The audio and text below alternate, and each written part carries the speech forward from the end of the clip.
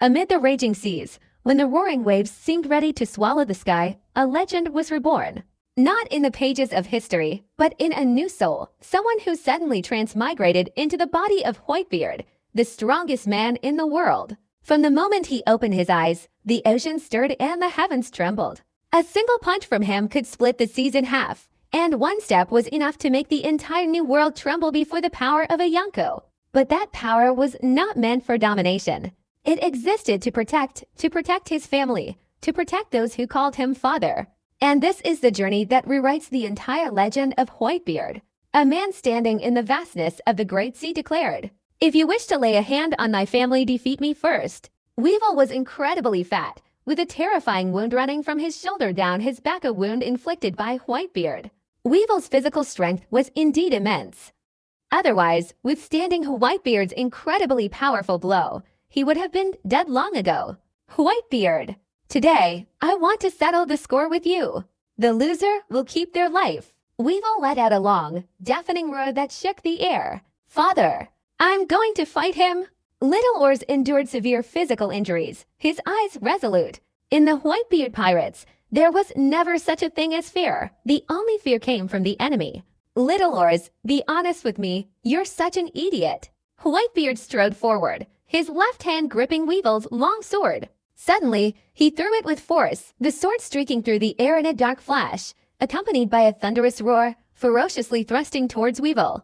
Weevil's eyes flashed with a blinding glare, and he retreated several steps, trying to dodge the ferocious long sword being thrown at him. Clang! Little did he know that the long sword had no intention of killing him, but instead struck the ground not far in front of him. "You little brat, you can't even hold a sword properly. Don't even dream of sitting on equal footing with me." The bright sunlight streamed down from the sky, illuminating Whitebeard. Whitebeard, wielding his sword, stood tall and strong, exuding an innate, unstoppable aura of a true strong man. "How dare you mock me for not even being able to hold a sword properly? Hateful!" Weevil's eyes widened, his round face flushed with anger. Whitebeard, trembling like a crescent moon, was undeterred by the pain of his wounds, yet he was furious at Whitebeard's words. "Captain, I'm going to settle this with him." At this moment, Aine, who had remained completely silent, suddenly stood up. With her tall, slender figure standing between Whitebeard and Weevil, she resembled a tiny human, not even reaching their knees. Under the sunlight, her gaze, fixed on the famous sword Aine, was resolute, showing no fear despite her smaller stature. The sea breeze blew, causing Aine's blue cloak to flutter. The sharp sword pointed directly at Weevil. It was he who severed Master Z's arm. "Today, I will avenge Master Z." "Ha ha ha, are you talking about Zephyr? An old man discarded by his time, yet he dares to dream of competing with me.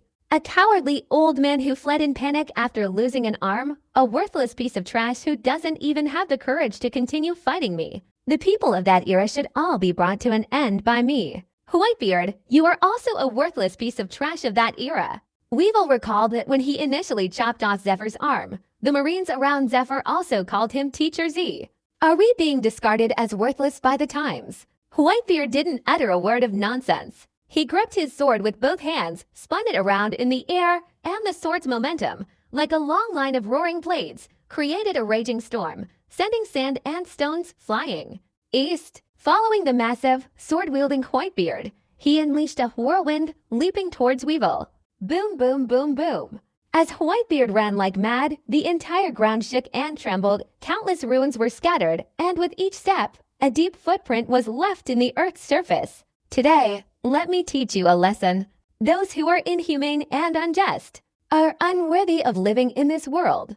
The imposing figure of Whitebeard suddenly leapt up, his whole body like a soaring dragon, his hands gripping his sword tightly, armament hockey swirling around it, displaying ultimate dominance. A devastating, earth-shattering slash descending towards Weevil. With the sword's trajectory, countless streams of energy wreak havoc. Before the sword even arrived, the sword energy had already sent countless layers of earth and rocks flying in all directions. Pink. It was slow to say, but happened very quickly. Weevil, roaring in anger, grabbed the sword embedded in the ground, flipped his hand, and swung it upwards, slashing at Whitebeard. "Mister!" In an instant, a powerful armament hockey enveloped Weevil from head to toe, along with his long sword. Bang! Two sturdy swords clashed, the sound of thunder and wind constantly roaring. A ripple of vibration erupted, stirring up waves in all directions. The ground beneath the exploding rocks and soil, as if sliced by a blade, was instantly stripped away by the vibrating blade energy, leaving an entire layer of earth several meters deep. Boom! Weevil's two legs were pinned to the muddy ground. Crack! Crack! Weevil's long sword suddenly snapped with a cracking sound. Whitebeard's sword, its blade gleaming with cold light, was held above Weevil's head, less than half a meter from his eyes. In that instant, Weevil felt a sense of danger he had never experienced before welling up inside him, something he had never felt before. Having fought against Whitebeard twice, I've experienced a sense of danger I'd never felt before, and now I felt it twice. To Weevil's relief, his long sword hadn't broken, and Whitebeard's sword blade was also jammed, unable to press down even a little. Whitebeard fell to the ground, his left hand, separated from his sword, instantly clenched into a fist as large as a small mountain. He unleashed a punch, the sound of thunder and wind constantly exploding, swirling air around his fist as he charged straight at Weevil. In this era, his name is still Whitebeard. Boom! Whitebeard's punch landed, like a powerful blow to Weevil's neck and face, causing a ripple of vibration to spread across his body. With one punch from below, Weevil's entire body gushed out a shocking amount of fresh blood, and he was sent flying straight out. The 2 legs deep within the Earth's crust were retreating inward, carving a deep trench in the ground.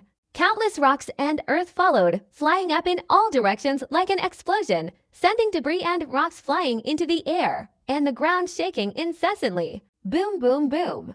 Weevil's fate this time was truly tragic. After enduring Whitebeard's iceberg-shattering punch, he was sent flying backward, not only leaving a deep trench in the ground, but also, in the process, smashing an entire building into rubble, causing it to collapse with a thunderous crash. Far out on the sea, the pirate group fleeing from this island were now staring at the island in horror.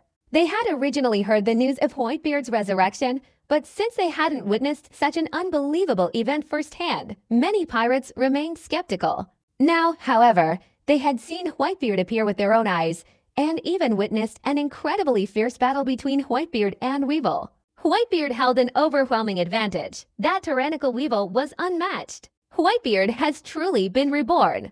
That man called Whitebeard is not dead.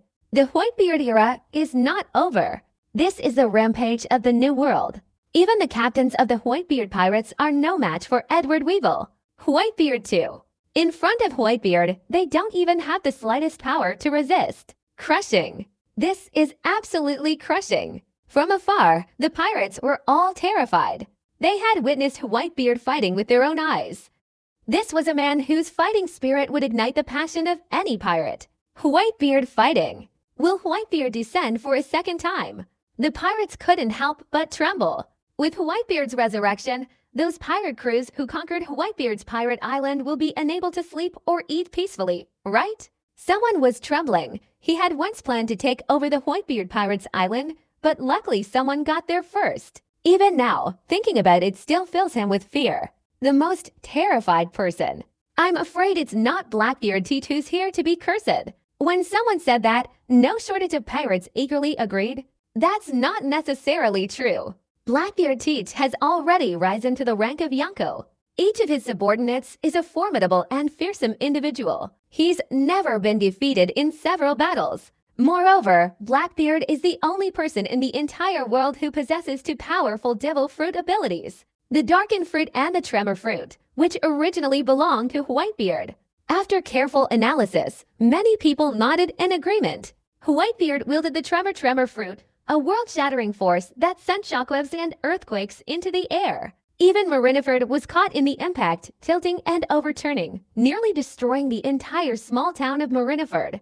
The shockwave, someone muttered gloomily to themselves, without the shockwave, could Whitebeard have once again achieved his glory, once again ushered in the Whitebeard era? HMPH. Across the vast ocean, who else besides Whitebeard could threaten an entire region with just a name? As long as the entire Whitebeard pirates return, even without the earth-shattering power, under Whitebeard's leadership, they could still sweep across this vast ocean. The Whitebeard era is no joke. Look, it looks like there are warships over there. Hiding far away, the elderly Miss Bakken, witnessing this terrifying battle, was instantly terrified, her limbs turning to jelly. Her whole body trembled, her wrinkled face contorted in shock as if she'd seen a ghost. Her eyes were filled with terror. Is this a lie? Weevil, the invincible warrior, couldn't even withstand two blows from Whitebeard. HMPH. Miss Bakken. Weevil's crimes are all you're doing. Let's see where you'll hide. Suddenly, Ain, wielding his famous sword, appeared behind Miss. Miss Bakken turned her head and saw Ain wielding a long sword radiating a majestic, cold light. In an instant, she was so frightened that she recoiled repeatedly, completely disregarding the old man's face, and rolled over, fleeing for her life. They don't stop doing evil, and now they want to run away. Ain's body shifted sideways, her long, flowing blue hair billowing in the wind.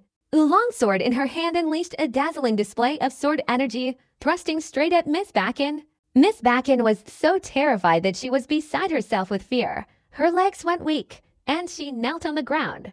Whoosh! The long sword pierced Miss Bakken's side within the underground layer, but Ain ultimately didn't kill her. In this respect, he was like Zephyr, inherently kind-hearted. I won't kill you for now, Ain lifted the short, evil Miss Bakken with one hand and returned to Whitebeard's side. What a waste! Whitebeard! This time, Miss Bakken was so terrified that she broke out in a cold sweat. She was utterly terrified. Old hag, you're ruining Whitebeard's reputation. Edward Newgate indifferently lowered his head and looked down, his sword held without a trace of pity. No. You can't kill me. I have crucial intelligence. I can tell you extremely important information. You can't kill me. Miss Bakken's face was thick with fear, nothing but fear. Relying on Whitebeard's reputation, she instigated the powerful Weevil to seize Whitebeard's second-in-command, wreaking havoc on this vast ocean, committing every conceivable evil. After Whitebeard's death, not only did she fail to avenge him, but she also massacred his pirate crew, greedily plundering his treasure. Forgive you! What a joke! Whitebeard didn't even bother to look at Miss Bakken's so-called intelligence, not even glancing at someone like her. He raised his sword, its cold blade radiating an icy chill. A heartless and unjust person doesn't deserve to live in this world. Stop! Just as Whitebeard raised his sword, his life hanging by a thread, a heavy, soul-stirring roar echoed throughout the entire island. Follow me! Two figures appeared in everyone's sight. On the sea, many pirates were in a state of panic and fear, each one filled with anxiety and unease. Heroic Marine Iron Fist Garp, Navy Headquarters Marshal Sengoku, Pirate King Roger's legendary era of Marines, Iron Fist Garp and Sengoku. Unexpectedly, at this particular time, these two naval officers, who have absolutely resounding titles on this vast ocean, have appeared on this island. Everyone openly declared that Garp and Sengoku, wielding their iron fists, were heading towards Whitebeard.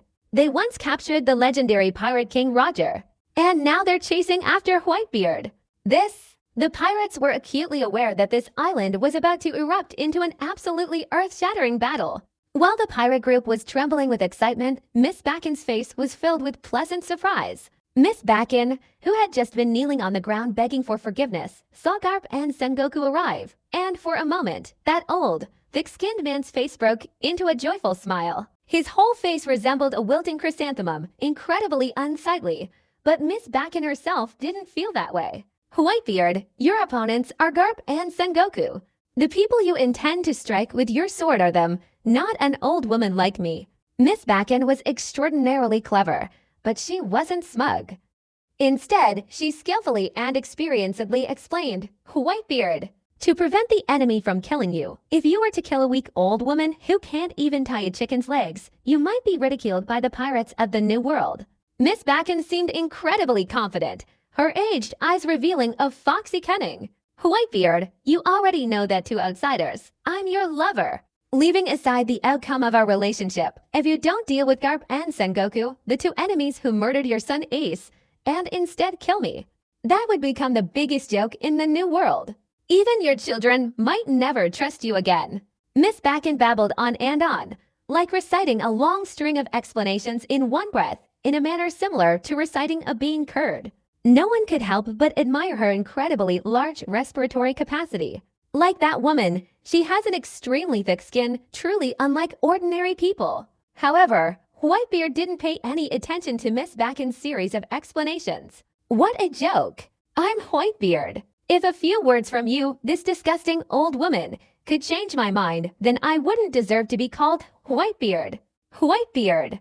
Do you still think you can continue causing trouble on this vast ocean?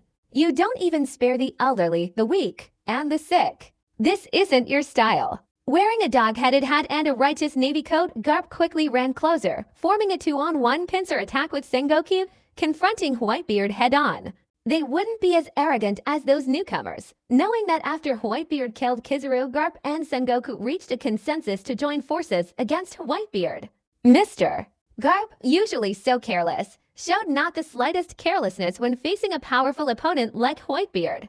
His ink-black hockey, imbued with aura, directly enveloped his iron fist as he advanced. At the same time, Sengoku's body erupted with a dazzling golden light, transforming him into an incredibly majestic golden Buddha. Whitebeard, your opponents are us, not some weak old woman who can't even tie a chicken's legs. Wearing his gold-rimmed glasses, Sengoku spoke, his voice sounding as solemn as a great Buddha chanting scriptures, making listeners dare not show the slightest disobedience. What a joke!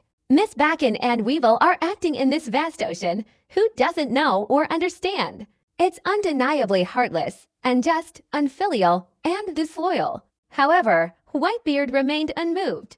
A true man roaming the vast ocean, why should he bother with such trivial details? If he found something irritating, a single slash of his sword would suffice. Ha ha ha. This is truly a morally high point of provocation. Garp, Sengoku, when did you two learn to spout nonsense with your eyes wide open? Whitebeard, with muscles like pincers wrapped around his arm, raised his sword high, and right in front of Garp and Sengoku, suddenly slashed downwards. Don't forget, I'm Whitebeard. What right do you have to tell me to stop? Whoosh! With a swing of her arm, Miss Bakken was struck down. Miss Bakken never imagined, even in death, that her intelligence in bringing in Garp and Sengoku as reinforcements would be completely useless against Whitebeard. And Garp and Sengoku, their feelings were even more unbelievable. Whitebeard a million stars. He's going to chop Miss Bakken down right in front of them. This is a blatant slap in the face. Absolutely no respect for them whatsoever. Since that's the case, there's nothing more to say. Sengoku, in his great Buddha form, his massive arm like a diamond, carried an extremely terrifying wave of energy as he punched towards Whitebeard. In an instant, the three-dimensional vibrations rippled, like a kind of tremor shaking the air. Shockwave. Garp had already set his sights on Whitebeard. Whitebeard, if I let you continue wreaking havoc on this vast ocean, this crazy era will become uncontrollable. Therefore, you must fall. Lulelo. Edward Newgate burst into loud laughter, not even glancing at the fallen Miss Bakken. He raised his massive sword and swung it with force, sending a whirlwind of countless head-sized rocks swirling up. Fall a second time. If that's the case, I won't crawl out of my grave. Boom! Even when facing Garp and Sengoku, two legendary marines, simultaneously, Whitebeard showed no sign of backing down. His expression was incredibly calm. This was the kingly aura of no matter how big the tsunami, I fear nothing. With his enormous sword raised to an immense size, Whitebeard suddenly unleashed a slash, a powerful blow accompanied by a shockwave, a punch raining down on Sengoku.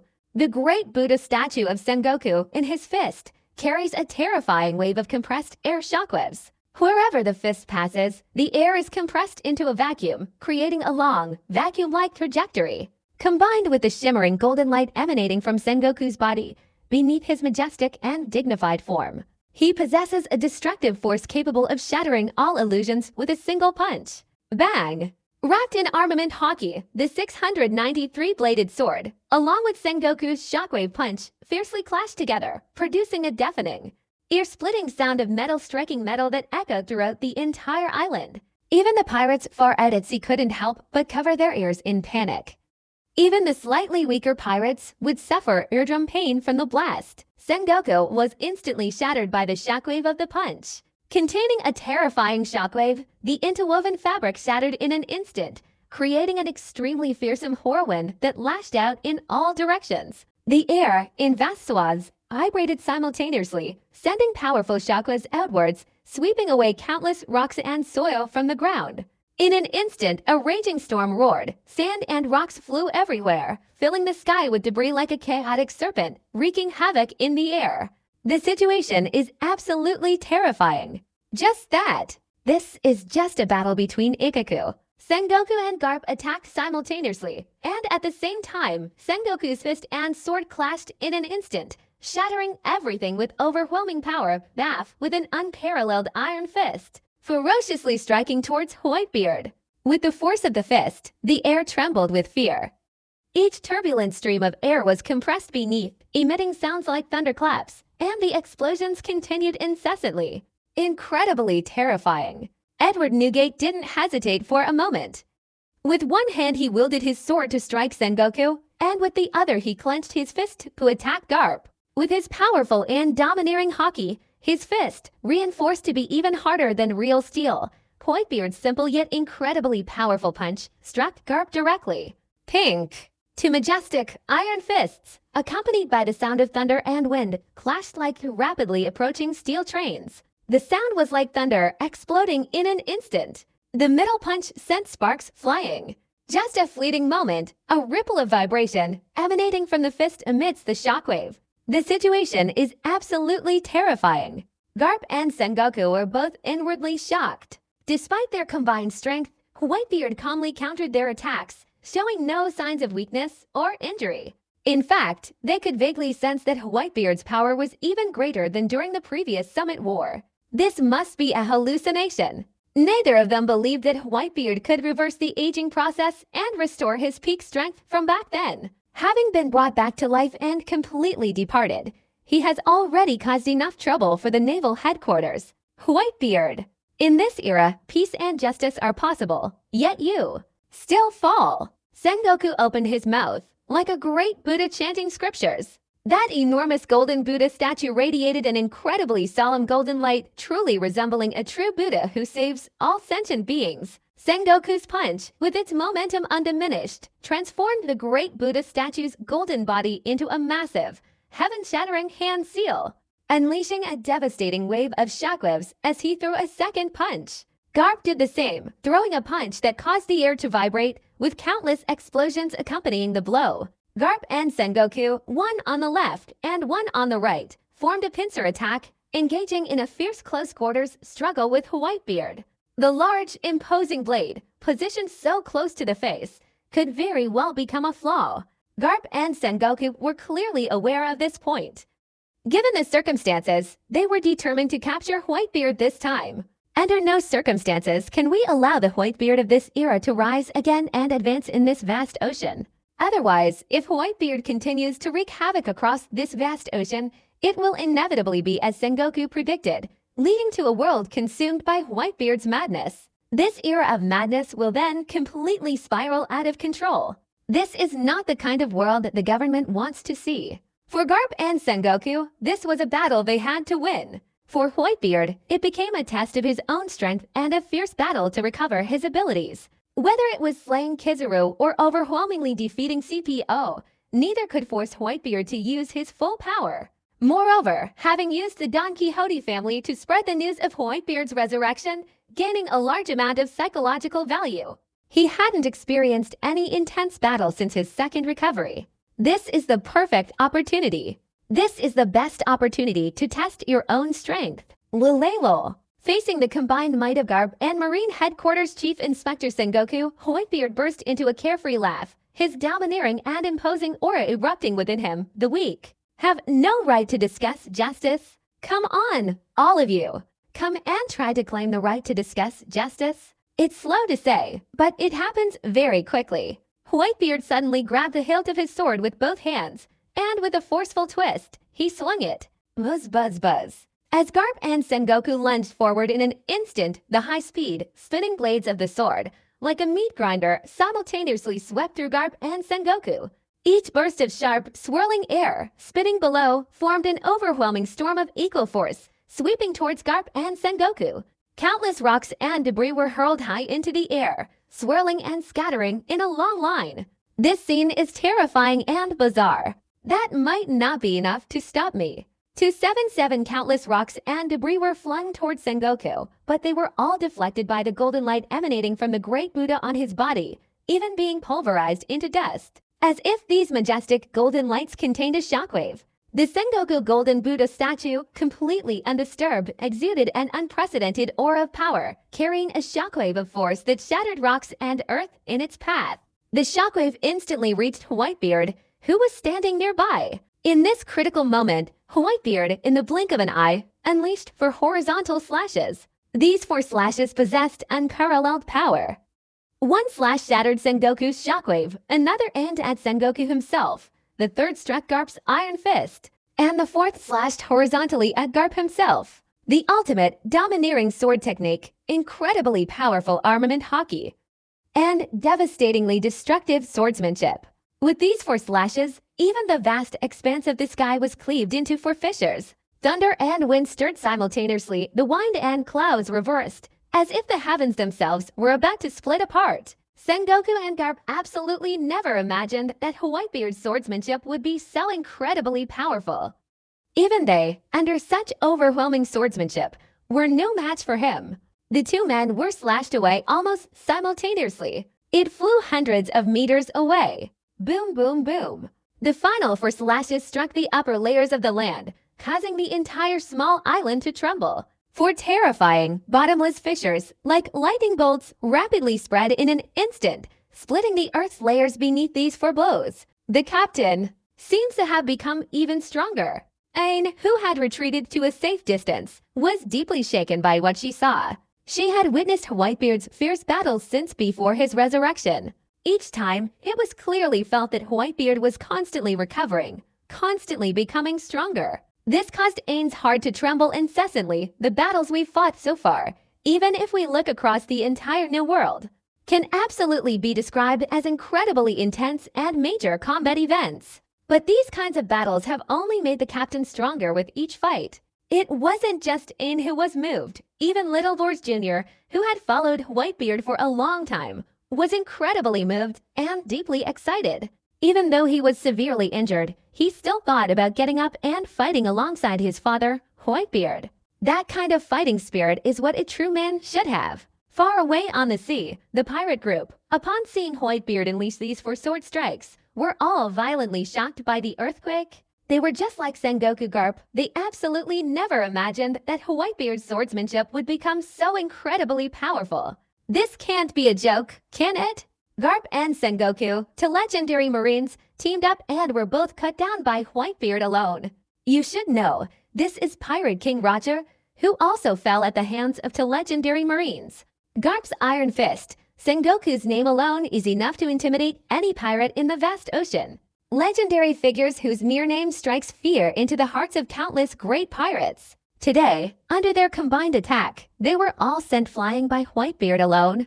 In that case, anyone who hasn't truly declined first shouldn't jump to conclusions. Look, Garp and Sengoku's iron fist are aiming at Whitebeard for the 2nd time. Buzz, buzz, buzz. With swirling vortexes of destructive energy within, Garp and Sengoku once again charged forward, risking their lives. This time it was different from before. The 2 didn't split up to attack Whitebeard from the left and right, but instead attacked from the same direction, side by side.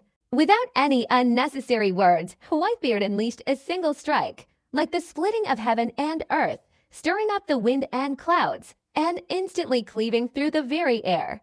Mr. The great Buddha statue of Sengoku, with its golden body, erupted with dazzling golden light. Sengoku, with both hands aimed directly at Whitebeard, suddenly pushed out his sword, sending to shockwaves like spheres of light crashing into the large, golden palms of his hands. Pink! A deafening explosion rang out in an instant. Sengoku's 2 hands, imbued with the shockwaves of his sword strikes, shattered in a flash. Yet, Sengoku, using an unimaginable technique, clamped down Whitebeard's sword strike with his 2 hands. All of this, though described at great length, actually happened in an extremely brief moment. Almost simultaneously, Garp, fighting alongside Sengoku, unleashed a pair of powerful, shattering iron fists with lightning speed, aiming directly at Whitebeard's unsuspecting body and striking with tremendous force. This was an extremely dangerous scene, and it happened so fast. The scene unfolded so quickly that everyone was terrified. Whitebeard, we're in trouble. Whoosh, whoosh, whoosh. Each heavy breath revealed the tense emotions of those watching the group battle. No one could have imagined that Whitebeard, who had just single-handedly taken down Garp and Sengoku, would then completely change the course of the battle in the very next moment. At this moment, the battlefield has become extremely tense and incredibly perilous, and the outcome of the battle has become unpredictable. Ain was completely tense, gripping her famous sword tightly in her hand. Due to extreme nervousness, cold sweat was constantly breaking out, and her beautiful eyes were fixed intently on the extremely perilous scene on the battlefield. Even Little Lors Jr., who had always been fearless, now had his eyes wide open like brass bells, his heart pounding with anxiety, wishing he could immediately rush forward and fight in place of Whitebeard. However, even if he wasn't seriously injured, it was too late. All of this happened so fast. Sengoku's move was essentially a gamble, a bet that Whitebeard would slash at him and Garp. If he could block Whitebeard's attack, and at the same time Garp launched a surprise attack on Whitebeard, success was guaranteed.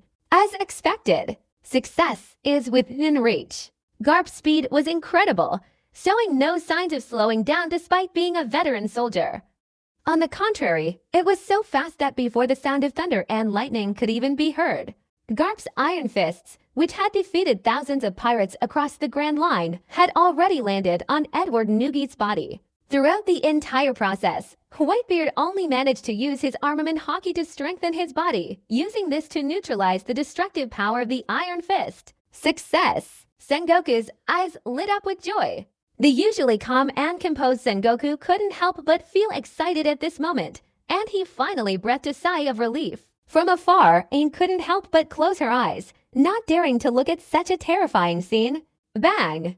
Whitebeard let out a low growl, his body emitting a deep, rumbling sound like a severe thunderclap. Dad! Like bubbles rising from the surface of the sea, the air vibrates and stirs outwards in all directions. Without any unexpected events, Garp's iron fist struck Whitebeard's body. However, compared to Sengoku's visibly joyful expression, Garp's face had an extremely strange look. Because with both his hands falling down, he wouldn't be able to move forward even a little bit. Garp suddenly looked up and happened to see Whitebeard's unusually bright eyes and the sheer confidence on Whitebeard's face. The sight of Whitebeard's crescent moon-shaped face seemed to pierce Garp's hardened heart with ferocity. At this moment, Garp's heart suddenly trembled, and an intense, inexplicable feeling surged wildly from deep within him. Garp didn't have time to react. The huge, shadowy figure above his head had already descended. Sengoku, with both hands tightly gripping the massive sword, suddenly unleashed an overwhelming force, causing the blade to flash with an astonishingly cold light. At this moment, Sengoku's joyful expression suddenly froze, and an unprecedented sense of danger enveloped his heart. Sengoku muttered to himself, "This isn't good," but he probably wasn't allowed to make any further reactions. Whitebeard suddenly exerted force with both hands, and in an instant, his sword broke through Sengoku's restraints. The jet-black blade pierced Sengoku's eyes, causing his pupils to dilate instantly. The sword strike, with its overwhelming and destructive power, instantly cleaved the great Buddha statue of Sengoku from midair into the depths of the earth. Boom, boom, boom. An enormous, bottomless pit was instantly cleaved open, sending countless rocks and debris flying in all directions. This isn't finished yet. Whitebeard threw his sword, instantly slashing past Garp. Garp was momentarily stunned, then inwardly terrified, he quickly retreated, narrowly avoiding Whitebeard's deadly slash. Resisting Garp's two punches, Whitebeard's blood was surging uncontrollably within his body, but Whitebeard paid no attention to any of that, because Sengoku's injuries were far more severe than his own. It's so noisy. This thrilling and intense battle, with its thrilling ups and downs, caused a commotion among the pirates in the distance. Deep inside, people couldn't help but gasp for air, taking in a sharp breath of cold air.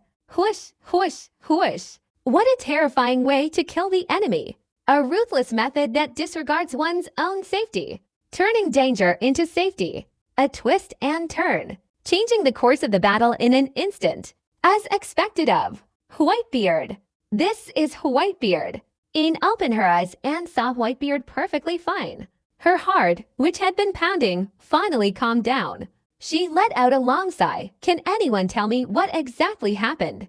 Little Lors Jr. was so excited that tears were streaming down his face. He was just so nervous. Whoosh, whoosh, whoosh. Forced back a considerable distance, Garp's breathing became heavy. Cold sweat beaded on his forehead like never before. His short black and white hair seemed to have turned into countless streaks of white and green at this moment, and his whole body appeared even older. Whitebeard. Your body, it hasn't aged or weakened at all. If it were before, Whitebeard's already frail and sickly body, even with his hockey-infused armor, would certainly not have been able to withstand Garp's powerful iron fist. But for now, Whitebeard can definitely do it. So how could Garp not be terrified? Old and weak becoming weak. Cough, cough, cough. Whitebeard lowered his head and glanced at the 2 fist marks Garp had left on his chest. His blood surged, his body boiling with rage, and his sword was aimed directly at Garp. Don't joke around. I am Whitebeard. Garp was inwardly shaken. It had been so many years since such an event had occurred. A legendary marine who had repeatedly pushed Pirate King Roger to the brink of despair. The scar on his left eye stretched along his eyelid, the symbol of his unease. Before this, no matter how miraculous the situation, Garp could always manage a strong smile. But today, Garp couldn't smile. Using one's bare body to withstand Garp's 2 iron fists, what kind of concept is that? Normally, pirates would almost certainly die on the spot. Garp once punched Jinzhou, splitting the frozen continent's top of his head in 2. But for now, there were about 2 fist marks left on Whitebeard's chest, and no other injuries. Considering Garp's age and declining physical strength, the power of his iron fist has also diminished accordingly. Perhaps Whitebeard isn't the same, having aged and become weaker. Why could he still withstand one of his attacks? Garp's only inner explanation was that Whitebeard hadn't aged, nor had he become weak. What terrified Garp wasn't this, but Whitebeard's incredibly domineering fighting style, completely disregarding his own safety, solely focused on killing the enemy, slaying Sengoku. The more Garp thought about it, the more terrified he became. He and Sengoku had collaborated for countless years, dominating the pirate world on this vast ocean. As long as Garp and Sengoku joined forces, there was nothing they couldn't capture. Even Pirate King Roger himself had fallen into their hands. That's right, I've been tricked by Whitebeard again today. Could it be that Whitebeard's observation hockey has become so powerful that he can foresee my battle plan against Sengoku? Garp felt a chill run down his spine. This was something unprecedented. Regardless of whether you are old or weak, in this day and age, you shouldn't be the one acting so recklessly. Despite having survived countless legendary battles, Garp, after his initial shock, once again regained his former confidence in facing formidable enemies. Sir, however, in that instant, Whitebeard, wielding his enormous, incredibly powerful sword, unleashed a thunderous, lightning-fast strike. The sword's force was unstoppable, carrying unparalleled power, and it struck with lightning speed. Garp wasn't going to foolishly resist like a rookie dying for the sake of pride. His body flipped to one side, performing a spectacular somersault, narrowly avoiding the slash. Boom! As Garp dodged, the blade struck the ground above, instantly splitting the earth with a terrifying, bottomless crack. The crack, like lightning, rapidly spread outwards, emitting a series of deafening roars. What? Just as Garp dodged falling to the ground, his pupils suddenly contracted, and a thought flashed through his mind. Observation hockey. All that could be seen was Whitebeard unleashing a massive, earth-shattering slash, cutting across the ground. Countless rocks and earth swirled backward, the earth churning like a raging dragon, incredibly magnificent. The blade, like a dragon's head, slashed horizontally towards Garp. Facing the massive sword strike right in front of him, Garp had nowhere to escape. He could only let out a roar, his 2 fists suddenly and forcefully striking out, enveloped in incredibly powerful armament hockey, slamming into the enormous sword strike that was coming with the force of 1,000 armies. Bang! The clash of metal and steel produced a deafening explosion, like a clap of thunder, an extremely violent tremor that terrified and deafened people. The air, like a spiderweb, instantly shattered, and terrifying swirling currents of energy, like massive waves, surged backward, sending countless rocks and debris flying. Crack! Crack! Garp's iron fists, made of steel, now had countless dents, crisscrossing cracks appearing on them. Even with an even stronger iron fist, how could it possibly compensate for the unparalleled dominance of the world-shattering sword? Moreover, Whitebeard's armament hockey might not be inferior to Garp's at all. Are not. Suddenly, Garp let out a blood-curdling scream he had never heard before. His entire body was instantly severed, and the numerous cracks and wounds on his fists were gushing out streams of fresh blood, a truly horrifying sight. Boom! Finally, Garp smashed through a building, penetrating deep into the ground. The sky was filled with swirling dust, and the entire battle scene was extraordinarily massive. TSK. Far out on the sea, hearing the approaching pirates whose numbers were constantly increasing, they witnessed Whitebeard and Garp Sengoku fighting a battle. And at this moment, they all couldn't help but gasp in shock. That man who terrified the New World pirates upon hearing the news. Come back! Some people stared wide-eyed, revealing expressions of fear. The era of Whitebeard is about to descend for the second time. Whitebeard, the ruler of the world. The king returns to Lee. There was no shortage of pirates, and they started picking up their phones and transmitting news of this battle to the far reaches of the ocean.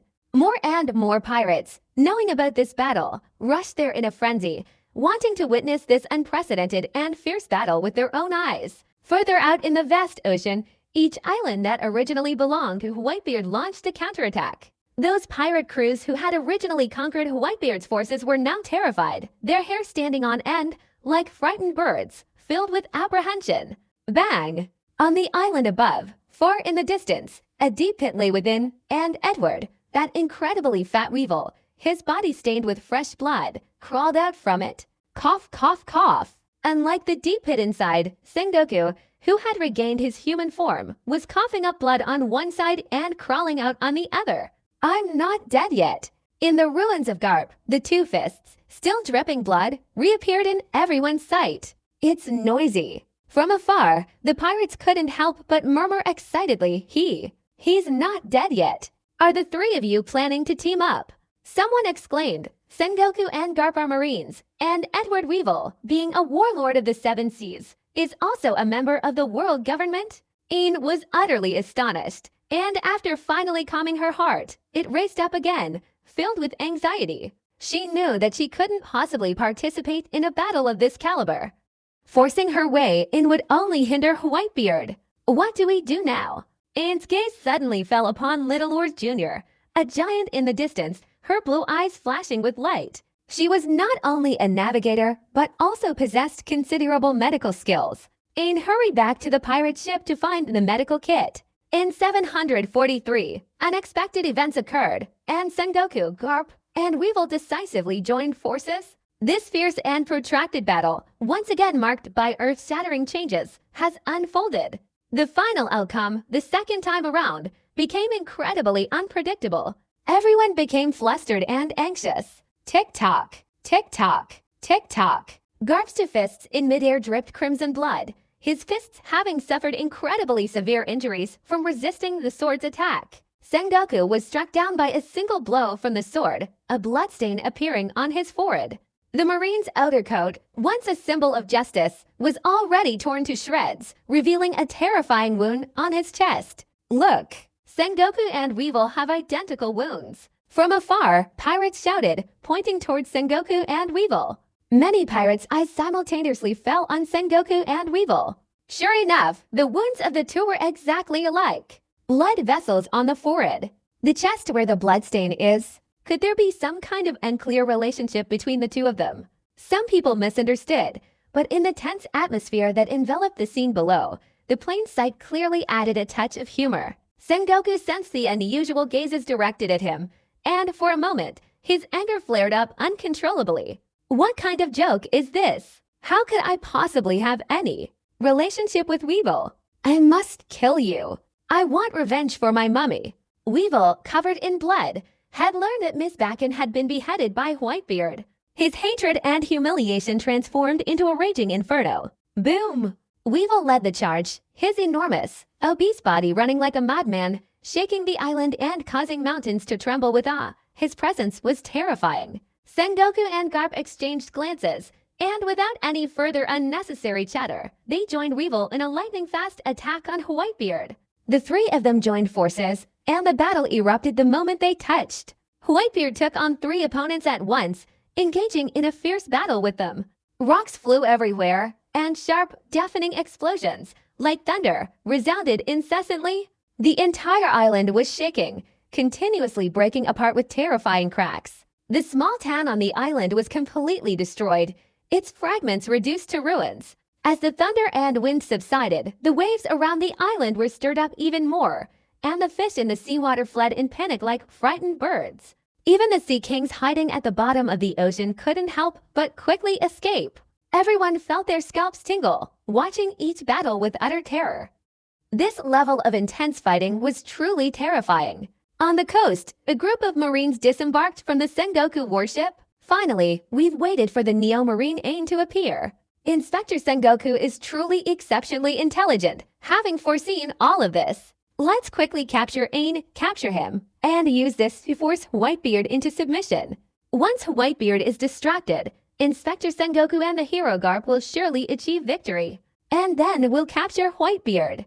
A pair of sailors quickly headed towards the main road, carrying Ain's medical chest on their backs. Impossible! Ain inwardly thought something was wrong, grabbed her medical kit, and ran like crazy. But how could she possibly get past a group of well-trained elite naval soldiers from the naval headquarters? Even though these soldiers were relatively young, their strength was not inferior at all.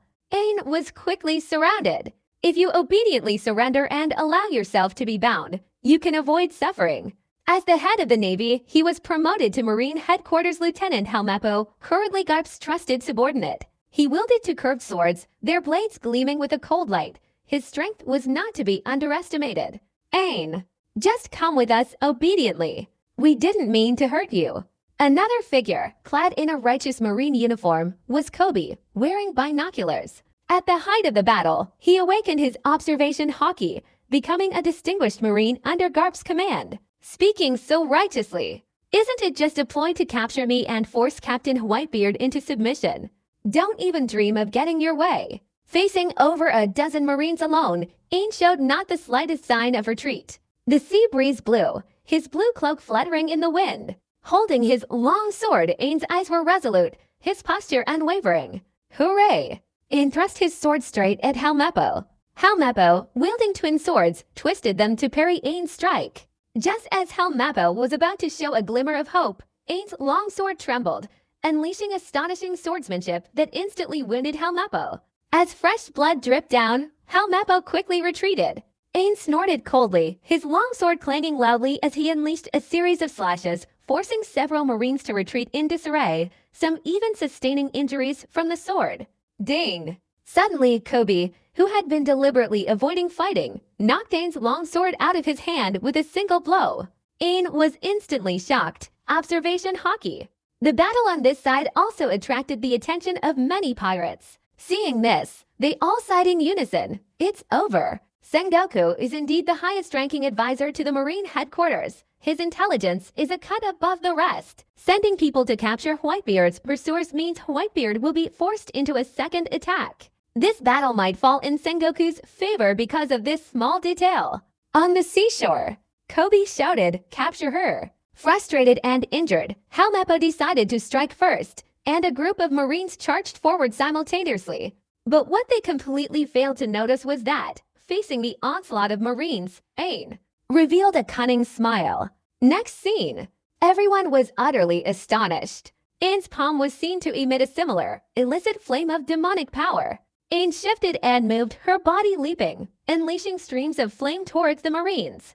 Every Marine was struck by her illicit flame. The illicit relationship between fire flame and the attacking Marine's body completely merged into it. Next scene, everyone was stunned.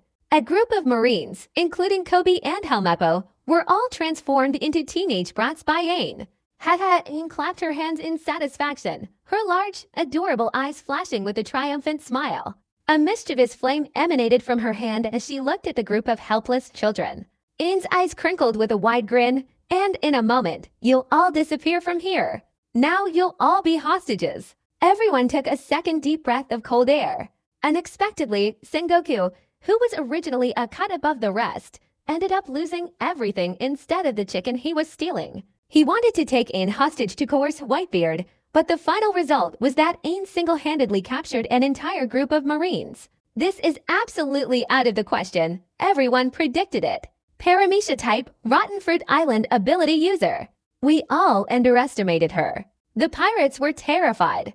Kobe waited for the Marines, each with a dejected expression and downcast heads. They had followed Sengoku's instructions, lying in ambush inside the warship, and only now, after finally getting around to making phone calls, did they finally decide to speak? The result was truly indescribable. Boom, boom, boom. On the other side, Whitebeard was fighting 3 opponents at once, and the battle was fierce. A violent shock raged within. Weevil was covered in horrific wounds, his flesh torn apart, hanging upside down, his entire body drenched in blood, his eyes bloodshot with rage. Kill, kill, kill, kill. Facing Whitebeard's incoming sword strike, Weevil's eyes suddenly blazed with ferocity. Whoosh! Whitebeard plunged his sword into Weevil's body, and blood gushed out instantly. Ah! Weevil let out a long, agonizing scream, his eyes, filled with cruelty, glaring like brass bells as his hands suddenly gripped the hilt of his sword. He didn't care about his body being pierced by the sword. He was determined to use his life to seize Whitebeard's sword, firmly holding it down and forcing Whitebeard to abandon it. It was slow to say, but happened very quickly. Similarly, the Blood Warring States period and Garp, almost simultaneously seizing this fleeting, rare opportunity, joined forces to attack Whitebeard. The golden light emanating from the great Buddha statue of Sengoku, compared to before, has become dimmer, no longer as dazzling and brilliant as it once was. Garp's pair of invincible, iron fists were now covered in fine cracks. Both were seriously injured, but even so, their combined strength was incredibly dangerous. Whitebeard's situation was extremely critical, even more perilous. This is a tense battle that will leave people breathless, awaiting the final, fierce decisive battle. Ha ha ha. Sengoku, do you think you can defeat me like this? Whitebeard roared, his blood-red body shaking violently, his entire being erupting with power. Even in such a perilous situation, his fearless, domineering aura remained strong. This was the true spirit of a king ruling the world. Is that how you think you can defeat me? Who do you think I am? I am Whitebeard. Boom, boom, boom. The ground beneath Whitebeard's feet continuously exploded. Countless rocks and earth were kicked away by his stomps, and the ground beneath his feet kept sinking. An incredibly powerful and terrifying force suddenly erupted. What? Sengoku and Garp were instantly shocked, and their faces turned pale. Whitebeard, with both hands exerting incredible strength, suddenly raised his blazing sword, sending Weevil's massive body flying. A gigantic shadow enveloped Sengoku and Garp's heads. This suddenly instilled a feeling of fear in both of them. There's no need to worry. I'm risking my life to capture Whitebeard today. Sengoku and Garp made the same decision almost instantly. Neither chose to retreat. Their bodies shot forward, their unwavering resolve to never look back, charging towards Whitebeard. East, east, Sengoku and Garp's fists, carrying the force of a mountain shattering. Sea overturning attack landed simultaneously on Whitebeard without any surprise, instantly unleashing a deafening, thunderous roar. Tap, tap, tap. Whitebeard, fending off 2 injured opponents, retreated 3 large steps. After those 3 steps, Whitebeard, wielding his peak power, brought the sword that had pierced Weevil to his feet and, along with Weevil, descended from the sky, directly striking Sengoku. Whoosh! Even the mighty Sengoku, like a giant Buddha statue, couldn't stop Whitebeard's ultimate attack. The great Buddha statue of Sengoku had one of its arms severed, followed by a thigh, which was also cut off. The severed limbs, radiating golden light, flew out amidst a shower of blood, finally losing their golden glow and merging with the scattered earth and rocks. In an instant, the golden light surrounding Sengoku dissipated, and the great Buddha statue's golden form could no longer be maintained. Suffering the pain of losing an arm and a leg, Sengoku reverted to his mortal form and was flung away. Boom! The enormous shadow of Weevil's sword, after severing Sengoku, enveloped Garp's head. Garp gritted his teeth. There was no dodging, only resistance. Garp's 2 fists shot upwards. The truth is, he was severely injured, with both his fists cracked and broken. How could he possibly compensate for Whitebeard's sword technique? Crackle, crackle! Garp's 2 fists were instantly shattered into pieces. The entire person was struck deeper into the earth's crust. The sword slashed down, directly splitting the constantly struggling Weevil in two. In this battle, Whitebeard ultimately emerged victorious. Whitebeard, his left hand gripping a pen, plunged straight into the ground within the sword's hilt, his feet planted firmly on a pile of ruins, suddenly gurgled.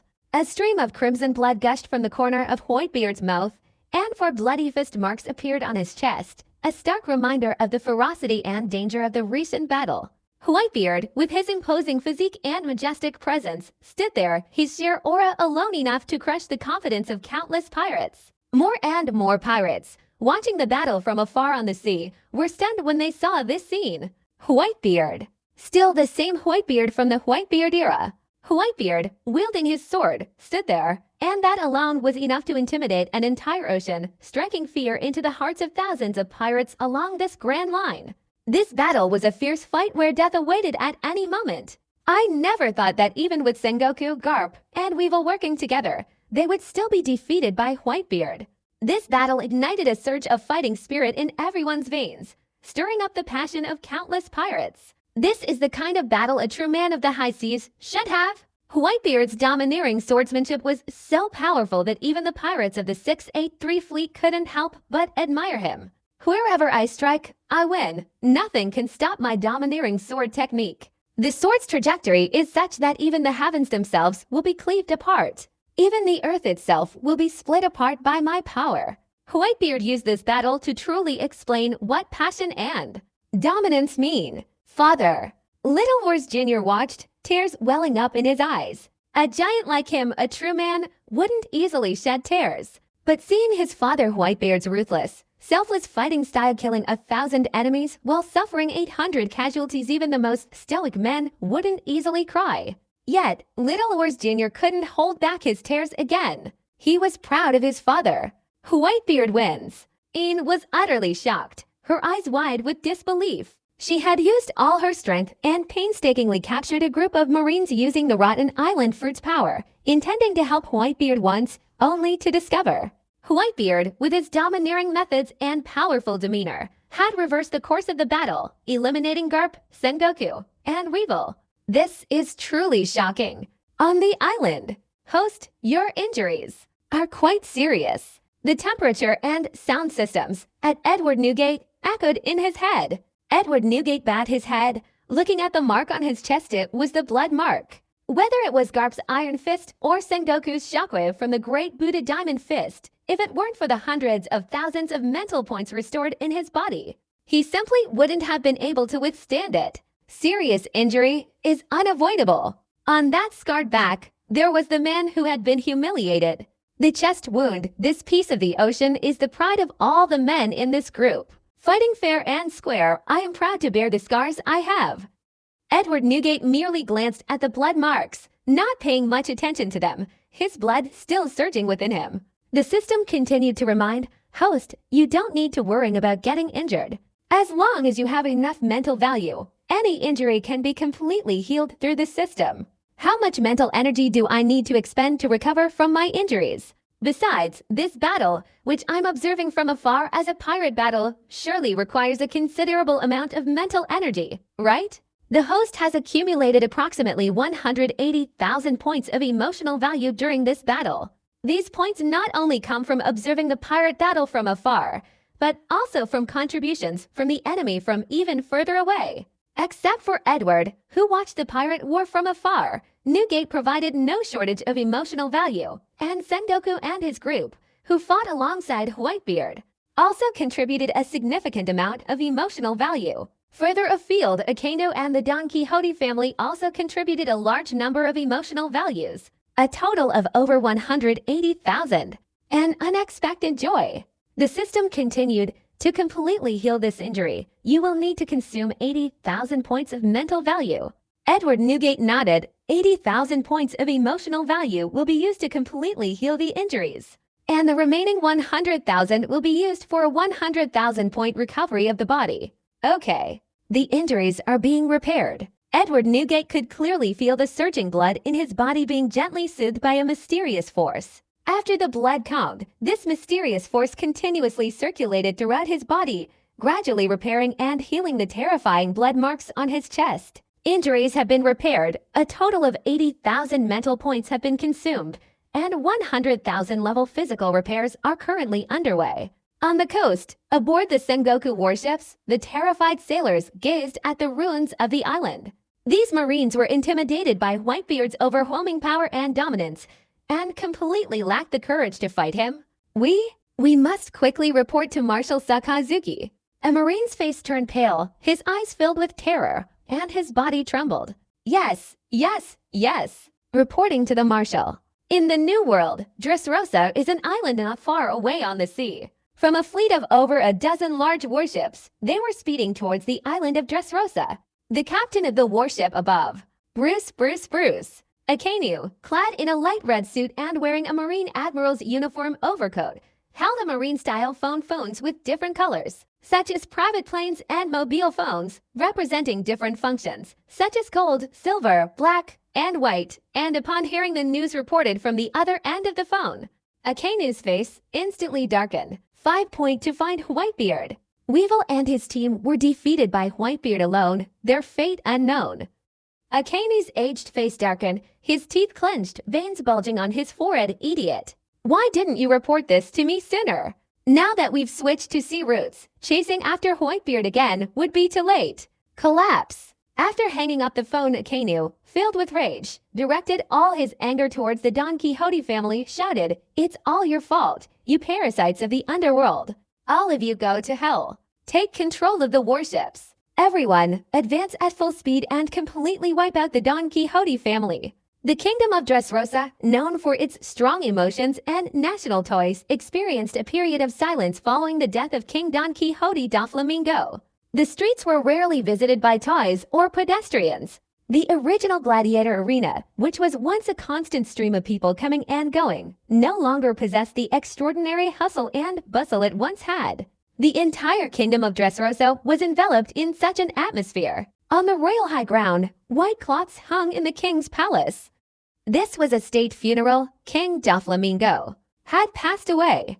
Pearls hung high. The palace was adorned with expensive decorations, precious silks, and redwood, creating a magnificent and opulent setting. Yet, despite all this extravagance, there was not a single sound of laughter or conversation, only heaviness and resentment. All the members of the Don Quixote family have gathered in one place today. Treble and Buffalo brought the bodies of Dofla, Mingo, and Pika back to the Kingdom of Law, and Monet returned with them, safe and sound. Only now did Monet understand that Doflamingo had been killed by Whitebeard. Her feelings were incredibly complex. During her brief encounter with Whitebeard, Monet could sense his regal aura, but she never imagined that Doflamingo would die at Whitebeard's hands. Except for Blackbeard Teach, whose mission on the other side was only partially completed. All other missions were finished perfectly. Gladius's head exploded during the conversation, fueled by deep-seated hatred. He was adamant about fighting Whitebeard to the death to avenge Doflamingo, but he also knew that the gap between himself and Whitebeard was like an insurmountable chasm.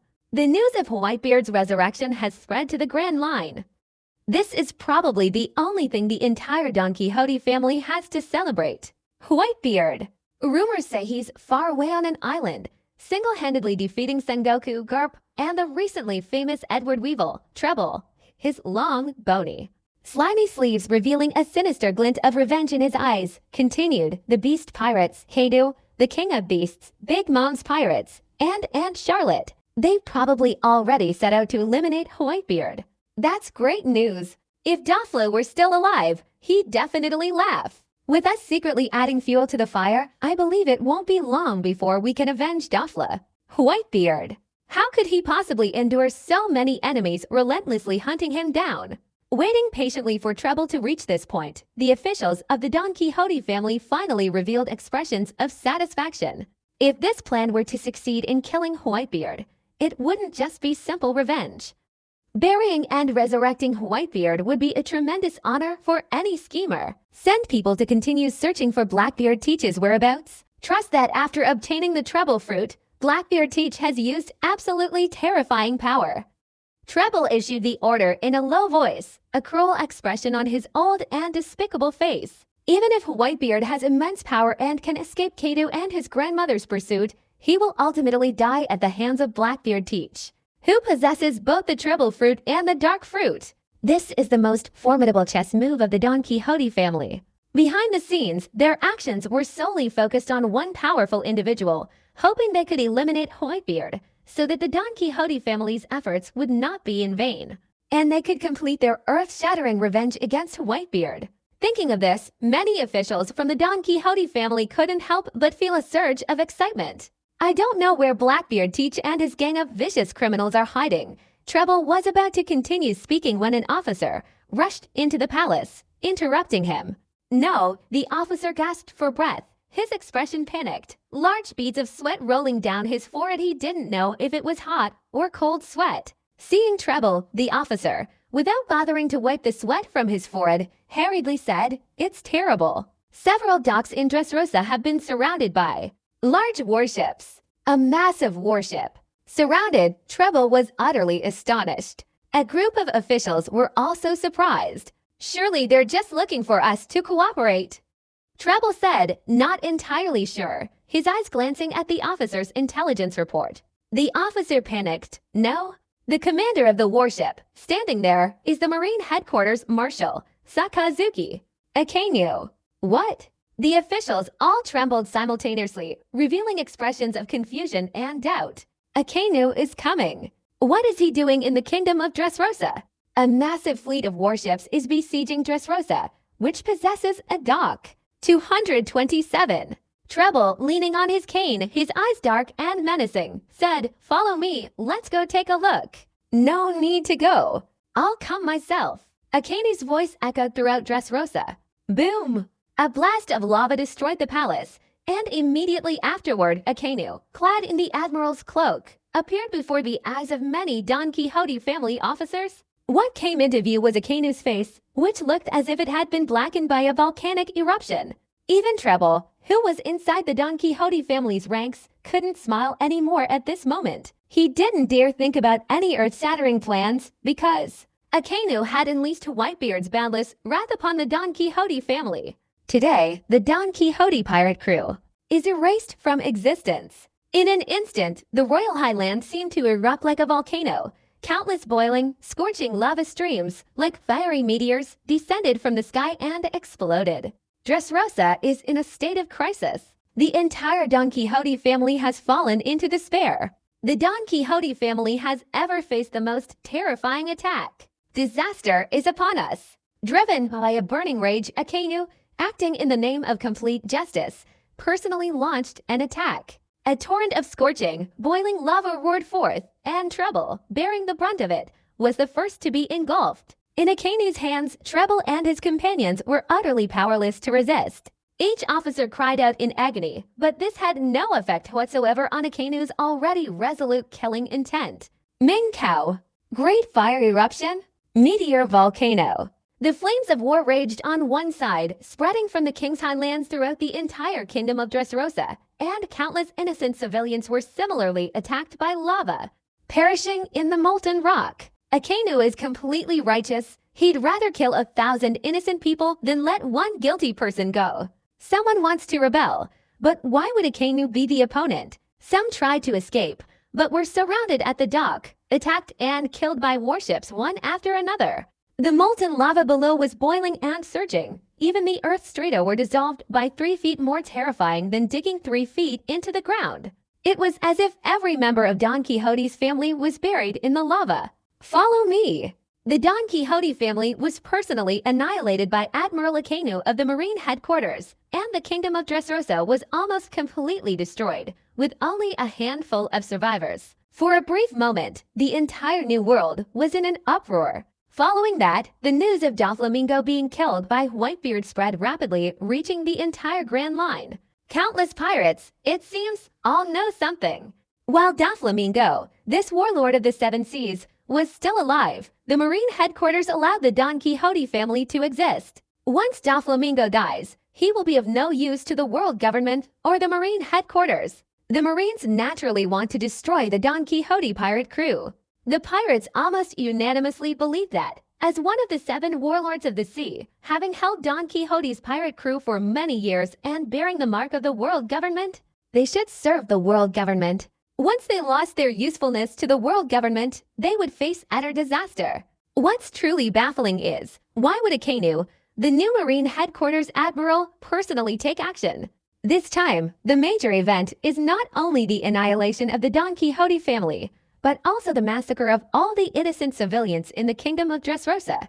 Even many pirates couldn't accept the meaningless act of massacring innocent civilians like that. They're all just weaklings, completely useless, and they're targeting innocent civilians. Dressrosa is a massive island, home to thousands of civilians, yet in this massacre, tens of thousands perished. Blood flowed like rivers, corpses lay scattered in the streets.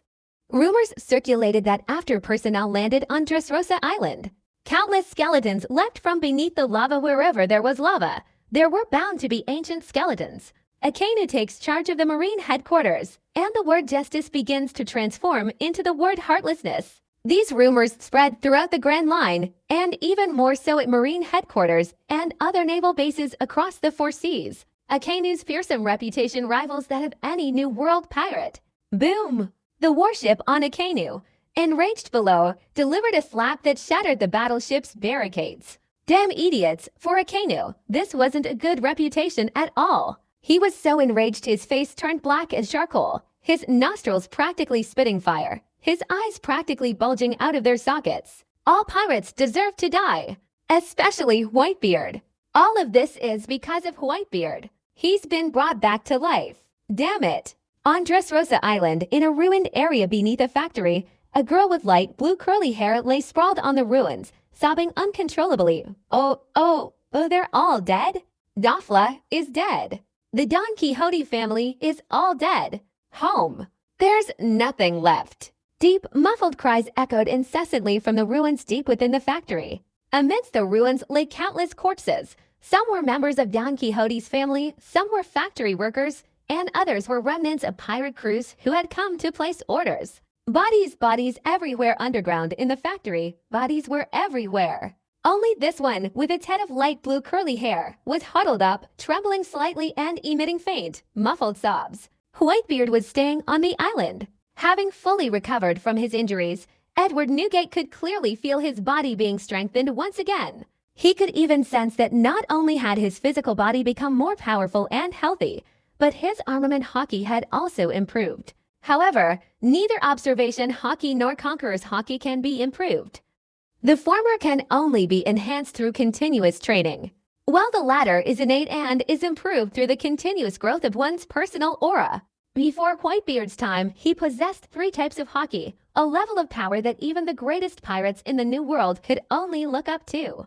Cough, cough, cough. At this moment, Sengoku, with only 1 arm and 1 leg remaining, crawled out from the ruins, his entire body covered in blood, constantly coughing up blood. His white hair and goatee were also stained reddish-brown, with dried, clotted blood. Yes, good. Weevil was cut in half and is dead. Garp's fists were shattered, and he was impaled into the Earth's crest. He probably wouldn't have survived either. Only Sengoku remained, with broken arms and legs, but crawling out from the ruins showed his incredible life force. White. A flash of cold light emanated from the blade, then suddenly appeared before Sengoku's eyes. You want to kill me? Sengoku raised his head, his eyes resolute. Between sailors and pirates, there's no need for mercy, much less sympathy. It's either you die or I die. I won't kill you, so why should I wait for you to kill me? Whitebeard remained unmoved, his blade drawn. Besides, everything I have is thanks to you. Whitebeard's words had a double meaning. At the height of the conflict, the catalyst was Blackbeard Teach capturing Ace and handing him over to the Marine Headquarters, while Sengoku, the mastermind behind this battle, intended to capture the entire Whitebeard pirates in one fell swoop at the climax of the war. Whitebeard died in battle. Only now, with time travel and resurrection, can one truly say with such profound wisdom that all of this is thanks to Sengoku. On this vast ocean, the one thing we absolutely don't need is feigned compassion and mercy. When the two met, Sengoku's first words were, "If you're allowed to live, this crazy era will become uncontrollable." Sengoku had come with the intention of killing Whitebeard, so he naturally had to be prepared for death. Whitebeard, with a cold, sharp blade in his hand, aimed it straight at Sengoku. Whoosh! Sengoku suddenly grabbed the blade with one hand, his whole body lunging towards it. With a whoosh, a burst of fresh blood gushed out, piercing Sengoku's chest. Blood dripped continuously down the blade. Sengoku, in his final moments, his eyes gleaming with determination, exclaimed, "This is a battle I can be proud of. I will fight with the belief in killing and the resolve to die." With the end of one era, who will write and define this one? Whitebeard or Blackbeard? I volunteer to die gloriously in battle, rather than cling to life or fear death. Sengoku, before his death, acted like a straightforward and resolute man. In the end, his name, Sengoku, wasn't tarnished. Sengoku's dying words were not as serious as usual in this era. Who will come to write and define? Whitebeard? Or is it still Blackbeard? In this era? Of course, from the old man's writing to the naming convention, Edward Newgate's voice echoed in all directions, instantly causing a dramatic shift in the weather and stirring up the sea. I could be Whitebeard. The overwhelmingly powerful voice reverberated across the vast ocean, causing all the pirates to tremble in unison. This one sentence resonated deeply within the hearts of countless pirates. At this moment, Whitebeard's resurrection has been completely proven. Some people even used their phones to take pictures, capturing Whitebeard's imposing figure, along with his declaration, "I am Whitebeard." The scene of the changing tides and turbulent waves was then captured and spread throughout the New World and the Grand Line at an unparalleled speed and in an extremely shocking manner. Whitebeard is resurrected and will fight a battle that will shake the world. Even Sengoku, the former admiral of the Marine Headquarters and current Inspector General of the Marine Headquarters, was instantly beheaded. The New World is shaken, and all the islands in the Grand Line are in an uproar. Even the Grand Line, located far beyond the Four Seas, was shaken by this. Although this battle didn't reach the peak of the war, the sheer scale of it was enough to shock people's hearts. The fact that Sengoku and Garp, working together, were defeated by Whitebeard was enough to shake the entire world. Especially those pirate groups who witnessed this battle firsthand were completely intimidated by Whitebeard's domineering demeanor and powerful methods. The New World is in turmoil. The resurrection of Whitebeard has been thoroughly proven. The New World is about to undergo a cataclysmic change. Those who once followed Whitebeard under the banner of the pirate crew on the island, I bet they can't sleep or eat peacefully now. Countless pirates were intimidated as Whitebeard returned with a domineering, kingly demeanor, reigning supreme in this era. Countless people felt that the Whitebeard era would begin a second time. I heard that one of the four emperors, Kaido, the king of beasts, is looking for Whitebeard.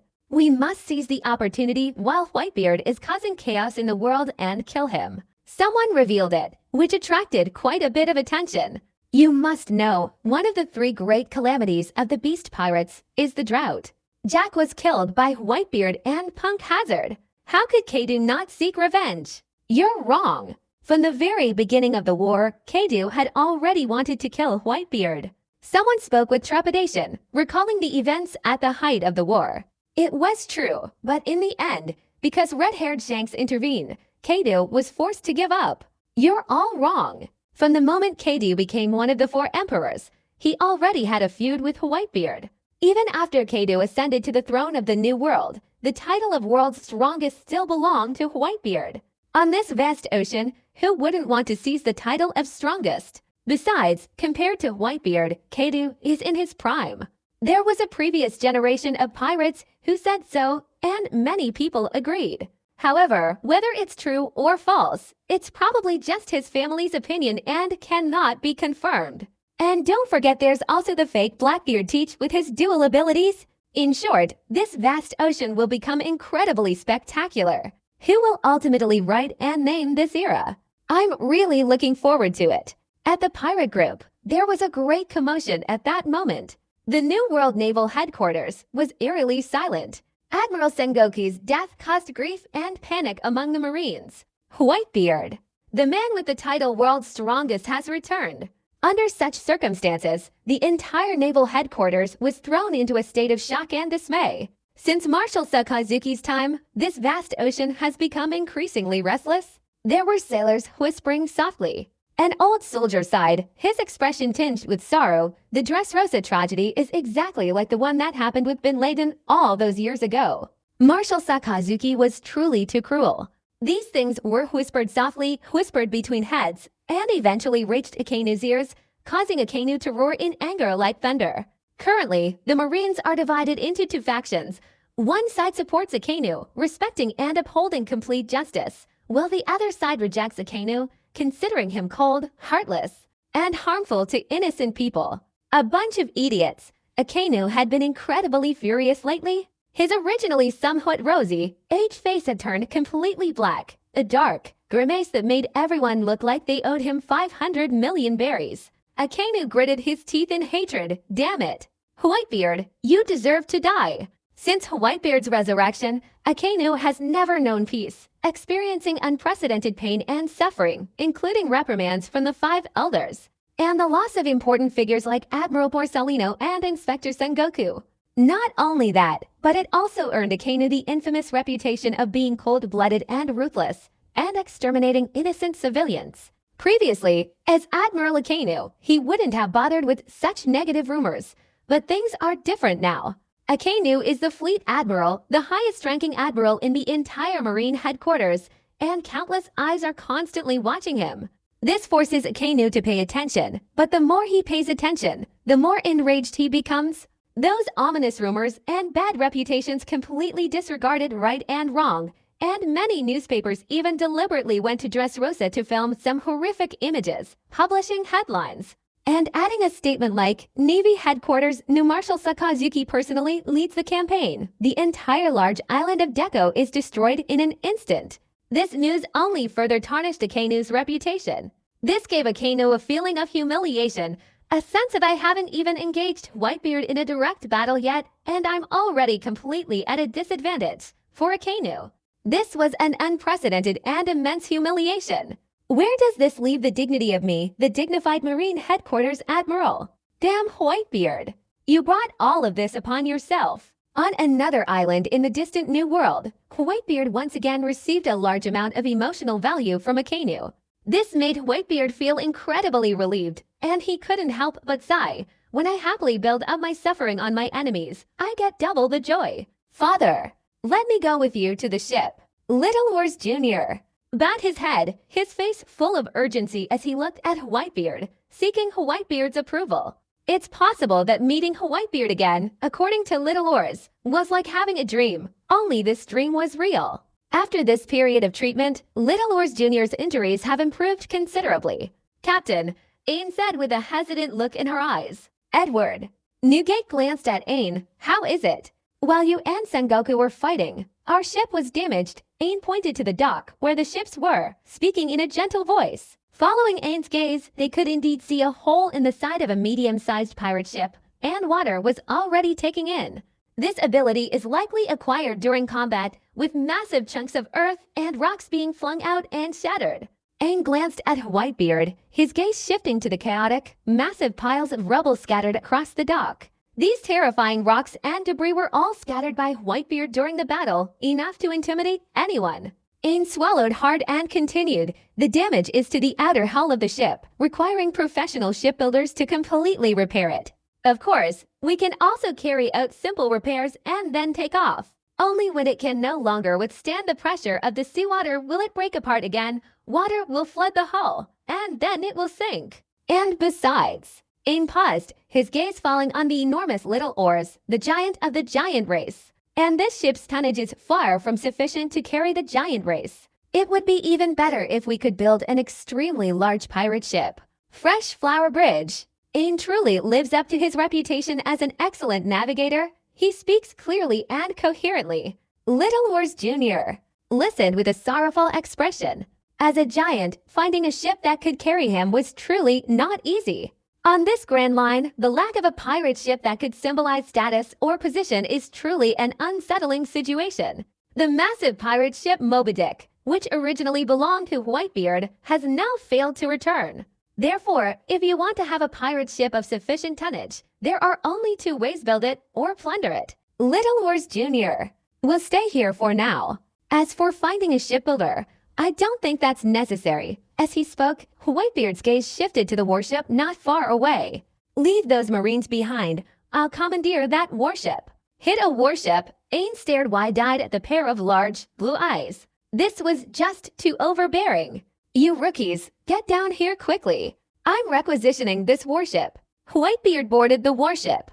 A group of sailors were so terrified their faces turned pale, their souls almost leaving their bodies. How could they dare resist? Quickly, in their fear, hide behind the warship.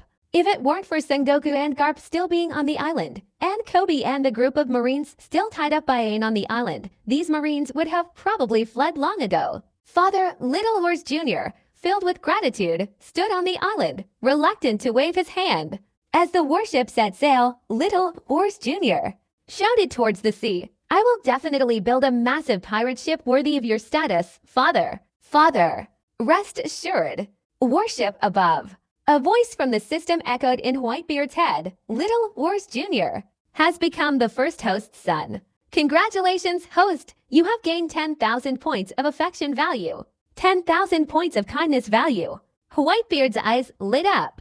The value of love points was quantified based on the strength of the daughters, and the effect of love points was very simple and clear. Exchange them for system items or abilities. System, 10,000 love points. Can I exchange them for those things? Host, I'm extremely sorry, but the items the system offers for exchange are all from the supernatural category. And even the cheapest one requires 50,000 points of compassion. The system's voice, tinged with warmth, left Whitebeard speechless. Having initially thought 10,000 points of kindness was worth a lot to Whitebeard, he was momentarily speechless. Even the most modest item cost 50,000 points of kindness. Thinking about it, it's not that important. It's better than nothing at all. Let it go, who knows? It might prove crucial in the future. Captain, where exactly do we want to go? To that island. At that moment, Aang arrived, her long, wavy, sea blue hair fluttering in the wind, her steps strong and her posture confident. Her sole purpose this one time was to find an island in Edward Newgate's memory, an island that originally served under Whitebeard. Aang, with her beautiful eyes filled with urgency, said that island is now the territory of the Big Mom pirate crew. Following the apparent chaos of the 670 incident, the Whitebeard pirates' territory on the island was divided among the remaining pirate crews, especially Big Mom's pirates, who acquired many of the islands originally under Whitebeard's banner, represented by Fishman Island. But once they wanted to go to the area first, the Big Mom pirate crew stole a large island from them. Are you scared? Edward Newgate lowered his head to look at Aang, laughing heartily. If you're scared, you can still back down now. Afraid? Aang exclaimed in surprise. Captain, do you want to kick me off the ship? If you're not afraid, then continue to follow me, Edward Newgate said bluntly, his voice filled with imposing authority. This path is destined to be fraught with death and destruction. It's fraught with danger. If you want to follow me, then throw away your life and follow me. What about Big Mom's pirate crew? Don't forget, I'm Whitebeard. Reborn, I must forge a path to unparalleled dominance and peak power. Fear and weakness are a match made in heaven. A strong heart fears nothing.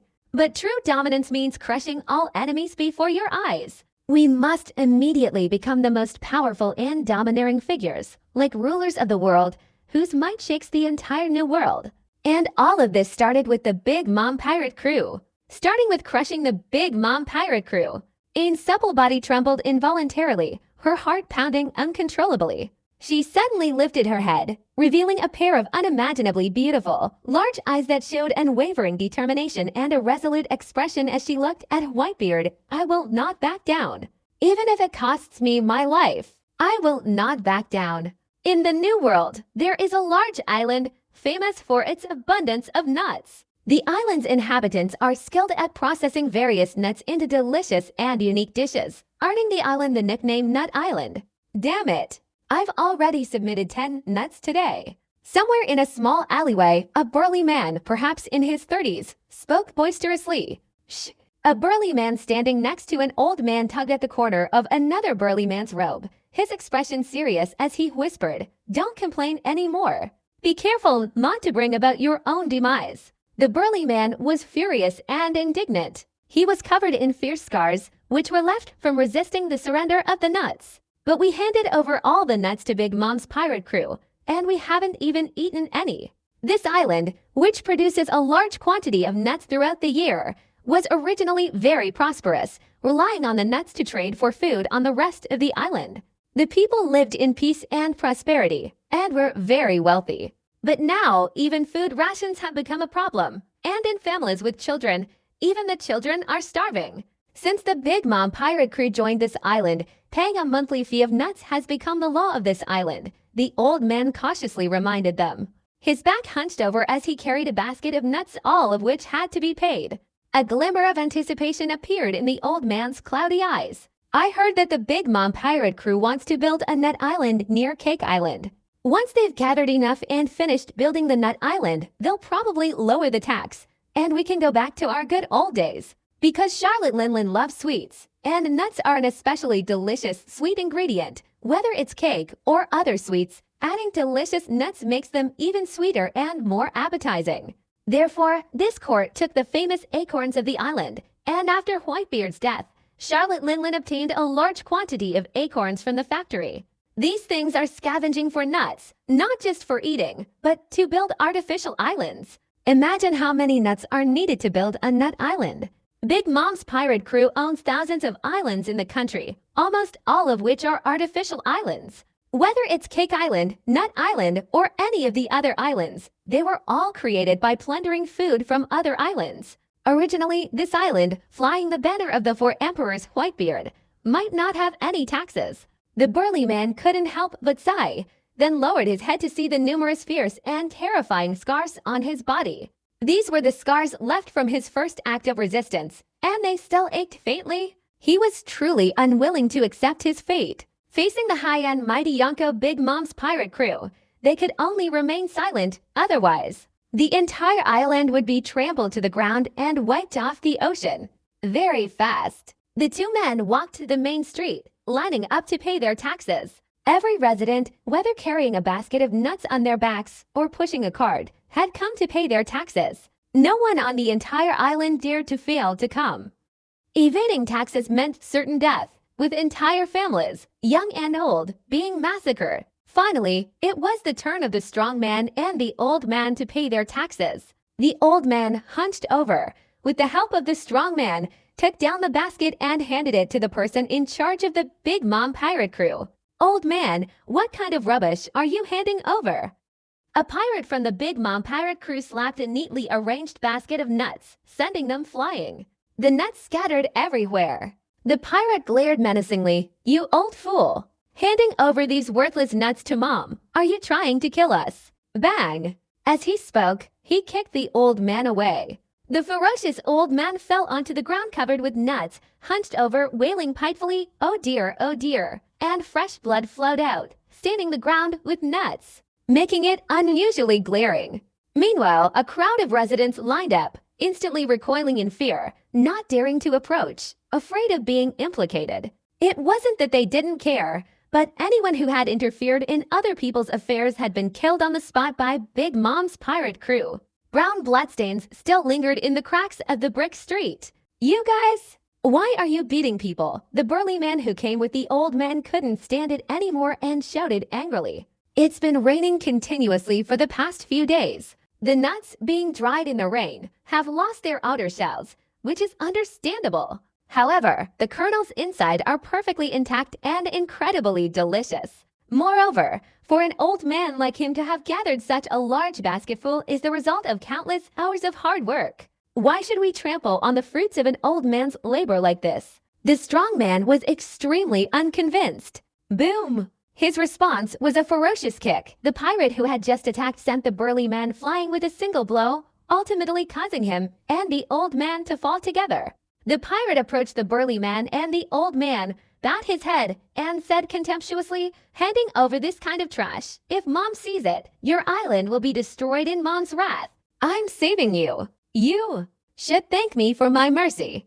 Whoosh! With a single step, the pirate stomped on the burly man who was about to get up from the ground, sending blood splattering everywhere and breaking several of his ribs. Whoosh! Another kick, this time landing squarely on the old man's back. instantly killing him. Blood gushed out, staining the ground. Big Mom, the pirate leader, raised his head, revealing a look of contempt. Once the island of 10,000 nations is completely built, your island will completely disappear. Cough, cough. The burly man, trampled underfoot, was constantly coughing up blood. He gritted his teeth stained with blood, and said with unwavering determination, the world press has reported that the 4 emperors, Whitebeard, he's back. He will definitely come to this island. You scum will be crushed by Whitebeard long ago. That ugly, distorted, crimson-lipped, skull-headed banner will disappear from this island forever. Ugly, distorted, crimson, dry-headed flag. Idiot! You are insulting our big Mo 9 meters pirate crew's flag design. The pirate lifted his leg, and this kick landed squarely on the burly man's chest. Whoosh! Fresh blood splattered everywhere, and at the same time, a large hole was trampled into the burly man's chest. In this vast ocean, the number of pirates who need to deal with Whitebeard is countless. Don't even dream of it, Whitebeard. How could he possibly have time to come and save you? This extremely brutal pirate roared. Besides, even if Whitebeard comes, so what? He will personally land on this island soon. Boom! Suddenly, a sound like thunder roared, followed by a massive, powerful blade that shot forward, instantly piercing the chest of the pirate who had just spoken. Starting today, this island is my territory. A domineering voice boomed from behind, startling everyone present and leaving them wide-eyed and speechless. The burly man, still breathing, fell to the ground, opened his eyes, and looked in the direction of the sound. In an instant, his eyes widened, and the unbearable pain on his face suddenly gave way to a look of joy before death.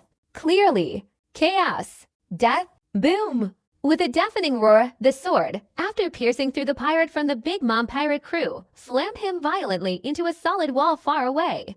The pirate, who had just been boasting so boldly, now bowed his head, staring in disbelief at the knife wound to his chest. His eyes were filled with terror. Then he looked up and saw that imposing figure who had terrified him. With his unique, one-of-a-kind white beard and majestic, imposing figure, he appeared in a breathtaking display. Whitebeard!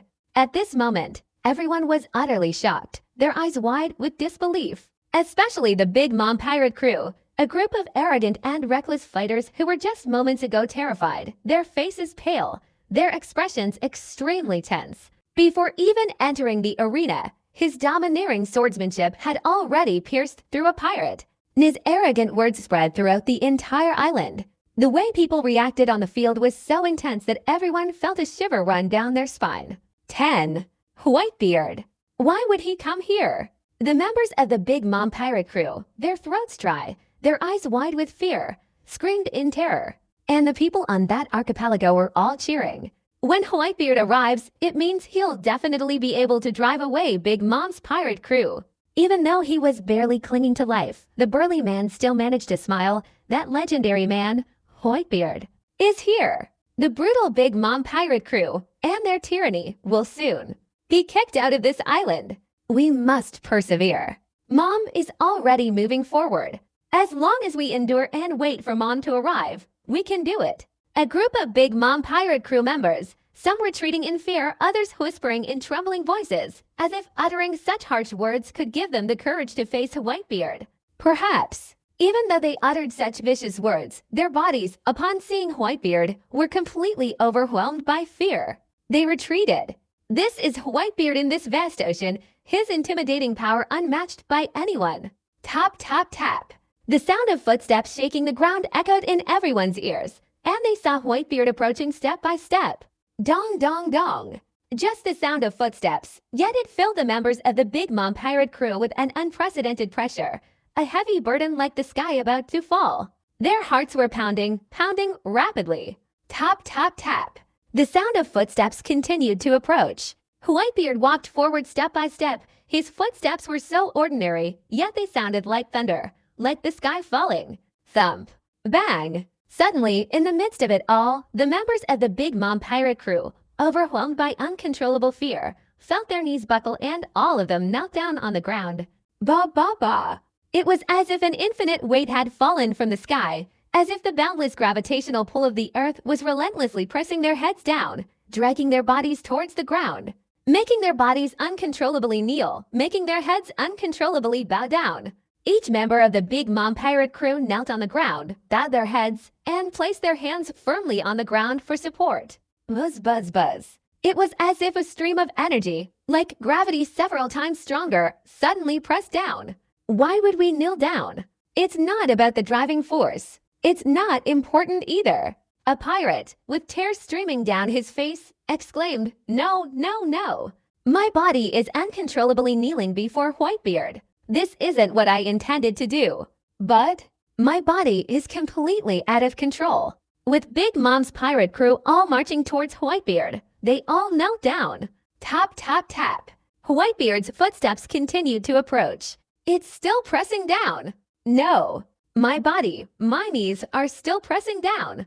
Tears streamed down Big Mom's face as she watched in horror as she discovered that her knees were still pressing down relentlessly, as if trying to crush the earth beneath her. Tap, tap, tap. Finally, Whitebeard arrived on the road. Boom! In this instant, the pirates of the Big Mom pirate crew tore through the earth's crust, sending mud and soil flying, and their bodies were pressed deep into the mud.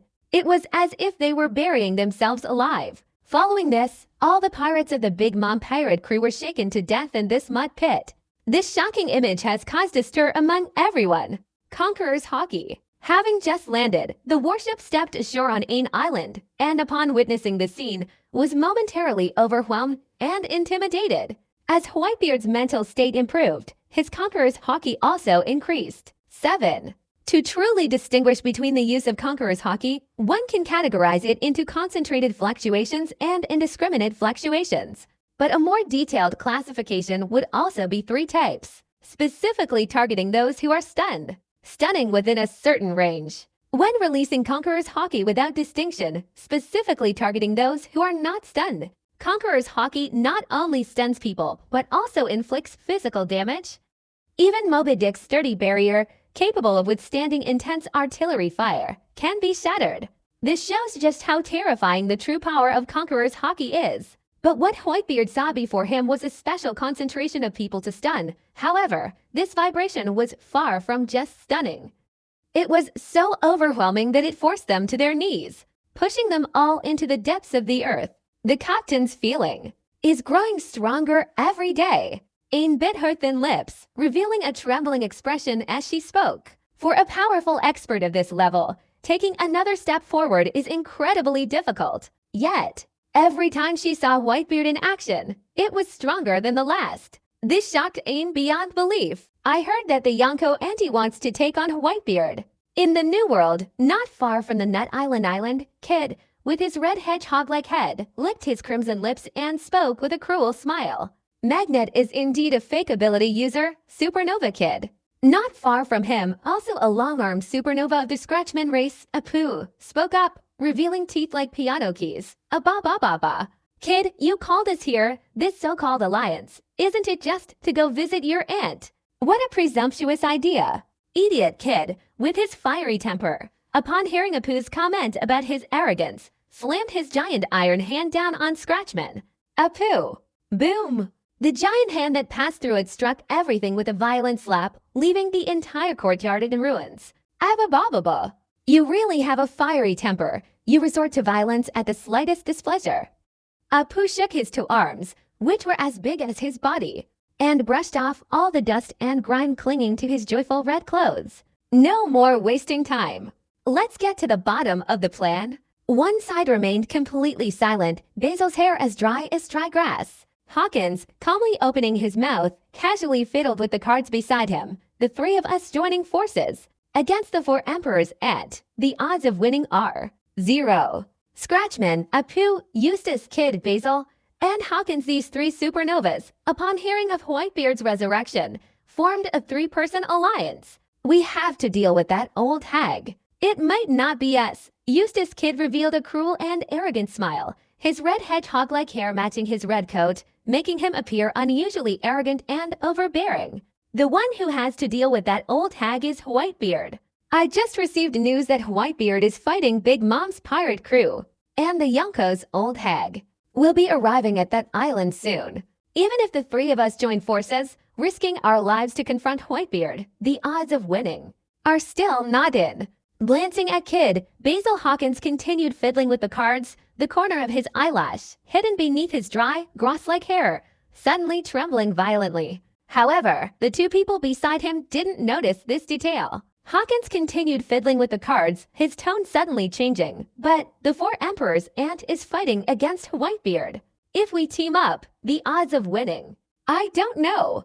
The odds of winning are unknown, but victory is still possible. Eustace Kid grinned, revealing a frenzied expression. His narrow, elongated eyes concealed an intense, ambitious arrogance. If we were to call the strongest in the world, Whitebeard, and the four emperors both perish at our hands, the whole world would tremble with fear. And our names would make this world tremble. That's certainly crazy behavior, but I like it. After the battle, Whitebeard and his aunt joined forces and won. I don't know. Whitebeard's resurrection struck fear into their hearts and also drove them mad. This group is known as the ultimate villains of the supernova era of madness, and even now, they are not lacking in ambitious challengers. From the moment they set foot on this vast ocean, from the day they became pirates, they embraced the determination and ambition to fight for the world's strongest. They simply couldn't have foreseen that their alliance, the one they were secretly plotting, would be the next terrifying event, one they could never have imagined. A major spark to ignite the fire. The waves roared on the sea. A ship shaped like a five-tiered chocolate cake, a kind of enormous pirate ship, was crushing the waves, speeding along. This strangely shaped pirate ship, flying a pirate flag with a crimson-mounted red skull design, is none other than the pirate ship of Charlotte Linlin, the big mom of the New World's four emperors. This strangely shaped pirate ship is ranked 5th among the 10 most powerful pirate ships in the New World by discerning individuals, and 3rd among the most powerful pirate ships currently serving in the New World. Yet it is called the strangest pirate ship on the entire ocean. Mom like a clown with a biscuit-shaped, ship-like head, strangely opening its mouth and emitting a bizarre sound, will soon reach the Nut Island. A woman in pink pajamas, her incredibly plump figure far larger than that of an average person, her bloodshot eyes, and especially her exaggeratedly painted, enormous mouth, occasionally dripping with saliva, each drop of saliva falling onto the deck instantly creating a thick cloud of smoke, as if the deck were being corroded by her saliva. Her grinning, enormous mouth opened, revealing countless teeth the size of human heads. Delicious, firm fruit. No wonder Whitebeard initially refused to let go of this island. It turns out this island can produce so many delicious nuts. Enough for us to create an entire nut island, and still have plenty left over. Charlotte, with her enormous, oversized helmet, a man puffing on a cigarette and laughing, had a snake-like expression on her face, radiating the excitement of a robbery. The island, which originally belonged to Whitebeard, now belonged to the Charlotte family. The old woman licked the corner of her mouth, saliva dripping continuously, and plumes of white smoke billowed from the deck of the ship. Delicious nuts! I want to devour them all. Then I'll destroy Whitebeard Island. In this world, there is only one nut island, and that is the island of 10,000 nuts. New world, some building, spring on the island. Have you heard? Whitebeard and the Yonkos and are fighting. Among the crowd, someone blurted out such shocking news, causing many to become utterly astonished. Didn't you say the Yonko K2 was looking for Whitebeard? How come Whitebeard fought with that old woman first? Someone exclaimed, as everyone knew, that K2, the king of beasts, known as the strongest creature on land and sea, had been relentlessly searching for Whitebeard. Whitebeard was one of the 3 great calamities under K2's banner, the drought.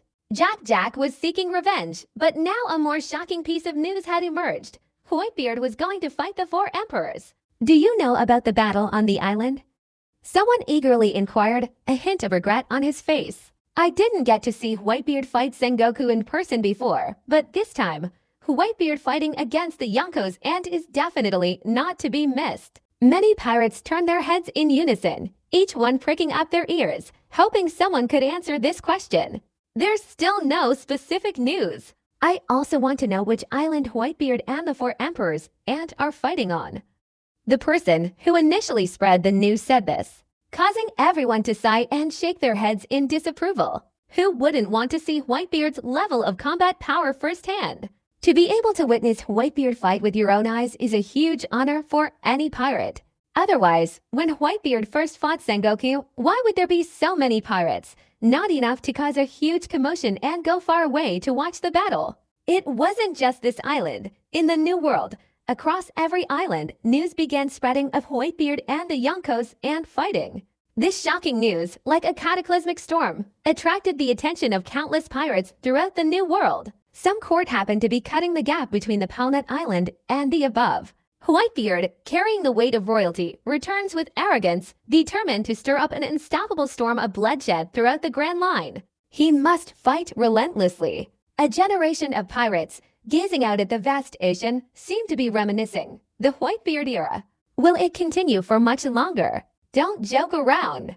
Right now, on this vast ocean, there are as many powerful individuals as carp crossing a river. The Whitebeard era. How could it possibly last? Someone seemed to be whispering these words, and everyone who heard them was shocked. With such words being spread, does it mean that someone is secretly targeting Whitebeard, wanting to completely end Whitebeard's era? That's right. On this vast ocean, there are countless powerful individuals. Even Pirate King Roger had a time of death. The Whitebeard era will eventually pass. The Yangtze River's waves push forward one another. In this era, countless brave newcomers emerge, and there will always be someone who can defeat the panting pirate gangs of a bygone era. There's no shortage of arrogant pirates, to put it mildly. In fact, almost every pirate who ventures out to sea to this new world harbors the dream of defeating legendary powerhouses. Moreover, the fact that they could even reach the Grand Line, a new world, is enough to prove their strength. They are all top-tier beings. For those who are strong and confident in themselves. Suddenly, an extraordinary and remarkable figure appeared on the island where Whitebeard was being discussed. Dressed in a black ceremonial robe with a long sword strapped to his back that was even taller than a mile, his steps were steady, his expression calm, and he exuded a cold, ruthless aura. Jericho Mihawk, upon arriving on the island, advanced. In an instant, the noisy debate that had been raging on the street suddenly became incredibly quiet. Fresh Flower Bridge. Originally, Jericho kept his head bowed, his face hidden beneath the black fedora hat. Mihawk suddenly lifted his head, his gaze sharp as a sword, sweeping across each pirate. Under the hawk-like gaze that swept over the pirates, every part of their bodies trembled. Even stronger, just seeing his eyes would make people tremble. He truly lives up to his reputation as a man with hawk-like eyes. The pirates' inner turmoil was palpable. Everyone felt as if the temperature along the entire street had dropped by several degrees, becoming icy cold, bone-chillingly cold. Whitebeard. Perhaps you bunch of little brats who gossip behind his back are the ones who can challenge him. The hawk-like eyes-piercing words were like a cold, ruthless sword, stabbing into their hearts. Those pirates who had just declared their intention to challenge Whitebeard all involuntarily bowed their heads. If you have enough confidence in your own strength, then go and fight that man to the death. To be discussing behind our backs. That's not something a man of this ocean should be doing. Carrying the world's most powerful black blade, Yuri the Hawk-Eyed, on his back, he walked step by step down the street, and no one dared to provoke the Hawk-Eyed man. It wasn't until the Hawk's Eye disappeared down the road a long time later that everyone finally let out a long sigh of relief, as if a huge weight had been lifted from their shoulders, and dared to wipe the beads of cold sweat from their foreheads. The world's greatest swordsman, Hawkeye, Jericho Mihawk. Why is he on this island? Who knows? Maybe it's just a coincidence. Speaking of which island Whitebeard and the Yonkos and fought on, where exactly did it end up? The New World. New Naval Headquarters. Marshal's office. Akainu dropped the phone from his hand, looked up at the intelligence officer who had just come to report to him, and said, "I told you to investigate Edward. Have you found out the specific island where the battle between the Dark Knight and Charlotte Linlin took place?" "I'm truly very sorry, Marshal. We've been searching for a long time, but we still haven't found any information about the two people who are about to fight on the island. I think it will be easier to find them after the battle officially breaks out." The aide-de-camp, his face full of remorse, carefully reported, while constantly observing Akainu's zero expression. "Idiot! Waiting until now. Is it still possible for us to arrive in time? Do you still want to fight again? I can't afford to throw that guy away." Akainu's face darkened. After venting his anger, he saw his adjutant bowing his head and didn't dare to continue his outburst. He then inquired, "Have those pirates who spread rumors been captured?" "Capture as many as you can," the adjutant quickly replied, terrified of completely enraging the new admiral. Akanu's anger, in his Akanu form, was enough to strike fear into the hearts of all the Marines. Give them a brutal interrogation. Force their mouths open. Someone was secretly spreading information related to Whitebeard, which reminded Akanu of what the Don Quixote family had done the last time. A time that had completely humiliated him. Akanu's eyes flashed with cruelty. "I give you permission to use any torture method you deem appropriate. You must force their mouths open." "Marshal." They didn't even bother with questioning. They just handed it over directly. The weak egg glanced at Akanu, his eyes filled with fear, and dared not say more. No need for verification. Just hand over everything. Akanu lowered his head, his eyes darkening, his face instantly turning terrifyingly black. "What did you just say?" The adjutant, taken aback by Akanu's imposing presence, instantly turned pale, a chill running down his spine. Yes, they were caught spreading pirate information, and they all confirmed it was orchestrated by Supernova Scratchmen. Apu, Eustace Kidd, and Basil Hawkins ordered them to do it. Supernovas. Those arrogant, self-important newcomers who don't know their place. Akanu's teeth gnashed loudly, his aged face grim. "Give me all my strength to hunt down those 3 supernovas. Dead or alive, just capture them." The aide, having received the order, wiped away some cold sweat from his forehead and hastily withdrew, sincerely urging. There was a knock on the door, and an intelligence officer carrying a stack of intelligence documents entered. "Marshal, you previously instructed us to investigate Byrne World, a major criminal known as the World Destroyer, and thanks to our tireless efforts, we finally have accurate intelligence." Oh, this was the only good news Akanu had heard since Whitebeard's resurrection, and his gloomy expression softened slightly. Because at the height of the war, Impel Down suffered its most devastating attack ever, led by the Blackbeard pirates, with countless prisoners successfully escaping. Byrne World was one of those legendary pirates who escaped. Byrne World has now appeared in the New World, an adventure building on an island. Our intelligence agents are keeping a close eye on him. Very good. Akanu nodded, his fingers lightly tapping on the table. After capturing World, Whitebeard, don't even think about causing trouble on this vast ocean again. Following that, Akanu issued a series of orders. Take command of 10 warships and go hunt down and kill Byrne World. I will send a smiling gentleman to act as the commander-in-chief of the Byrne World operation this time. Huge chocolate cake on a boat 0. The entire Big Mom pirate crew erupted in cheers and dances, with her attendants and anti-light companions performing a bizarre, crooked, and strange dance. Grilled on top of the bread topped with cheese, delicious sweet dessert. Apply cloth to the nuts, apply chocolate. The most delicious cake ever? Big Mom's pirate ship also joined in the singing, swaying, and wriggling in a strange dance as it headed towards Whitebeard's island. Just received the news? Rumors are circulating that Whitebeard and his mother are about to clash. I don't know who spread this good news. They're such idiots. Big Mom, a pirate crew member, completely ignored the laughter of her comrades. On the contrary, we want to find Whitebeard. God only knows what place Whitebeard is hiding. If we find him, maybe our Big Mom pirate crew can even climb a second rank by killing Whitebeard. Another young fighter, his face full of disdain, said, after all, he's a newcomer. To be able to join the Big Mom pirate crew is quite an achievement. It's unclear when it began, but on this vast ocean, being able to slay Whitebeard has become the highest honor, a symbol of absolute power. At this moment, Big Mom, a pirate crew member, raised her head and said, "We can see the island's nut." Right at the Four Emperors pirate ship, the ant was sailing towards Nut Island at the same time. The New World is an island of darkness that is about to fall forever. Captain, Whitebeard has truly come back from the dead.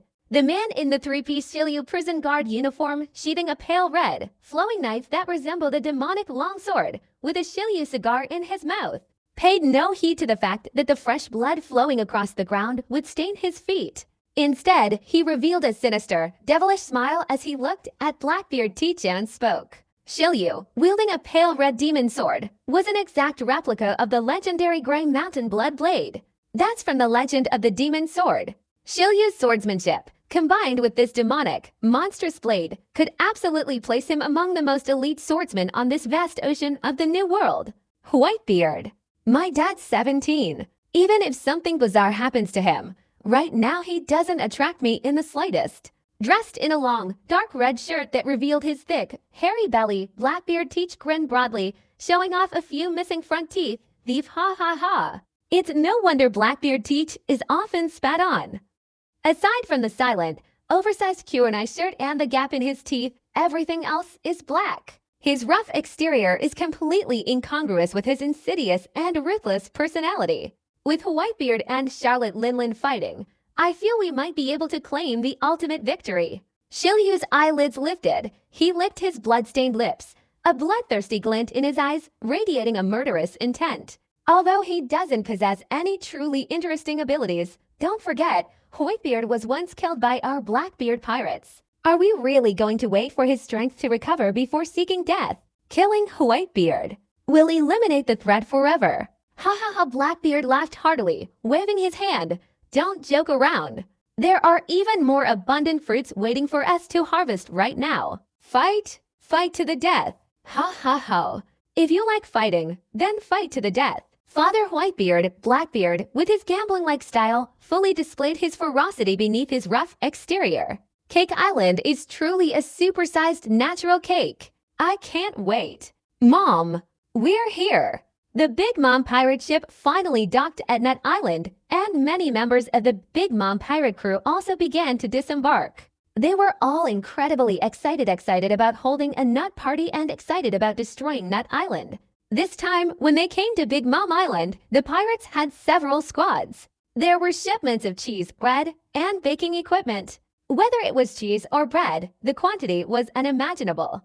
They really intended to bake a supersized cake on this island and throw a cake party. Big Mom's pirate crew rushed towards the small town's streets. We really have to thank Whitebeard. If it weren't for him, how could we have found such a bountiful nut island? Nuts are an essential ingredient for making delicious pastries. One of the soldiers, with an excited expression, said, "This is probably the first time in my life I've had the chance to go out to sea with Mom, so it's understandable that I'm a little overexcited. Once the cake is finished, this island might cease to exist." Ha ha ha. Whitebeard probably never imagined that the island he once guarded would become one of our nut island. Another pirate, slightly older in age, also had a face full of pride at being a member of Big Mom's pirate crew. In this part of the Grand Line, being able to become a subordinate of one of the 4 emperors is enough to make one feel proud in front of others. Many members of the Big Mom pirates, excitedly and boisterously, strode with heads held high and chests puffed out, proudly making their way through the streets of the small town as if celebrating a grand holiday. Following 710, the pirates, who were far ahead, suddenly stopped in their tracks, each one frozen in place. Their smiles and excitement suddenly froze, and their expressions changed from pride to utter astonishment. What are you guys doing? Hurry up!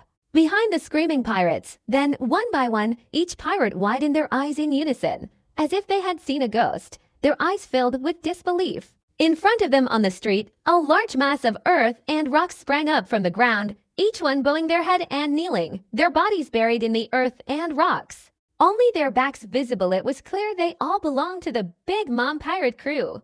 At this moment, all members of the Big Mom pirate crew were stunned.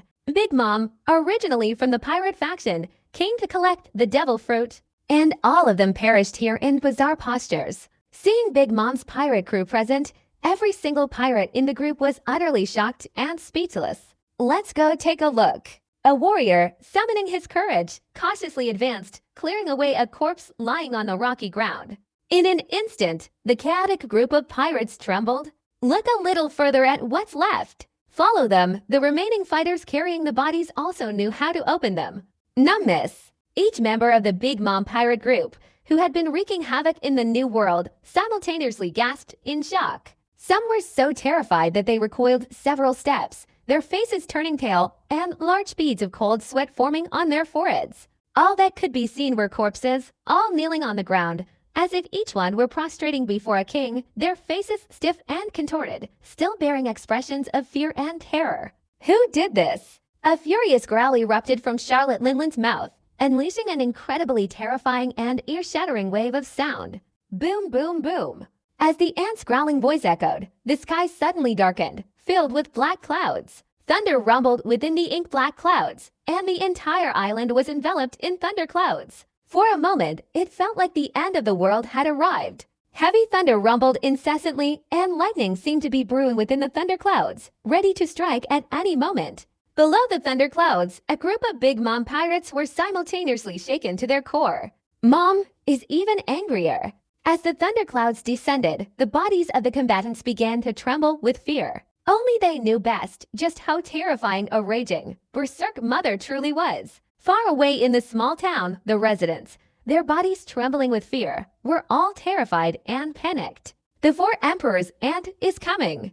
Are we going to be finished? In this small town, the residents knew the four emperors' level of power was far inferior to that of the other pirate crews. But they were acutely aware of just how terrifying it would be to anger their aunt. Thunderclouds filled the air, and terrifying thunder rumbled and roared, as if the end of the world was about to arrive. The entire small town was plunged into crisis. Hiding nearby on another small island, Kid, Apu, and Hawkins' alliance, upon witnessing this scene, couldn't help but become frantic. Challenging a Yonko directly is an incredibly arrogant and utterly foolish act. Apu's long, trembling hands, like piano keys, were constantly moving up and down, producing a series of jumping notes. Even the weakest of the Yonko isn't someone we can face head-on right now. Foolish. I'm not so stupid as to think that joining forces with the two of you will allow us to kill a Yonko in a head-on battle. Kid, with a crazed grin and a cruel expression on his face, sneered, "If you die, you can only blame yourselves for being too weak. I can't save the weak. I'm going to kill Whitebeard." "Kid, you're so arrogant. Aren't you afraid I'll kill you?" Apu chuckled, looking at Kid's cruel expression, completely unafraid. With his long-arm tribe's characteristic arm movements, he swung his arm like a wave towards Kid, his distinctive incantations echoing. Instead of wasting time arguing, it's better to carefully assess your aunt's capabilities. With a completely expressionless face, Hawkins, fidgeting with his cards, said, "Auntie's odds against Whitebeard. I don't know.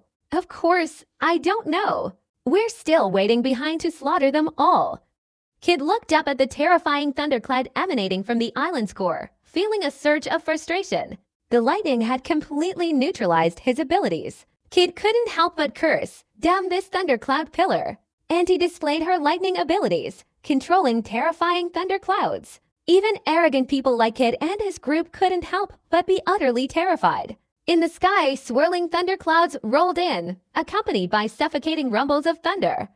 Even from afar, just looking at and listening to them sent shivers down one's spine. Not to mention the small town being shrouded in thunderclouds. It's a scene of utter crisis. Suddenly, a dazzling, blinding beam of light suddenly shot upwards, a supremely powerful slash that unleashed terrifying force, piercing into the thunderclouds in the sky. The dense, ink-like thunderclouds were instantly torn apart by this domineering flash. Even more incredibly powerful was that not only were the thunderclouds split apart, but even more terrifyingly, the sky itself was ripped open by this single blow. The entire island was torn apart. The sky seemed to be flipping like a book being flipped, and countless layers of clouds were swirling. Oh my God! Heaven! It was cut in half by a sword. The inhabitants of the small town, each raising their heads, stared in astonishment at the thunderclouds that had been severed by King Zhao and the heavens themselves. Not only ordinary people, but even Big Mom herself was terrified and unable to recover her composure. They were struck by lightning, instantly cut down. Who? Only a great swordsman could do this. Could it be the hawk-eyed swordsman on the island? The entire pirate crew of Big Mom was utterly terrified and dumbfounded by this incredibly powerful sword strike that tore through the sky in Japan. Swords and blades are not distinguished. They are generally called swordsmanship. Could it be Whitebeard who did this? Far away on the small island, Kid and his two companions felt a violent tremor in their hearts. They knew that Whitebeard was on the island. With this domineering strike, even the thunderclouds dissipated. The entire sky was torn apart. This scene was so shocking that it left all the witnesses stunned. Amidst the swirling thunderclouds, suddenly a powerful flash shot upwards, obliterating the turbulent thunderclouds with a magnificent display. Even the seasoned Big Mom pirates, accustomed to great storms and rough seas, couldn't help but feel their hearts violently shaken. This level of slashing attack absolutely deserves the title of Grand Swordsman. Should we increase the stakes? Kid saw the sky crack open in an instant, and a fierce tremor ran through him. This made him even more insane. He was ruthless, not only towards his enemies but also towards himself. Let us, this time, go completely insane. What do you want to do? Seeing Whitebeard unleash his ultimate attack, Apu's confidence began to waver. He thought they may be crazy, arrogant, and reckless, but they're not stupid enough to be seeking death. They never imagined. Whitebeard 633 was incredibly powerful, far exceeding their expectations. Tell me a little about your plan. Hawkins, usually so composed, could only barely maintain his composure. His heart was still in turmoil. Whitebeard had stirred him no less than the other two. Grandmother's swordsman-level slashing attack. If those three hadn't known that Whitebeard was on the island, they would probably have thought that only someone known as the world's greatest swordsman, Hawkeye, could have accomplished that. Even so, no one has ever witnessed with their own eyes a hawk-like strike of this caliber. Kid unleashed a frenzied display. Whitebeard was so powerful, and he was just as powerful. Let the whole world witness this. We'll slay to Yonko in a breathtaking scene. Let the whole world see this breathtaking spectacle. Annihilate to Yonko. They frantically spread news about the battle between Whitebeard and his aunt, even publishing news about Whitebeard in major world newspapers. But they didn't say a single word about the island where the battle took place. Even Akainu was furious. At this very moment, throughout the entire Grand Line, whether it's the first half of the Grand Line or the New World, every single pirate who knows about the battle between Whitebeard and Auntie is desperately eager to know the exact location of this battle. It's safe to say, even Akainu, inside, everyone thinks they should know the specific details of the Battle Island mission. Everyone, regardless of their purpose, wants to come in to watch the battle, to see Whitebeard fight with their own eyes. All of this was intentionally orchestrated by Kid and his two allies. This battle, even before it began, it had already become the focus of global attention. You think you can reveal Whitebeard's battle location? Apu's eyes widened, and a strange sound came from his mouth. You're crazy. You want to kill us. No courage. Get out of here quickly, Kid snorted coldly. To make a name for himself in the New World, to make Tsuru famous, he had to gamble. A world-shattering gamble, a gamble with his own life. Otherwise, he shouldn't be a pirate, let alone spout nonsense about slaying the 4 emperors and slaughtering Whitebeard. That would only make people laugh until their teeth fall out. Enough. Quickly press the work plan button. Hawkins interrupted the two men's argument. Boom. At that very moment, Hawkins' fortune-telling cards exploded violently. Clatter, a dummy fell to the ground, and Hawkins' eyelids twitched. Kid's eyes narrowed slightly. What does that mean? Hawkins remained expressionless. Nothing. The enemy is too strong. It's better to be careful. But deep down, I had a different plan this time.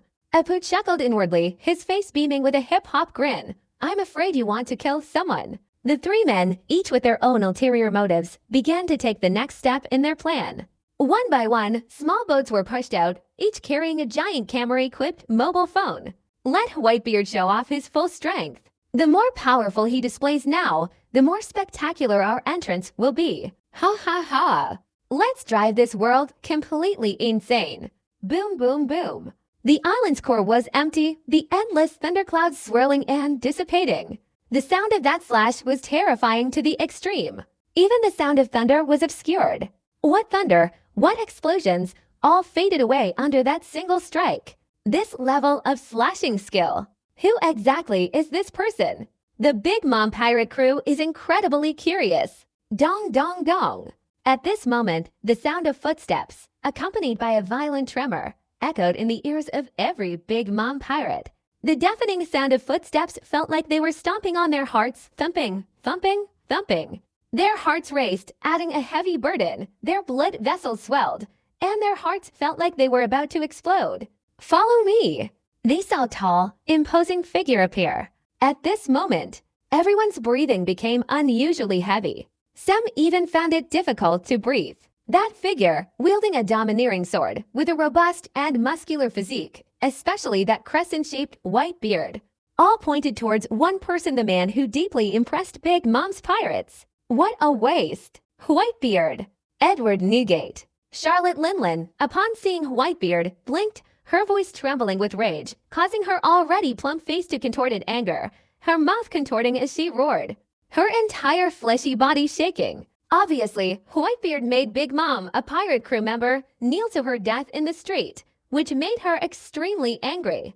Moreover, Whitebeard had just slashed through the old woman's controlling lightning cloud with a single blow, which was a blatant slap in the face and completely enraged her. Boom, boom, boom. Following the ant's furious roar, in an instant, this 293 roared like a raging flood, like a thunderclap exploding. The terrifying sound waves constantly reverberating throughout the heavens and earth. Even the air itself was shaken, creating ripples of vibration. This wasn't just a roar of anger. It contained a certain kind of power. That eerie sound, it's called an absolute monstrous sound. Beneath such a bizarre sound, all other sounds vanished completely. In the small town far away, everyone's faces instantly turned pale. They all felt a sharp pain in their eardrums, as if a torpedo had exploded in their ears, causing a buzzing sound. Even the weaker residents felt dizzy, nearly fainting. Some children even had streams of fresh blood flowing from their ears. Crackling sounds. Most frighteningly, near my aunt's house, the blue-tiled roof suddenly began to crack and shatter with a series of popping sounds. Bang, bang, bang. On the street, the blue brickwork exploded, and mud and dirt shot out from the cracks. The strange sound is still going on. The pirate crew members near Big Mom's crew all turned pale, their limbs stiffened, and their movements became extremely difficult. This is a unique sonic wave attack. A fighter Big Mom, a pirate of some rank, covered his ears, his voice trembling as he spoke. This is an attack that doesn't distinguish between friend and foe. Even covering their ears wouldn't help because they were too close to the ant, and the moans were incessant. Bang, bang, bang. The streets were practically covered in exploding bricks. A building shook violently, bricks and tiles were flung away in a deafening roar, and for a moment, the sky was filled with flying debris. In the distance, the residents, already terrified by such monstrous sounds, huddled on the ground, covering their heads and rolling around in the dirt. The sky passed over the birds, and they all fell simultaneously amidst ear-piercing screams, perishing completely in the process of falling. This level of skill is monstrous, with incredibly high destructive power that's terrifying. The four emperors and Charlotte Linlin possesses incredibly powerful abilities, and her talent is even more terrifying. Rumors say that at the age of 5, he destroyed a large village and annihilated a giant hero. One must know how powerful the giant race is. Even without devil fruit abilities, relying solely on martial arts, they possessed an overwhelming advantage. Charlotte Linlin, at the age of 5, even before possessing the soul fruit ability, instantly defeated a powerful giant hero, earning her the nickname Born Destroyer. Pirates who could be called destroyer of people are incredibly powerful beings. There isn't a single place they don't exist in. For example, the person called the World Destroyer by the Beardy World ability user, Momo Guoshai. After obtaining the soul-gathering fruit, Charlotte Linlin was like a fish in water, able to harvest the lifespan of countless human souls. Throughout the myriad nations, tens of millions of people, each and every one of them, had to pay their specified amount of soul-gathering lifespan to her aunt, thus harvesting an immeasurable amount of soul lifespan. Currently, no one really knows the extent of my aunt's power. That's right. Anyone who dares to challenge Auntie's position as one of the 4 emperors will die. Whitebeard.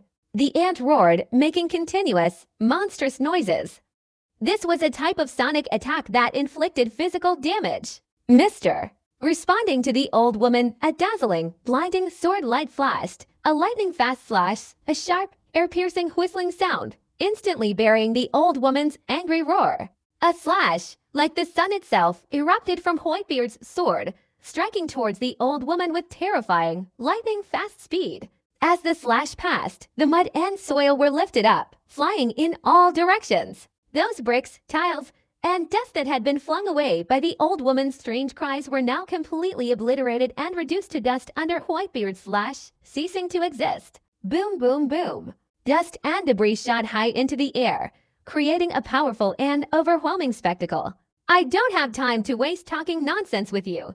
If you want to fight, then be prepared to leave your head here. The mighty Whitebeard, having just transmitted the 4.8 attack into the old woman's ear, unleashed a devastating slash and was already on the verge of killing. Whitebeard, I'm going to kill you. The ant picked up the giant saber that had been placed to one side and suddenly swept it forward, unleashing a massive sword energy attack, a force only a giant could unleash in an instant. Once this sword energy is unleashed, its height will even surpass the height of any building. One can only imagine its terrifying power. Even a giant struck by this level of sword energy would likely be in life-threatening danger. Urbaf, my country. Your country. The fourth emperor's ant possesses extraordinary and unparalleled swordsmanship. Moreover, it belongs to the terrifying swordsmanship of the giant race. Ki's immense, earth-shattering sword energy split the ground in two. The entire street's surface, like a reverse wave, surged and churned outwards in both directions. The whole situation was terrifying, bizarre, and horrifying. It was slow to say, but happened incredibly fast. Whitebeard's unparalleled, devastating slash, along with the enormous, earth-shattering sword energy of that old woman, almost instantly struck down together. A dazzling, lightning-like burst of light erupted upon impact, soaring upwards and illuminating the entire sky. The clouds in the sky were all split apart by this beam of light that shot upwards. A dazzling, radiant light, like a flashing sword, like a roaring flash, like lightning striking in the opposite direction, at this moment, seemed to pierce through the very sky.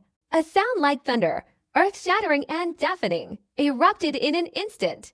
The entire island was filled with such terrifyingly loud noises. Around the island, one by one, in small boats, large creatures were taking pictures with their phones, perfectly capturing this scene. These things were all arranged by Kid and his three allies to be photographed with their phones. Everything was ready. Once they captured the images, this earth-shattering scene would be transmitted to islands all over the Grand Line. Whitebeard and the four emperors ant are engaging in an epic battle. Thus, the news, in an instant, swept across the entire Grand Line with the force of an autumn wind. Countless original pirates were eagerly anticipating and desperately wanted to know the specific details of the battle between Whitebeard and the old lady on that island.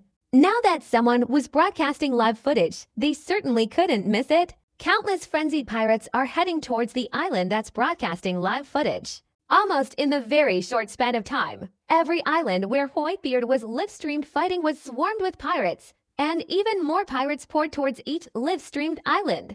Oh my god! What level of swordsmanship is this? Some people saw the light shooting high into the air and were instantly stunned.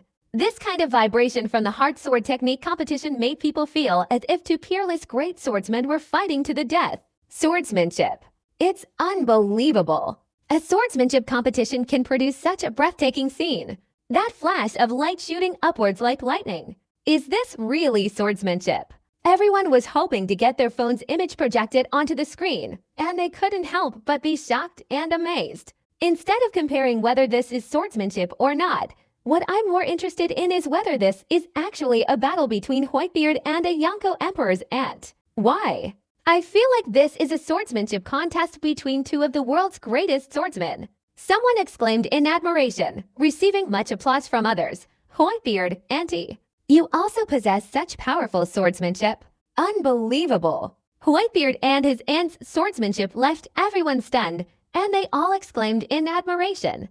At Kid's place, the three-person alliance was at work. Whitebeard and the four emperors ant were fighting, and the live broadcast was streamed to every island. Those events, which Kid had prepared beforehand using his phone's projection, were all happening on islands that were incredibly prosperous and crowded with pirates. For a brief moment, all pirates in the Grand Line, whether in the New World or the first half of the Grand Line, were focused on the same thing. That's Whitebeard and his ant fighting live on stream. This kind of emotional impact, this image that just emerged, has caused the whole world to erupt in excitement. Is this really Whitebeard's swordsmanship? Not far from the Acorn Island on another island lived the world's greatest swordsman, Hawkeye, who at this moment looked up, gazing into the distance at the dazzling light on the horizon, completely captivated. If anyone were to see Hawkeye's expression at this moment, they would undoubtedly be astonished, their jaw dropping to the ground. The world's greatest swordsman, Hawkeye, displaying such a stunned expression it's absolutely unprecedented, something never before seen in history. You should know, this is in the field of swordsmanship. However, at this moment, the crowd was so large that no one cared about the Hawk's expression. Instead, they were all excitedly shouting, "Right in front of us is Whitebeard and his aunt fighting on Battle Island. Oh my god! Only now do we find out." 173. Some people were amazed. I witnessed Whitebeard fighting with my own eyes. Some people spoke with trembling voices, and many were with him, each one speaking with excitement, their bodies shaking. To be able to witness Whitebeard's battle, to be able to witness Whitebeard's fight against the Yonko's grandmother, was absolutely something to be proud of. I want to get closer to watch the battle. This was, after all, a small island, and while there weren't many pirates gathered there, one was leading the way, and the rest of the pirates followed suit. Only Hawkeye remained unmoved, his head held high, gazing in the direction of Whitebeard in the sky. Hooray! Amidst the dazzling burst of light, Whitebeard, with his imposing figure and massive, imposing sword, appeared beside the old woman in an extremely domineering manner. The sword possessed boundless, terrifying destructive power, carrying an aura of annihilation, and flashed towards the old woman's body. Clang! Whitebeard swung his sword, but the old woman blocked it with her massive sword, instantly producing an earth-shattering explosion, and sparks flew everywhere. The clash of swords and blades was like a thunderous explosion, countless sparks shooting out in all directions. The dazzling flames, after being launched, even ignited buildings, creating a terrifying scene of blazes reaching the sky. One sword strike followed closely behind. Whitebeard, wielding the ultimate domineering sword technique, suddenly brought it down, a swirling vortex of energy exploding. The sword's momentum was like a force descending from the heavens, a ferocious, overwhelming force, like Mount I pressing down, brutally and domineeringly slashing towards the extremely obese old woman's head. Crack! Crack! The two blades clashed, and for a moment, the air shattered like glass, the destructive vortex swirling like countless serpents, wreaking havoc and flying through the air. Emperor's sword. The ant blinked, and in the blink of an eye, she proactively chopped it off with a single blow. Own! On this great saber, flames immediately began to burn and swirl. The massive saber's blade was enveloped in a fierce, incinerating flame that could burn anything. The flames blazed intensely, scorching even the air itself, causing the temperature of the entire atmosphere to rise dramatically. The greatsword in the air left a brilliant, beautiful trail of flames, exploding with a thunderous roar, like a fire dragon flashing towards Whitebeard. Mister! No one could match his conqueror's hockey. In an instant, he made Whitebeard's sword swirl around in his hand, then suddenly swung it upwards, the sword carrying a black, swirling trajectory. A supremely powerful strike aimed at the old woman. Roar! The blade was as domineering as the divine demon ancestor dragon, pitch black as an abyss. As the strike was unleashed, the air it cut through emitted a terrifying sound, like the roar of a demonic dragon. Its divine and demonic form could crush everything. Pink! Two supremely powerful swords clashed together, and in an instant, a raging inferno erupted from the cleaved space, soaring upwards like a pair of fiery wings. Within these wings, a godlike creature relentlessly crushed the raging flames. The two forces, moving at lightning speed, surged upwards. The sky was filled with layers of clouds cracking open, and a raging, all-consuming fire, along with an infinitely domineering black dragon, surged into it, tearing the clouds apart. The sky seemed to split open like a black hole, terrifying to the extreme. Below, the old woman unleashed the Emperor's sword technique, and an overwhelming blaze of fire erupted, roaring as it surged towards Whitebeard. Such a terrifying, raging fire could burn everything to ashes, so intensely that it might consume the flesh and blood of an ordinary person, reducing them to dry bones and ashes. Almost instantly, the raging flames engulfed Whitebeard completely. Watching the battle live on stream, many pirates couldn't help but gasp in shock. Whitebeard was engulfed in raging flames, This kind of intense fire, capable of burning the air, was no joke. Somewhere in this small town, while rescuing civilians, Anne looked up and witnessed this scene. She was instantly stunned, her face filled with anxiety and worrying. "Captain, you can't be in any trouble." Seeing this scene, even the ant couldn't help but reveal a cruel, ruthless, and excited smile. The extremely perilous situation caused countless people to become tense. Even those watching the pirate live stream via their phones held their breath, their eyes glued to the screen, afraid to miss a single moment of the battle. Whitebeard was engulfed in raging flames. The situation is extremely urgent. That's incredibly dangerous. Hissing sounds. This had absolutely no effect on Whitebeard's grip on the sword. With his overwhelming and domineering aura, he pressed down on the blade of the greatsword in the old woman's hand, relentlessly slicing downwards, from the tip of the blade all the way to the hilt. The immense, swirling blade of Kia, capable of incinerating anything, seemed like mere scrap metal in the face of this powerful sword strike, unable to offer even the slightest resistance. The entire process looks incredibly slow, but in reality, it happens in the blink of an eye. The blade, sharp as steel, instantly cut the large sword out of the old woman's hand, sending it crashing onto her body. Whoosh! In the blink of an eye, the sword strike sent the extremely obese ant, who resembled a giant, flying, a stream of blood gushing out. Boom, boom, boom.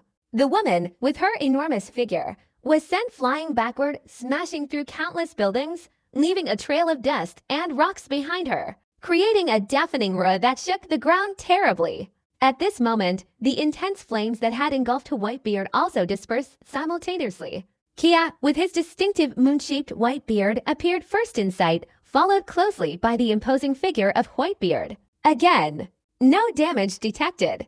Through the photos taken with their phones, they saw countless pirate groups battling, each one utterly shocked, the sounds of gasps and gasps echoing incessantly in their ears. This is the most domineering swordsmanship I've ever encountered. Even when engulfed in flames, it remains incredibly powerful, completely unconcerned about being burned, solely focused on slaying the strongest enemy. Someone shouted, beads of cold sweat forming on his forehead, his heart pounding wildly. It was the first time he'd witnessed such a breathtaking sword fight. It truly shook him to his core. Even watching the battle through a phone camera made his heart race, leaving him utterly terrified, a vague sense of dread hanging over him.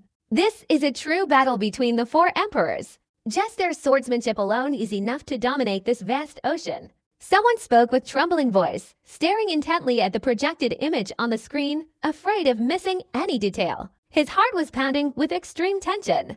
A duel between Whitebeard and the old woman. This was something that hadn't happened in years. The enraged clash between the four emperors, the level of spectacle far surpassed any pirate's imagination. Swordsmanship. This is swordsmanship.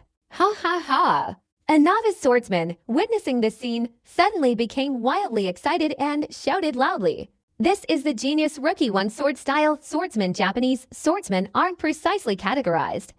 Masters of exquisite swordsmanship are all called swordsmen Chibachu.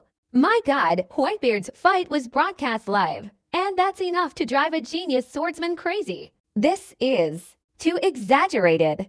This swordsmanship genius, the swordsman Chibachu, drove many pirates mad, drawing their attention and causing even more pirates to be shocked by Whitebeard's display of swordsmanship. Simply by broadcasting the images live, to make a genius swordsman suddenly awaken to a similar frenzy, this is enough to prove just how inspiring Whitebeard's swordsmanship is. Not far from there, the battle was taking place on a small island. The leader of the Whitebeard trio, Kid, who was broadcasting the fight live, was now shocked by the fierce swordsmanship displayed in the duel between Whitebeard and the old woman. Again, it's a sword fighting competition. This is unbelievable. Apu, his mouth wide open and gaping like a piano key, revealed a set of alternating black and white teeth. Why is Whitebeard's swordsmanship so powerful? Even Auntie's swordsmanship is so exaggerated. Is swordsmanship the only ability needed to become a Yonko? Perhaps. Whoever rode the horse knows. Kid, who was usually undeniably rebellious and unruly, was strangely stunned at this moment. Does mastering swordsmanship ultimately require the necessary abilities to become a four emperor? This suspicion wasn't limited to Apu and his group. Many others watching the pirate war also harbored similar doubts. Because Whitebeard displayed such swordsmanship, even a master swordsman couldn't help but be terrified. Later in time, a swordsmanship storm erupted in the Grand Line. Countless pirates and marines began studying swordsmanship, and a swordsmanship craze swept across the Grand Line. Just for one person, one battle, Whitebeard slashed the 4 emperors and, oh my god, that place! Is that the Battle Island? On the sea, several pirate ships, several pirate crews looked up at the sky where the clouds had split open. A huge, black hole-like rift had appeared in the sky, incredibly terrifying. Under the sky above the island, endless dust was being thrown up. Thousands of were hurtling upwards like a raging storm. The whole scene was terrifyingly bizarre. That's right. That's Whitebeard and the Yonkos and fighting on Battle Island. We were lucky enough to witness such a breathtaking scene with our own eyes. Being able to witness Whitebeard fighting firsthand is enough to excite anyone. Let those who fear swordsmanship compete. Swordsmanship. For a time, it became the focus of attention for all pirates, and it even caused a stir among countless swordsmen. What is this? A duplicate phone photo. How clever. These pirates happened to encounter a huge, camera-equipped phone. Someone deliberately shot them. Who exactly was responsible for this? Just then, Kidd, with his bright red hedgehog-like hair, and Hawkins, with his cold, emotionless face, appeared in everyone's sight. 783 supernovas. Eustace Kidd, Basil Hawkins, 2 of the most evil villains of the era. What do you two want to do? This generation of supernovae, from the moment they entered the first New World, became incredibly active and even established a fearsome reputation. Many pirates with considerable strength didn't want to provoke this group of crazy newcomers. Ha ha ha, what are you doing? That's a very euphemistic way of speaking. We came here to take your heads. Kidd, clad in a crimson coat that billowed in the sea breeze, raised his enormous, iron-toothed hand, his entire demeanor unusually imposing. I won't sympathize with the weak. Whatever abilities you have, you'd better show them before I make a move, otherwise, once I act, you might not have a chance to retaliate. Upon hearing Kidd's arrogant and dismissive words, every pirate instantly showed a look of indignation. Eustace Kidd, you're nothing more than a newcomer. In this vast ocean of the New World, arrogant and ignorant brats like you are as numerous as carp swimming across a river. That's right. With your arrogance and self-importance, sooner or later you'll be buried in this sea behind you. There could be over 100 pirates here, roughly 3 small pirate crews. In terms of numbers, they completely overwhelm Kidd's side. Kidd, if you're so arrogant, today we'll bury you right under your feet in the sea. After today, the name Kidd will no longer exist among the supernovas. In this world, there will never be a Kidd again. The pirate captains were all angry, although they were unwilling to unnecessarily provoke Kidd and his gang of the most evil of the era. That didn't mean they were afraid. Right now we have the absolute advantage. Boom, boom, boom. Without any unnecessary chatter, the pirate ships, armed with intense cannon fire, bombarded Kidd and his companion. The pirate ship spewed incredibly hot flames from its cannons, each massive cannonball carrying immense destructive power, raining down on Kidd and Hawkins. For a moment, the air was filled with gunpowder smoke, and cannonballs rained down like a storm. Ha ha ha! Facing such intense artillery fire, Kidd not only showed no sign of anxiety, but even licked his crimson lips, grinning widely, ferociously and cruelly. Those who will perish in the great sea are you. Bat-chow-choo-chow-choo. As Kidd's giant iron-toothed hand suddenly swung up, in the midst of this swing, all the swords, spears, and weapons on the pirates' bodies, anything made of steel, were sucked up and sent flying out simultaneously. In an instant, a barrage of weapons flew through the air, creating a massive scene, like a storm. Finally, every sword, spear, and gun was drawn like a magnet to Kidd's enormous iron-toothed hand. The whole process, though lengthy to describe, actually happened in an incredibly short amount of time. In no time at all, it formed a massive, steel weapon arm approximately 10 meters long. Iron Storm. Kidd quickly raised his hand and swung it. The enormous, steel-like arm, resembling a Tyrannosaurus Rex wagging its tail, emitted a deafening, sharp screech. Each swirling vortex of energy, like a destructive serpent, instantly shattered the countless incoming cannonballs. Boom, boom, boom. Each cannonball was shattered by Kid's massive, steel-armed weapon, exploding in an instant. In a flash, the explosions generated flames that engulfed an entire giant arm, and thick smoke rose, enveloping Kid. Excellent! Kid was afraid he'd be killed by this powerful cannon blast. HMPH. Let him make all the noise. Before the arrogant words could even leave his mouth, suddenly, amidst the raging flames and thick smoke, a massive, long, steel weapon-like arm swept out with a deafening roar. Reflexes. Chow-choo chow-choo. As the enormous arm pierced through the thick smoke and flames, countless steel weapons shot out from it. Each weapon unleashed was like a torrential rain of steel weapons, engulfing several pirate ships. Ahar! The pirates wanted to resist, to stop the weapons, but they were horrified to discover that all the weapons on their bodies had been absorbed, all transformed into Kid's weapons, and were rapidly firing towards them. They could only use their palms to block them, but how could they possibly stop these weapons, carrying such terrifying auras, with their bare hands? A heart-wrenching cry, in just a moment, shook the heavens and the earth, causing floods everywhere. With just one move, Kid instantly wiped out over 100 people. Hawkins, calmly watching the battle from the sidelines, released the fortune-telling cards in his hand and said, "The battle between Whitebeard and the 4 Emperors Ant. The probability of being interrupted is 0. Therefore, you will all die." On one side, Kid annihilated several pirate crews, while on the other, Whitebeard and the 4 Emperors' grandmother were fighting, and the battle intensified even further. The fighting intensified. The old woman, wielding a large saber, emerged from the swirling dust and mud, her face ashen. Her incredibly fat body looked utterly disheveled, her flesh torn and covered in mud, a truly horrifying sight. "Edward Newgate, you really did hurt me. So much." The ant's entire face turned black, and as she roared in anger, the fat on her body began to shake erratically, dust and dirt falling from her clothes in a torrent.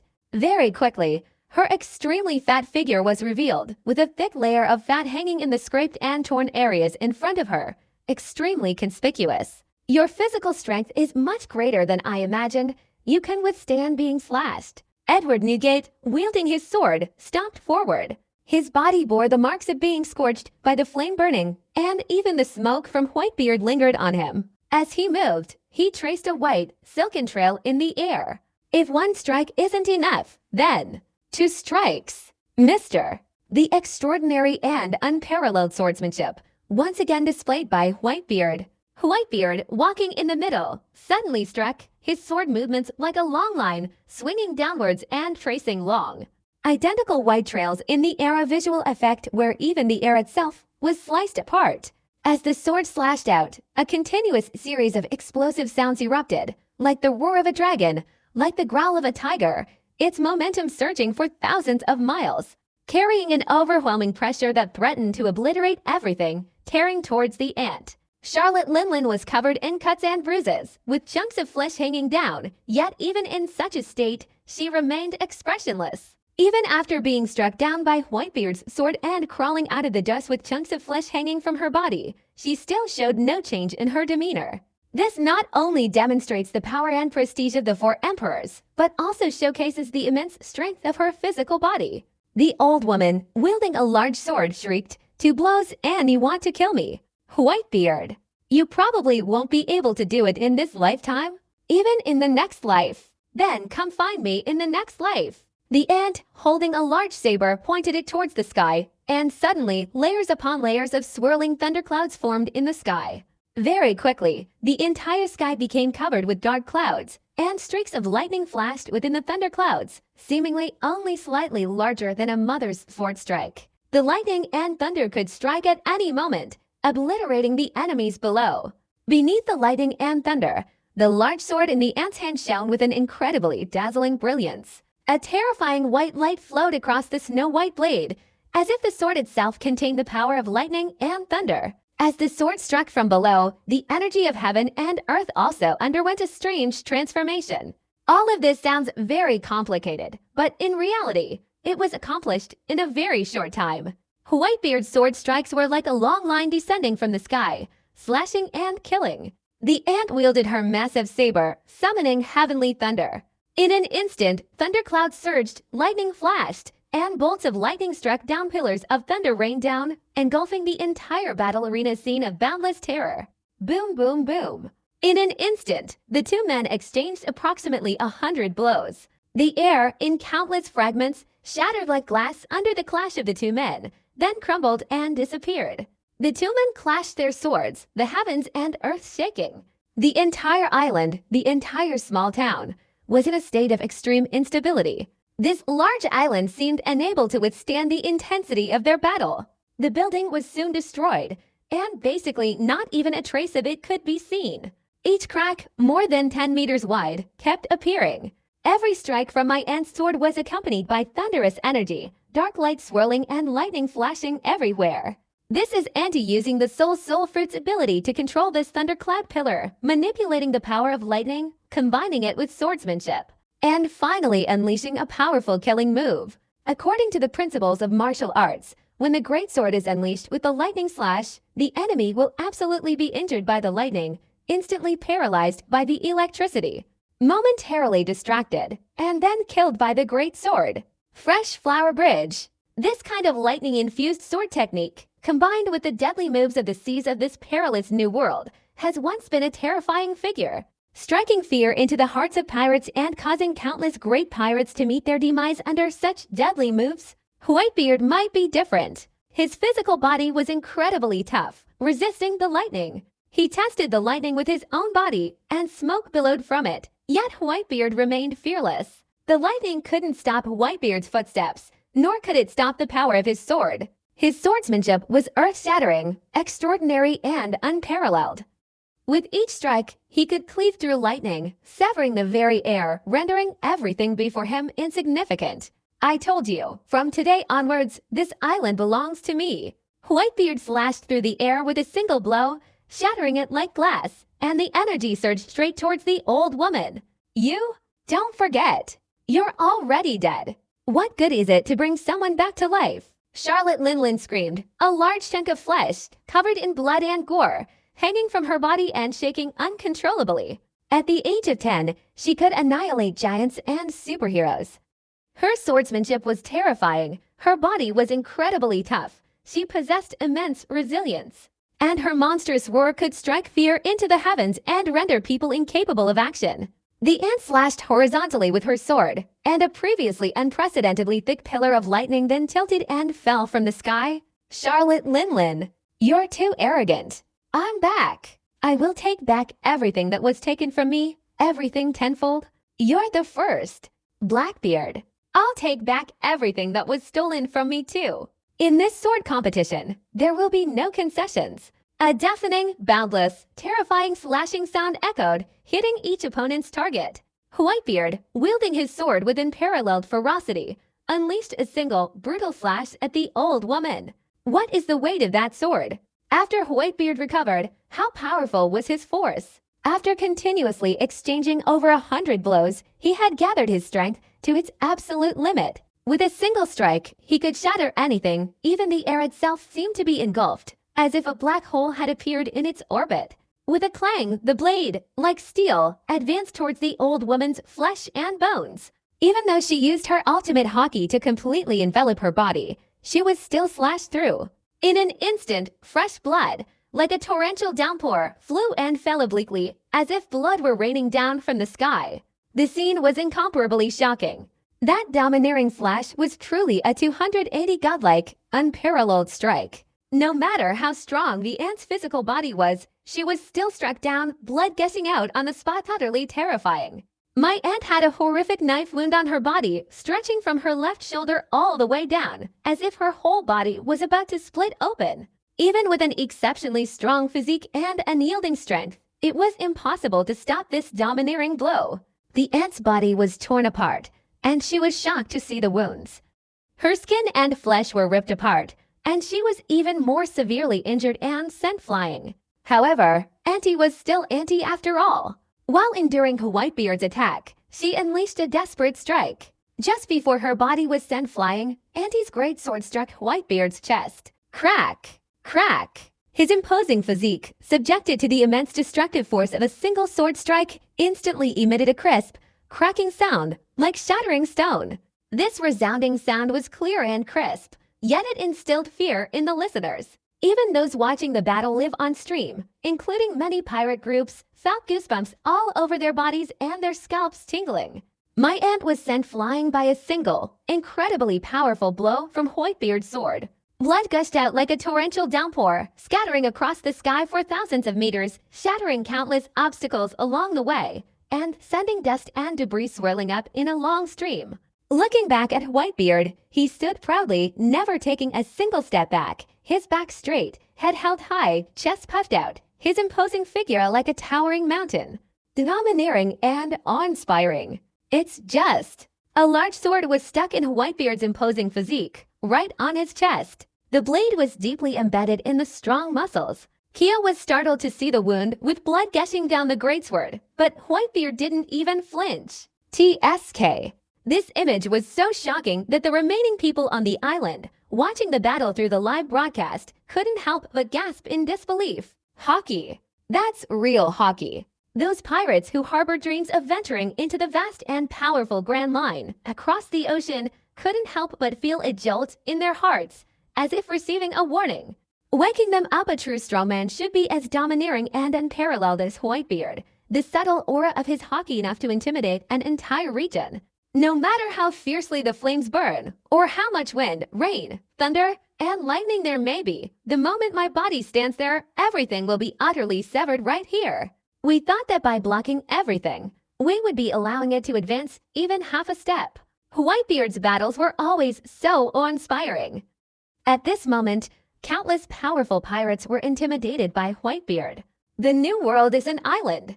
Whitebeard's swordsmanship is truly unparalleled in the world. On a normal day, he wouldn't normally appear as a reclusive swordsman, but he was especially drawn to the Whitebeard War. Beside him, another swordsman also said Whitebeard used his domineering swordsmanship to completely obliterate Auntie. Regardless of whether Auntie's swordsmanship was infused with the power of the Solhan fruit, whether it was blazing fire, lightning, or yin-yang techniques, all these methods were like worthless steel in front of Whitebeard. Whitebeard's simple, brutal, and domineering single strike annihilated them all. These things earned the admiration of even the most powerful pirates.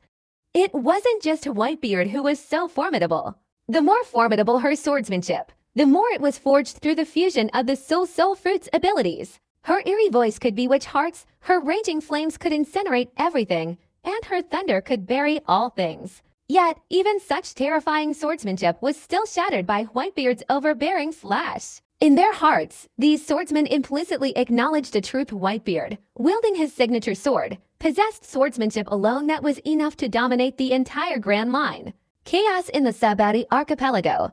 Charlotte Linlin knew perfectly well that relying solely on her thuggish abilities wouldn't be effective against Whitebeard, so she decided to kill him with her swordsmanship. Because she was extremely confident in her own swordsmanship. King Rayleigh whispered softly, "He hasn't flown for many years, but that doesn't mean he doesn't know the capabilities of the powerful individuals in this world. Never mistake the HD intelligence gathering for making money. The underworld is a million times more complex than the seemingly vibrant ocean of life." Fourth Emperor's aunt. She can truly develop her soul fruit ability to this level. She's a terrifying genius. Her swordsmanship combines lightning, blazing flames, and strange sounds. She's truly a genius. It's no surprise she's confident enough to deal with anyone. Shaki, standing to one side, let out a low gasp of astonishment. Rayleigh took off his glasses, his slightly long, silvery hair falling down to reveal an aged face, seemingly lost in the memories of some fierce battle. However, her confidence was misplaced. Don't forget, he's Whitebeard. The New World. Naval Headquarters. As the Marine Headquarters Admiral Akainu, upon learning that Whitebeard's battle would be live-streamed, he immediately instructed someone to relay the message. Moreover, Akainu, being clever this time, didn't just watch the battle as a spectator, but invited many Marine Headquarters Vice Admirals and other high-ranking officers to watch the live broadcast of the fight. All officers who were not on active duty at headquarters came to participate in this live broadcast of the battle organized by Akainu. Akainu's objective was simple: to allow the Marine Headquarters to potentially deal with Whitebeard's main force, to learn Whitebeard's abilities in advance. to familiarize themselves with Whitebeard and thereby achieve their goal of punishing him. It's just. Currently, the effect seems somewhat different from what Akainu predicted, and like Taichi's, among the group of vice admirals present, at this moment, there was absolutely no trace of the familiar feeling they had towards Whitebeard. Instead, each of them wore a look of terror. Even the powerful, high-ranking vice admirals had pale, sickly faces, seemingly unwell. This, in contrast to Akainu's original plan, could be said to be the opposite. 10. Charlotte Linlin's swordsmanship is extraordinarily bizarre. Lightning, raging flames, strange sounds. It's truly difficult to defend against. The strongest is still Edward Newgate's swordsmanship. Domineering, exquisite, simple yet brutal, invincible, one could say supernatural. Judging solely by swordsmanship, who is stronger, Mihawk or the other 7 warlords of the sea, is stronger or weaker? I feel that Edward Newgate is the strongest. His swordsmanship is incredibly powerful, so overwhelming that no ordinary person can withstand it. He implicitly holds an absolute advantage. He truly lives up to his reputation as Whitebeard. During this battle, Whitebeard's subordinates all began whispering amongst themselves, proving just how crucial this fight was, and further showcasing his extraordinary swordsmanship. Akainu's gaze swept across each of the vice admirals' faces, gradually becoming incredibly dark and terrifying. However, none of the generals seemed to notice Akainu's expression, which infuriated him to the point of wanting to curse. I sent you here to watch Whitebeard fight, not to awe him with fear, nor to impress him as a mere passerby. I, the old man, want you all to familiarize yourselves with Whitebeard's strength in advance, so you can confront him. Akainu ultimately managed to restrain himself from erupting on the spot.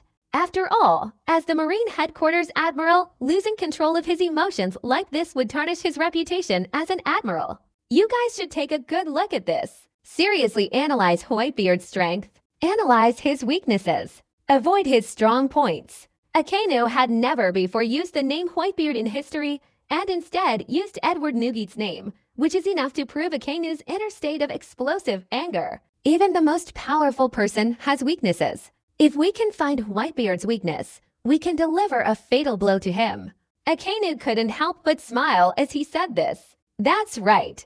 Even the most powerful enemy has a fatal weakness. Just like at the beginning, at the peak of the war, no one could rival Whitebeard and his pirate crew. Akainu poisoned the Great Spider Squad, urging him to surrender, then pierced Whitebeard's body with a single sword strike, severely injuring Whitebeard's already weakened body. That's why, at the very moment Whitebeard was launching his attack on the Marine Headquarters, he suddenly suffered a serious injury and coughed up blood. All of these things, when put together, are enough to prove how insightful Akainu was in identifying Whitebeard's weaknesses, making them valuable teaching materials for the Marine Corps. This is also where Akainu is most proud. Suddenly, Akainu couldn't help but recall the moment when Whitebeard used his Tremor Fruit ability, knocking him down with a single punch, leaving him severely injured, coughing up blood, and being slammed into the muddy ground. This image, which Akainu considered the most humiliating of his life, inexplicably reappeared, causing his smile to freeze instantly. Damn Whitebeard! Akainu thought of Whitebeard's current state, and for a moment felt a surge of resentment in his heart. It was utterly humiliating.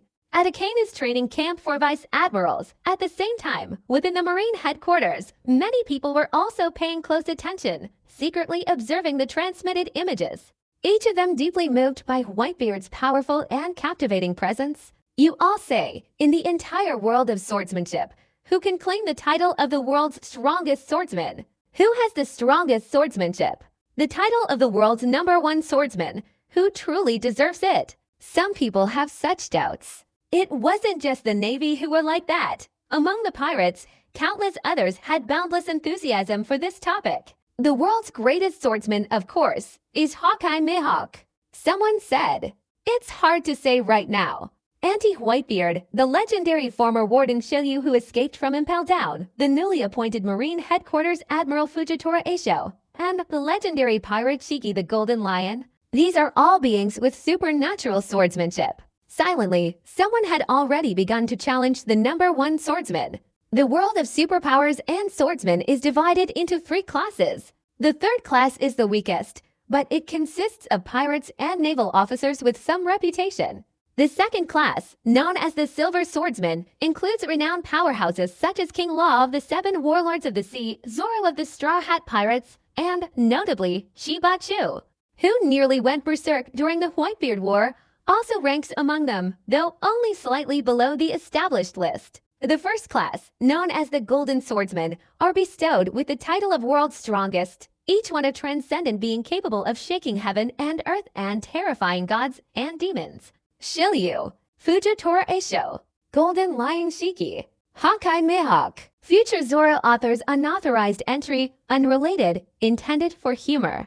Newly joined the ranks of the world's strongest powerhouses. 4 emperors, Charlotte Linlin. Whitebeard. The title World's Strongest immediately drew attention from the entire Grand Line upon its announcement.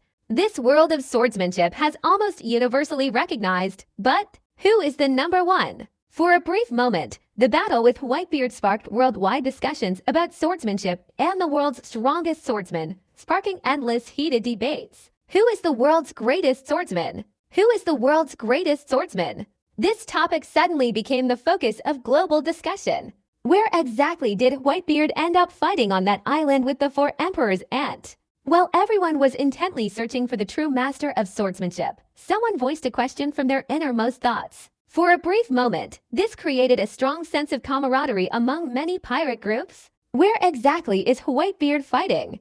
More and more pirates are becoming curious. The live broadcast showed images from the battle that had just begun.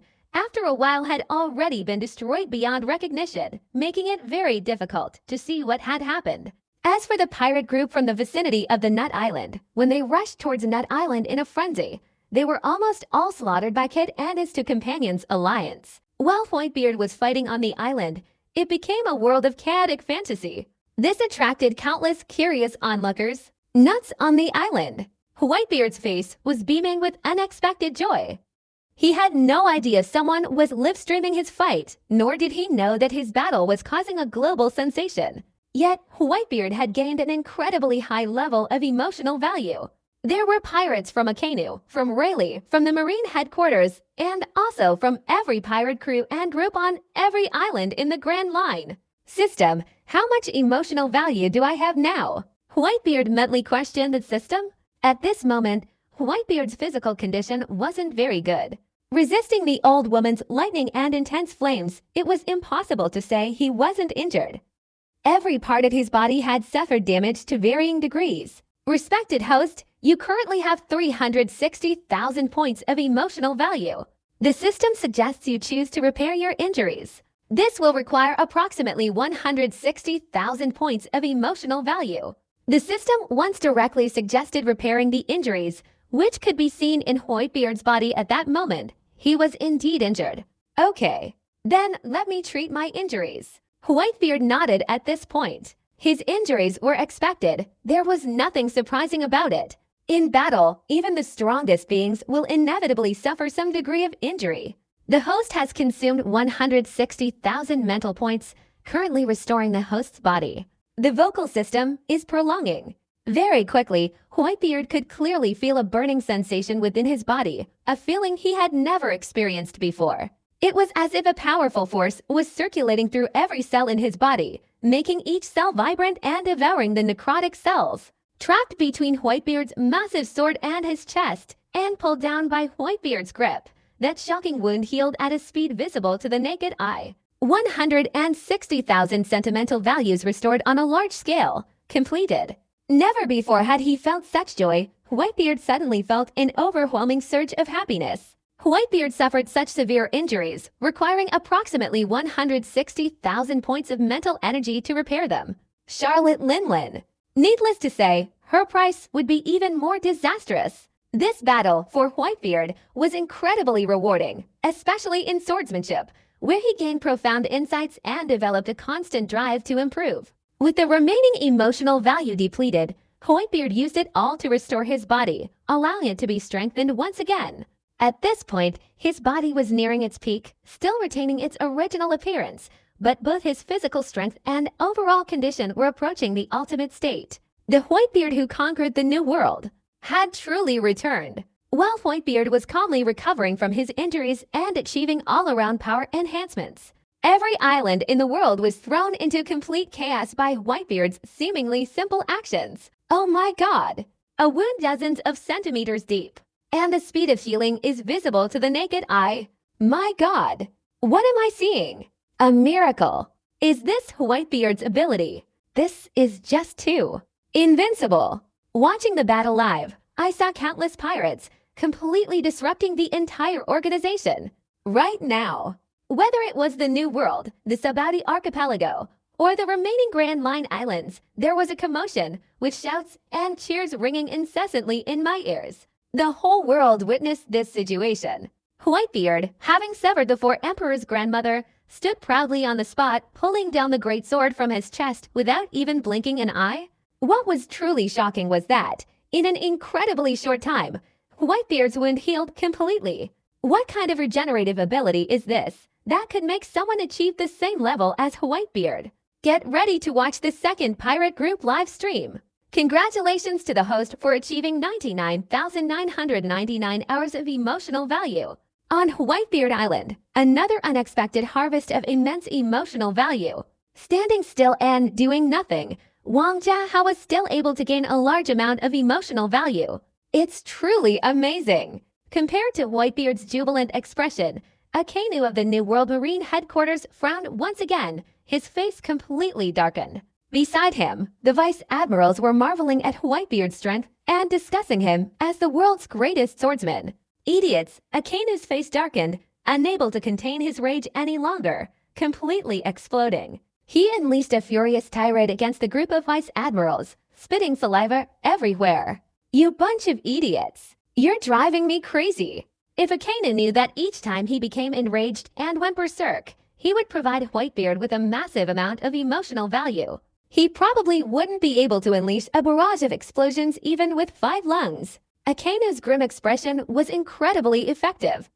The entire Marine Headquarters meeting room fell silent. Perhaps, according to Akainu, he would once again be ignored, and no one would give him, a marshal, any respect at all. Bruce. Just as Akainu was preparing to unleash another attack, the phone in his chest rang.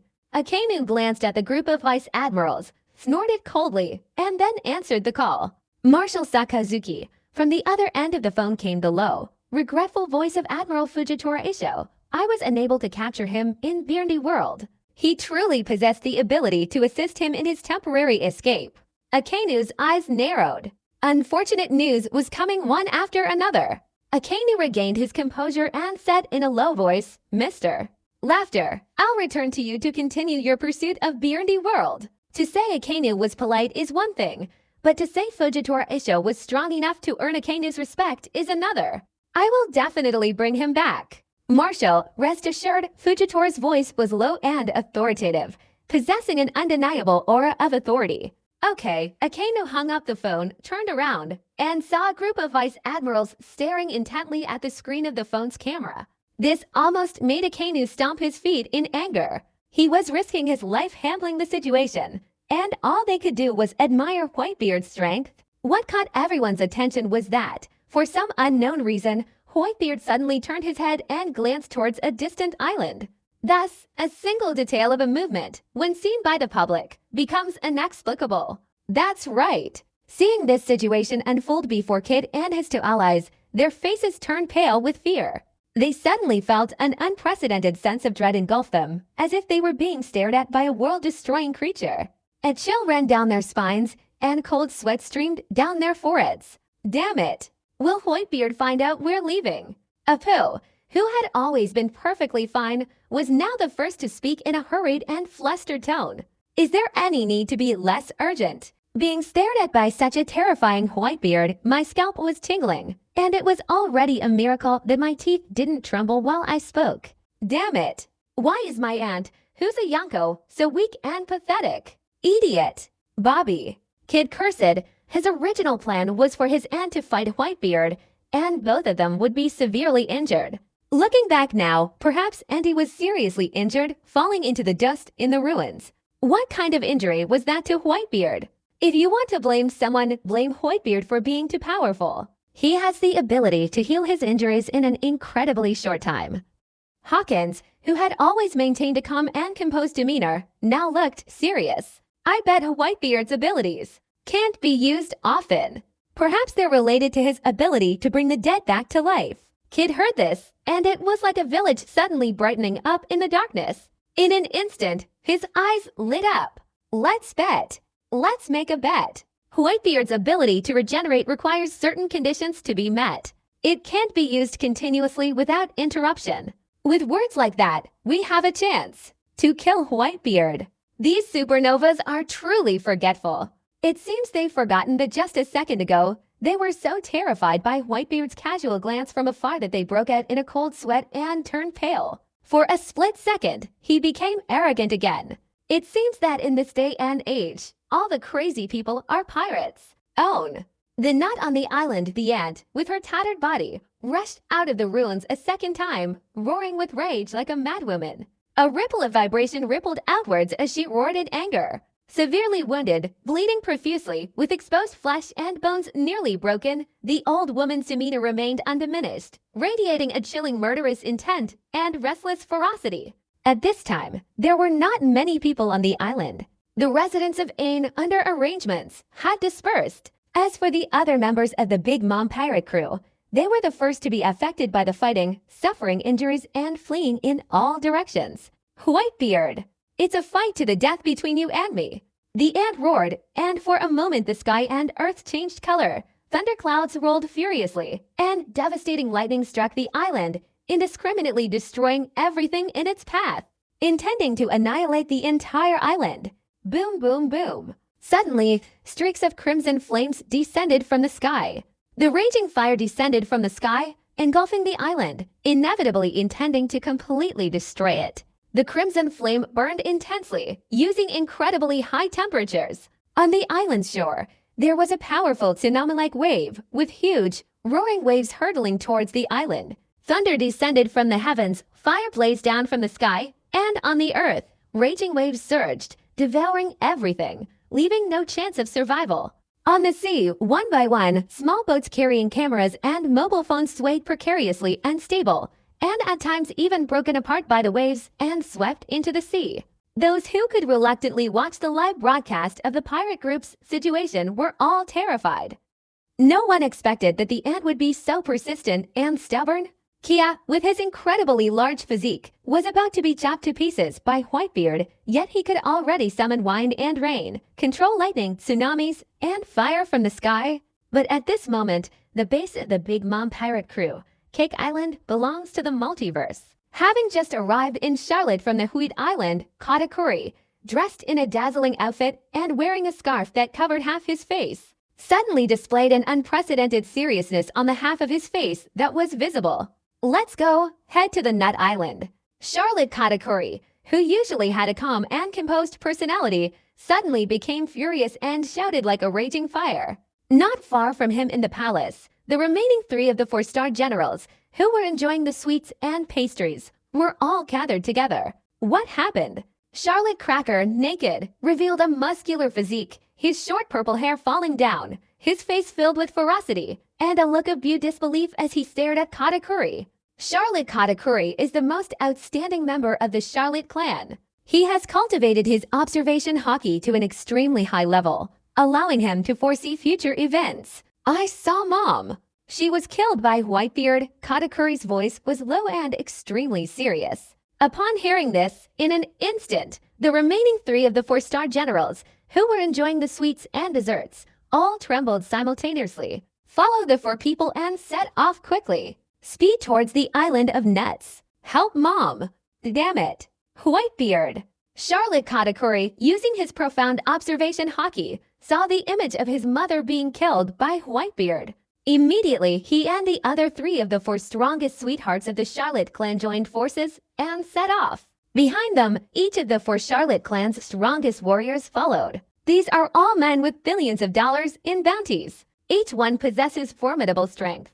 Any one of them, placed haphazardly on the vast ocean of the New World, would be enough to dominate an entire region. The Charlotte family's illustrious and fearsome reputation is a testament to their repeated battles and struggles. Knowing their opponent was Whitebeard, the Charlotte clan showed not the slightest carelessness, deploying almost all of their strongest warriors. Maybe. Right there in Charlotte, Katakuri, the head of the Charlotte clan, had just arrived at the Sweet Island dock when something unexpected happened. Ha ha ha. The entire Charlotte family is in action. What are you planning, you barbecue and beer-loving bunch? Ha ha ha. A boisterous, unrestrained laugh echoed in the ears of the Charlotte family members. Follow me. Blackbeard Teach, with his missing tooth, appeared at the dock, blocking the path of many Charlotte family members. A new Yonko. Blackbeard Teach. Many members of the Charlotte family, upon seeing Blackbeard clearly, were secretly terrified. They couldn't understand why they had to encounter Blackbeard Teach at this particular moment. Why is it that their multinational surveillance system has absolutely no reaction, no information whatsoever about the Blackbeard pirates? How on earth did the Blackbeard pirates manage to evade surveillance and appear on Cake Island? What is their purpose? Blackbeard, you'd better be a cheap Yonko. Don't meddle in other people's affairs. Otherwise, even if you run to Moriejwa, I will still kill you. Charlotte. Katakuri's feet, beneath the transformed earth, churned like ocean waves. Katakuri, like a surfer, displayed a divine and heroic demeanor, exuding an extraordinary aura. Mr. A crimson demonic sword was drawn, and Shiryu, dressed in prison warden's robes, held a demonic sword the color of a gray mountain blood blade, its edge flowing with a pale red. Blood like demonic light, blocking Charlotte's path. Katakuri. Shiryu, with a cigar in his mouth and an unchanging expression, said, "You'll probably be killed by me first." Hooray! The sword was drawn from its sheath, but there was no blood to be seen, so how could it stop? Shiryu didn't waste any words. He charged forward to confront the enemy. Bah! Among the 4-star generals of the sweets and desserts, there was Charlotte Cracker, known as Senju Cracker. Cracker, with her short, purple hair and sharp eyes, and powerful demeanor, stepped forward. Blackbeard pirates, you're truly audacious. Are you trying to swallow an elephant? Be careful, you might end up getting too cocky and dying. Hiccup. A middle-aged man, barely clinging to life, was leading a large, sickly-looking donkey, which was swaying and wobbling as if it would fall at any moment. God of death. Poison. Q. Someone shouted, "It's Blackbeard, the infamous ship's doctor, the notorious poisoner." Ha ha ha. Charlotte family, from today onwards, this island, Cake Island, and all the islands in the world will become mine.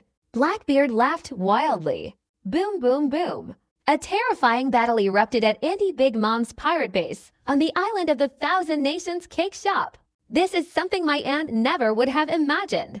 Blackbeard will take advantage of the free time she has while fighting Whitebeard to launch a surprise attack on Cake Island. Fresh Flower Bridge 0, I will kill you. Katakuri let out a long, piercing scream, and in an instant, a torrent of identical, viscous liquid surged up from the ground, roaring and wreaking havoc. The guttural growl filled the air, filling people with terror. That long line of roaring, swirling creatures, carrying terrifying screams, surged towards Blackbeard, devouring him. The rescue attempt for Auntie was thwarted, which infuriated the pirate crew who owned Auntie's pirate ship. Intense fighting has begun. Katakuri, having witnessed his aunt's death, was powerless to save her. He wanted to go and rescue her, but Blackbeard stopped him. Outraged, you can only imagine how furious and exaggerated that was. The battle had begun, and it was immediately fierce, with all sorts of bizarre abilities being constantly displayed. The entire island of pastries was covered in an endless blanket of dust. The battle was incredibly fierce, constantly erupting with astonishing flashes of fire. Ha ha ha. This is so satisfying. The Charlotte family is much richer than we imagined. Blackbeard Teach laughed meaningfully. Whitebeard, I've helped you solve another problem. In fact, knowing that the 4-star generals were the leaders of many Charlotte family members, and that they were going to confront Whitebeard, each pirate couldn't help but feel a tremor in their hearts, helping Whitebeard deal with the Charlotte family.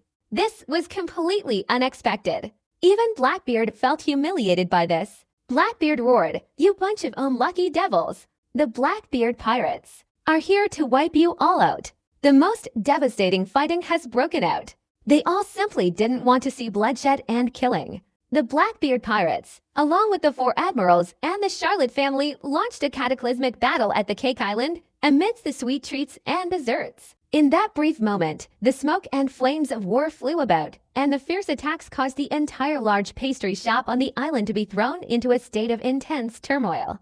After the Blackbeard pirates successfully rose to become Yonko emperors, they officially declared war on the remaining pirate crews for the first time, and this war unfolded in complete silence. This fits Blackbeard's personality perfectly. A surprise attack. By using small and large boundaries, you can achieve the greatest benefit. The only thing that greatly annoyed Blackbeard was that he was helping Whitebeard resolve a problem.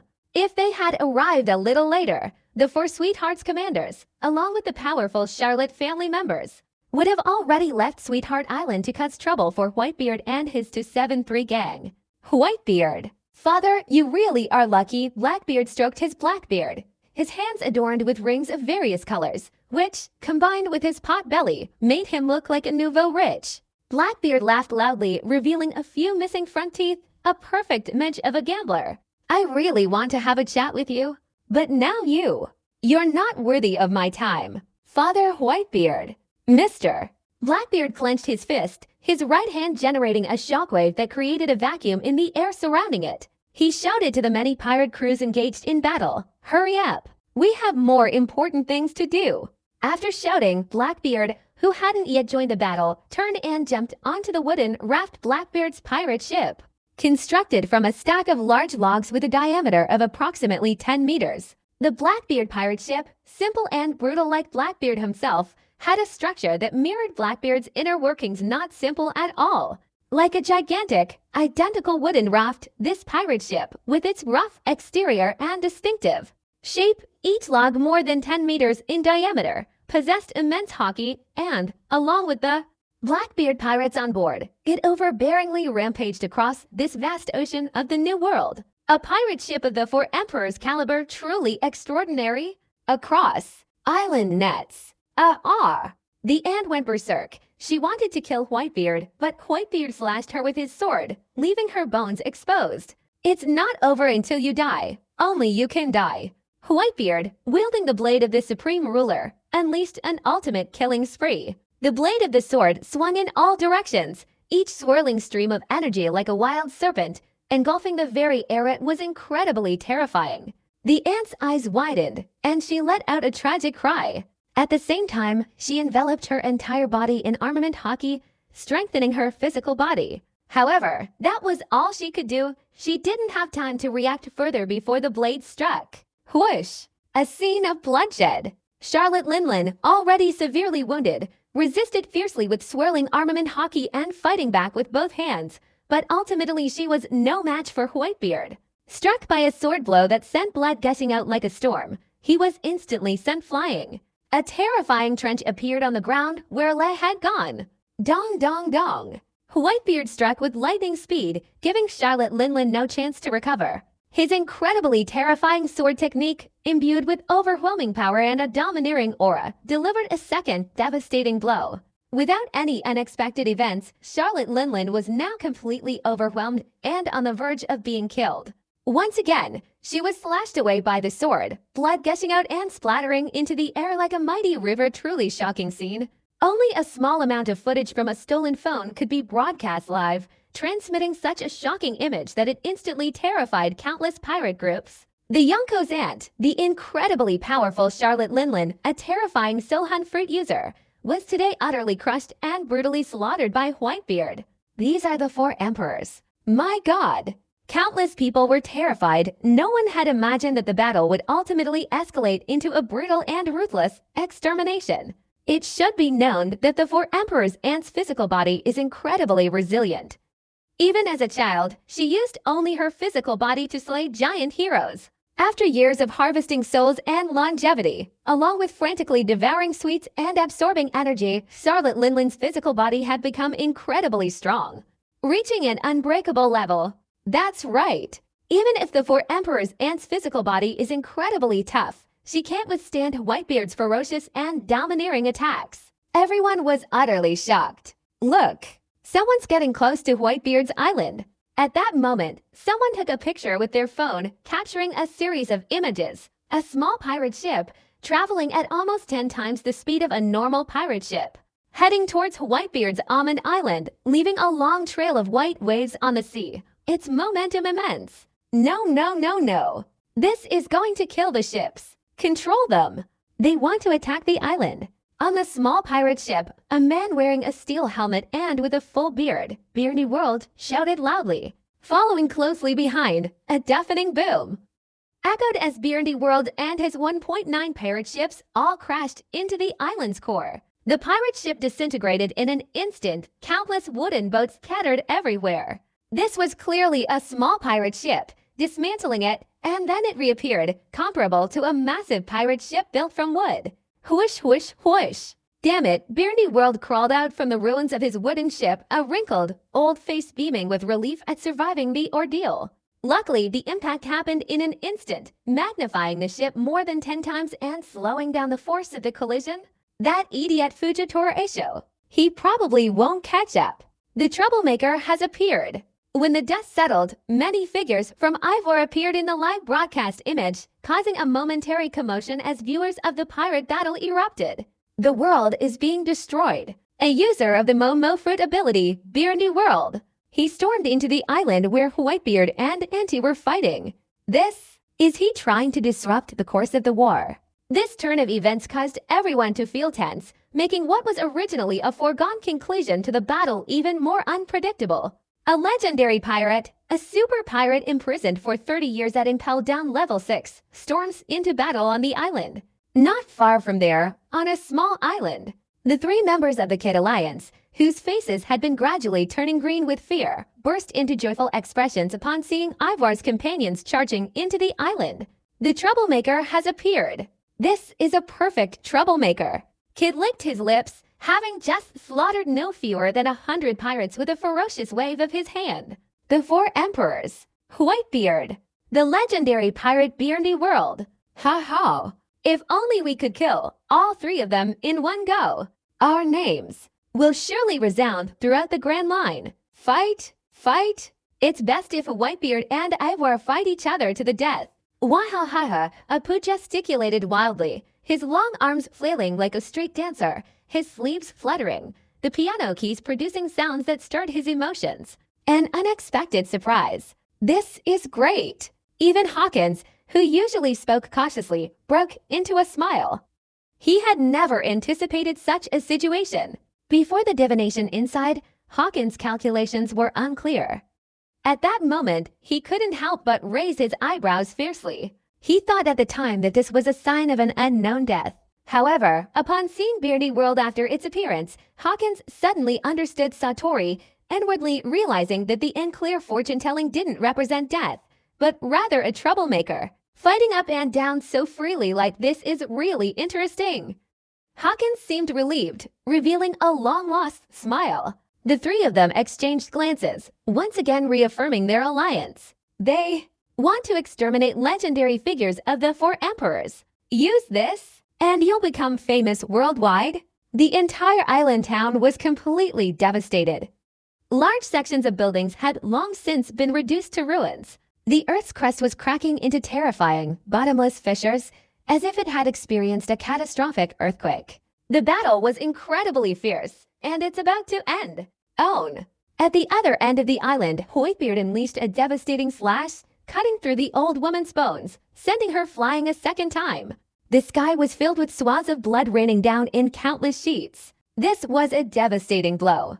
It's fortunate that Charlotte Linlin has such a resilient body. Otherwise, she would have been chopped to pieces long ago.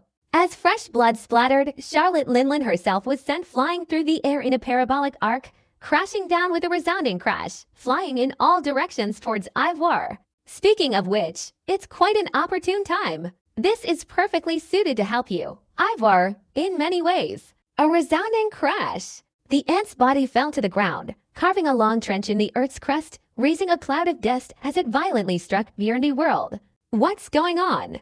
Beardy World was suddenly struck by the ant, completely colliding with her. He was carried away by her, sliding thousands of meters across the ground, kicking up dust in all directions, and making a continuous rumbling sound. The sky was filled with dust, obstructing the live broadcast. Watching the battle live, all people could see was a cloud of dust filling the sky. When the dust settled, the images that appeared shocked everyone. Stupid. All I saw was that old woman, her clothes tattered, covered in blood and gore, her bones exposed, incredibly fat beneath her body. The world was destroying her. Beardy World was being tightly sealed off. How huge is my aunt's body? Beardy World, who was over 2 meters tall, was pinned down by his aunt, looking like a small, frail boy, with only his head visible. Oh my God! What am I seeing? The world-destroying Beardy World is like a sickly little boy, being pinned down by that Yonko's enormous body, colliding over a distance of over 1,000 meters. The image. It's beautiful. My eyes are burning. Kid and his 2 allies were also stunned. This is too much of a coincidence. Even Edward Newgate himself was unexpectedly taken aback for a moment. The dust completely cleared afterwards, and everyone saw a scene that was picture perfect. A long trail was drawn across the ground. It was the result of anti-sliding and colliding with Beardy World as she pushed her. Damn it! What on earth happened? Beardy World, under the influence of the agitated ant, roared with anger. Edward Newgate, rarely showing any humor, displayed a serious and solemn expression. World, I'm giving you a beautiful woman. You don't get too excited. A stunning beauty. It's an exceptionally huge star. Incredibly huge. Where could a beautiful woman be? Don't joke around. If Auntie is a beautiful woman, then there aren't any ugly women in the whole world. As soon as Beardy World heard Whitebeard's words, his aged face instantly turned dark. Own. World, being pinned down by the extremely obese woman, suddenly braced himself with both hands, and with a loud bang, the woman, with her incredibly heavy build, was unexpectedly sent flying by World's impact. At this point, the ant was already on her last breath. World's shove sent her flying even faster, and with a splash, she fell into the sea. Gurgle, gurgle. My aunt fell into the sea, and huge bubbles kept appearing one after another. World displayed immense power. After knocking the old woman away, World's eyes widened, glaring at Whitebeard, his eyes blazing with fire. Edward Newgate, what do you mean by this? Edward Newgate, with a nonchalant expression, looked at World and calmly said, I gave you a woman. You don't thank me, and instead you want to question me. I'll give you a woman. A woman. Woman? The echoes reverberated repeatedly in Beardy World's mind, like some kind of frenzied gesture, reminding World of that incredibly fat, monstrous figure of the ant, and how he himself had been pinned to the ground by that enormous body, colliding over a distance of over 1,000 meters. Thinking about this, Beardy World felt a wave of dizziness and lightheadedness. He's clearly furious. I don't need you to give me a woman. Beardy World, embarrassed and enraged, picked up the giant cannon lying on the side, aimed it at Whitebeard, and angrily shouted, Whitebeard, I want to blow you away. Boom. In the blink of an eye, the shoulder-mounted firework transformed into a gigantic, supersized cannon, magnified approximately 100 times, reaching a distance of nearly 100 meters. Beardy World is sitting cross-legged on top of the giant cannon as it advances. Own. Without any unnecessary words, Beardy World amplified the range of the super cannon 100-fold, blasting it towards Whitebeard.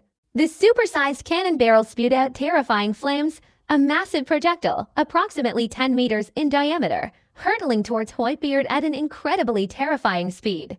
MC Fruit's abilities have become 100 times greater, and its speed of transformation has increased 100 times. The massive cannonball had just fired its flames, and the projectile, piercing the air with a deafening roar, hadn't even traveled far before that enormous projectile was already close to Whitebeard. There was no time to dodge. No time for any unnecessary movements. Whitebeard's eyes blazed with fury, his hands gripping his massive sword tightly, assuming a slashing stance as he parried the attack in front of his feet. Mr. An incredibly powerful armament hockey instantly enveloped Whitebeard's entire body, from head to toe. They only managed to make one such move in time. Huge cannonballs have bombarded us. Boom! A deafening, earth-shattering explosion rang out. In an instant, a deafening explosion erupted at Whitebeard's residence, and a gigantic mushroom-shaped cloud rose into the sky. The explosion was so powerful, the flames shot even higher. Whoosh, whoosh, whoosh! Amidst the thick smoke, a powerful explosion erupted, and all that could be seen was Whitebeard holding his sword with both hands, rapidly sliding backward. His feet carved a deep trench in the ground, creating a slippery trail as countless rocks and earth were crushed beneath his impact. When the cannonball and Whitebeard's sword collided, a massive explosion occurred. But the powerful explosion generated a terrifying force, blowing Whitebeard away. If it weren't for Whitebeard's immense strength, under an explosion of this magnitude, he would absolutely have been blown into the air. Instead, he would have slid backward. At Whitebeard's original dwelling place, countless rocks and soil layers were blasted away, chunks of earth and rock flying in all directions. The entire ground shaking in a pulsating vibration that rapidly spread throughout the island. An enormous chasm, as deep as the heavens, has appeared in that place. The island above was riddled with cracks, resembling a terrifyingly fractured island. This level of artillery fire was truly terrifying. Any other smaller island would likely have been destroyed by this single shot. Whitebeard was blown away by a cannonball. My God! The power of the Momo fruit. Isn't that a bit too much praise for Zhang Qing's strength? Seeing this scene, everyone couldn't help but be terrified, especially that colossal, awe-inspiring cannon. Approximately over 100 meters tall, massive cannons. It moved everyone. Haha, Whitebeard has been sent flying by me. Watching Whitebeard slide back thousands of meters, Beardy World sat cross-legged on the cannon, grinning broadly. His wrinkled, aged face, when he laughed, was like a chrysanthemum blooming. Sending Whitebeard flying was truly a way to avenge his humiliation, a truly satisfying experience. He laughed, "You wicked Whitebeard, you've given me another big." Before Auntie Mother could even open her mouth to speak, Beardy World's radiant smile froze on her face. "Mister." All that could be seen was a colossal slash, approximately 100 meters in distance, cutting through the air. Lee carried a vacuum trajectory similar to that of a black dragon, striking with a terrifying, all-destroying momentum. Wherever the slash passed, the air was cleaved into a vacuum, swirling vortices of air wreaked havoc, and a bottomless rift appeared in the ground. Countless chunks of mud and earth flew up, swirling and wreaking havoc beneath the swirling vortex, a truly terrifying sight. Boom, boom, boom. In the blink of an eye, Beardy World's seated giant cannon was violently shattered by the slashing attack. A deafening explosion erupted. Countless fragments of the cannon scattered in all directions. And the original figure, sitting cross-legged at the giant cannon on Beardy World, was instantly blown into the sky. "Are not. I will definitely pay it back." Beardy World, a heart-wrenching scream echoed through the air. "It's full of dust and grime inside." A majestic figure appeared, Edward Newgate, with a crescent-shaped white beard, wielding a powerful sword, stepping out from the dust. Having just been knocked off balance by a massive cannonball after leaving this place, Whitebeard steadied himself in the distance and, with his unparalleled swordsmanship, unleashed an incredibly powerful slash. Shatter Beardy's World Cannon. The more you try to obliterate Beardy World itself, Beardy World was sent flying by an incredibly powerful slash. Screaming in agony as it traced a long parabolic arc before crashing violently into the ruins of a small town on a distant island with a resounding thud. Noisy. Watching the battle between so many pirate groups, it was a chaotic scene. One moment they were terrified by how powerful Ivoire was, terrified by the astonishing strength of the Momo fruit, and the next moment, Whitebeard's overwhelming power slapped them in the face. Slapping everyone in the face. Just one slash. A colossal, overwhelmingly powerful slash. Then let Beardy World brutally slash him to pieces. With that unparalleled slash, the pirates trembled for the second time. This is Whitebeard's swordsmanship. A strike from an extremely long distance of 200 meters, incredibly powerful and ferocious. After slashing Beardy World to pieces, Whitebeard himself was completely unharmed, emerging from the swirling dust that filled the sky. As expected of Whitebeard, still the strongest. Everyone was shocked. Boom, boom, boom. Just then, in the distance, near Beardy World, a deafening roar resounded incessantly. Countless ruins were blown away with a deafening roar. Whitebeard, I won't be defeated so easily. Beardy World's voice was like a late-night thunderclap, as if striking from the clouds, and he followed with extreme speed, using Yapu, soaring through the air. No, no. 10 times the speed. Beardy World drew out a long sword from his side and with lightning speed, aimed it at Whitebeard and unleashed a single strike. Hooray! The long sword slashed through the air with a piercing sound, and as it did, it grew 100 times larger, its speed of slashing also increasing 100-fold.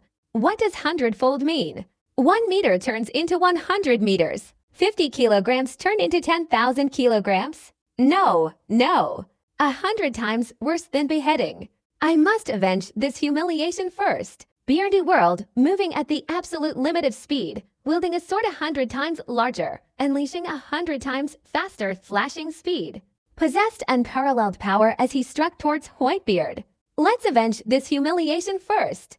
Whitebeard laughed heartily, wildly swinging his massive sword, slashing horizontally at Beardy World. You, a mere brute relying on your own abilities, actually know how to talk. Ho! Painting. The precise horizontal slash of the sword in Beardy World was 100 times more powerful than that of a giant sword. Lightning erupted from the blade between the two. An extremely deafening clash of swords and blades erupted. This sound pierced the sky, shattering even the clouds surrounding Lian Yun. An incredibly terrifying and immense force of countershock, reverberating from the clash of swords. Hey!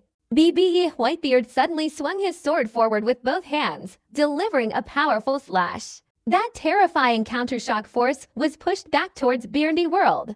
Retirement. With a sudden push from Whitebeard possessing the power of the countershock, he completely reversed Beardy World. Under such terrifying countershock force, he was sent flying. Whitebeard stood proudly, rooted to the spot.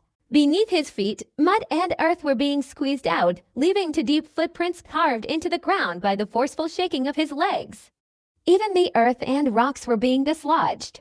That's enough to prove just how terrifying Beardy World's recent slash was. However, despite its terrifying power, Whitebeard still managed to deflect the attack with a swift counter slash. Whoosh, whoosh, whoosh! Beardy World crawled out from the ruins on the island for the second time, gasping for breath.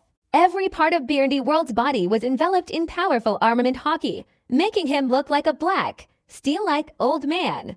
This powerful armament hockey also strengthened his defenses, allowing Beardy World to survive until now. He's still not dead. Watching the battle live, many pirate groups couldn't help but exclaim in admiration, each one expressing their immense respect for Beardy World's resilience. This battle has truly taken unexpected turns. MC Quathok's abilities were truly extraordinary, possessing 100 times the power of a slashing attack and 100 times the power of a cannonball. This caused all the spectators watching the battle to become excited and their blood to boil. For Beardy World, this could be enough to enhance defense to the extreme with armament hockey, which struck fear into many pirates. However, at this moment, Beardy World's internal energy has completely collapsed. He remains silent, bowing his head and looking at his hands. His hands, similarly wrapped in armament hockey, were now cracked and bleeding profusely with streams of fresh blood seeping out. Whitebeard swung his sword in reverse, the force of the countershock wave shattering Beardy World's arms. Clearly, this will give Ivar more opportunities to attack, so don't hesitate. 100 times the slashing power slashed towards Whitebeard. The opposite result is that I ended up cracking both my hands. Looking back at Whitebeard, he's still standing there, arrogant as ever. This made Beardy World's inner self extremely unbalanced and incredibly uncomfortable. Damn it! My hands are cracked. I can't hold a sword. These guys from Ivar are really strong. Through taking photos with his phone, he witnessed a battle involving many pirate groups, and he thought to himself in confusion. Even Kid and his 3-person team had the same idea. I have a feeling this is the right time for the group to go confront Whitebeard. The thought of killing Whitebeard filled Apu with excitement, and he couldn't help but gesticulate wildly. Ha ha! Helping Ivar so much is truly a great favor to us. It seems fate has decreed. We will exterminate Whitebeard. Our names will resound throughout this sea region of the New World. Kid's increasingly arrogant and destructive grin was evident. Even the usually cautious Hawkins had an excited expression on his face. 8-3, the slaying of a legendary pirate like Whitebeard, once called the strongest man in the world, just thinking about it made his blood boil. Challenging Whitebeard. Kill Whitebeard. This is probably just a dream for all the pirates in the world.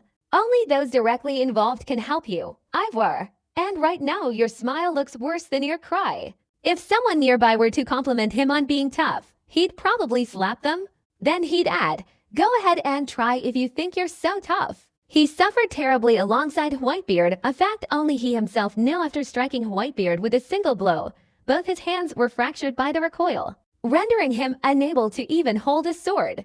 If you can't wield a sword, you can wield a spear. Help Ivor! A sudden flash of inspiration struck him. He pulled out a pistol in each hand, aiming it at Whitebeard, who was not far away. Don't! 100 times the damage. Thump thump. 2 shots from the pistol were fired, and the moment the bullets left the barrel, regardless of their velocity or size, they all instantly became 100 times larger. Its power is increased by 100 times compared to the SSJ-1. 2 rockets, each about the size of a human, whizzed past and bombarded Whitebeard. Whitebeard didn't dodge, because dodging was pointless. The fact that Ivor possessed so much observation hockey wasn't just empty talk. Whitebeard directly used his Swordmaster's signature slashing attack to confront it head-on. The sword slashed the bullet, and the bullet exploded with a loud bang in an instant. A violent explosion instantly erupted, and for a moment, flames shot into the sky, filling the area around Whitebeard with dust and debris, making it impossible for anyone to see what had happened to him. Only by helping Ivor could he clearly sense Whitebeard's situation with his observation hockey. His hands loaded bullets with dazzling speed.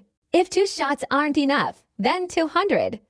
As soon as he finished speaking, Beardy World raised his hand and fired 2 more shots. Before the dust cloud had even cleared, 2 projectiles, magnified 100 times and accelerated 100 times, bombarded them for the second time. Bang, bang, bang, bang. Just billowed into the air as Beardy World fired bullet after bullet. The entire island was shaking violently, countless rocks and soil were blasted away, and the cracks in the Earth's crust, caused by the force of the explosion hundreds of times more powerful than a bullet, shattered into enormous trenches, like bottomless abysses. The sky is filled with swirling dust. The thick fog made it virtually impossible to see what was happening on the island. Through photos taken with their phones, the group witnessed the pirate battle and were utterly shocked and terrified. Everyone was filled with admiration. Beardy World truly lives up to his reputation as a legendary-level powerhouse. This time, Whitebeard is probably in danger. This is 100 times more terrifying than bullets. 1 person is an entire army. It's comparable to an unscheduled summons. Some people were amazed because the fissure on the island was like a chasm, as if the entire island would sink. Destroying a large island was no joke. The 4 Emperor's aunt was brutally attacked by Whitebeard. As a result, she helped Ivor a lot, and now she is in danger. Everyone couldn't help but admire Ivor's incredibly powerful Momomo fruit ability. 100 times the speed plus 100 times the power enhancement. It's simply the quintessential nemesis of power like Whitebeard's. Everyone trembled simultaneously, helping Ivor, who at this moment was drenched in cold sweat, his spine chilled, his scalp tingling. He had 1,000 curses he wanted to spew out, but he couldn't stop his actions, because only he knew that in the dust cloud, Whitebeard hadn't suffered a single injury. A bead of cold sweat dripped down Ivor's forehead, making it clear that even with 100 more bullets, he could only barely prevent Whitebeard from killing him. However, outsiders couldn't see the situation, and they were still impressed by the truly powerful abilities you possess in helping Ivor. Unless you defeat others with speed, you can't win Beardy World. Otherwise, everyone else will only serve as living targets for you, Ivor. This person's lament is not wrong. It helps Ivor to have more observation hockey, allowing her to focus and foresee the enemy's next move, making it impossible for the enemy to evade. Perhaps Beardy World itself can increase its speed 100-fold. This kind of demonic ability is truly insane. 5.7. The MC fruit ability can increase the speed of the user's own abilities by 100-fold, allowing them to touch objects with 100-fold increase in speed and size. And their power naturally increases accordingly. It must be said that, seeing the situation like that, the most excited people were definitely Kid and his 3 allies. The 3 men eagerly boarded a boat and sped off towards the Acorn Island not far away. Hopefully Whitebeard is still alive. That way we can kill him in front of everyone. And it'll be a lot of help for you, Ivor. Killing a legendary pirate will definitely boost our reputation even further. Ha ha. Kid, the leader of the three-person alliance, laughed wildly and quickly charged towards the Nut Island. A photo taken with a phone captured three people appearing on stage, providing a close-up shot. A new troublemaker has appeared. Having witnessed the pirate battle and seen such a scene, they couldn't help but be utterly astonished. Supernovas. Scratchman, Apu, Eustace, Kid, Basil, Hawkins. My God, why did those three know to appear at this time? Everyone was astonished. A new troublemaker. This battle is full of unpredictable variables. It's simply unprecedented in history, with such unpredictable ups and downs. This is already the second wave of troublemakers. This is truly something to look forward to. What will happen next? What are these three incredibly powerful supernovas planning to do? Everyone's eyes turn to Kid and his two allies. Boom, boom, boom. The 12 Kid figures, wielded with a majestic wave of their giant hands, instantly drew countless iron weapons and tools from the ruins of the island towards them.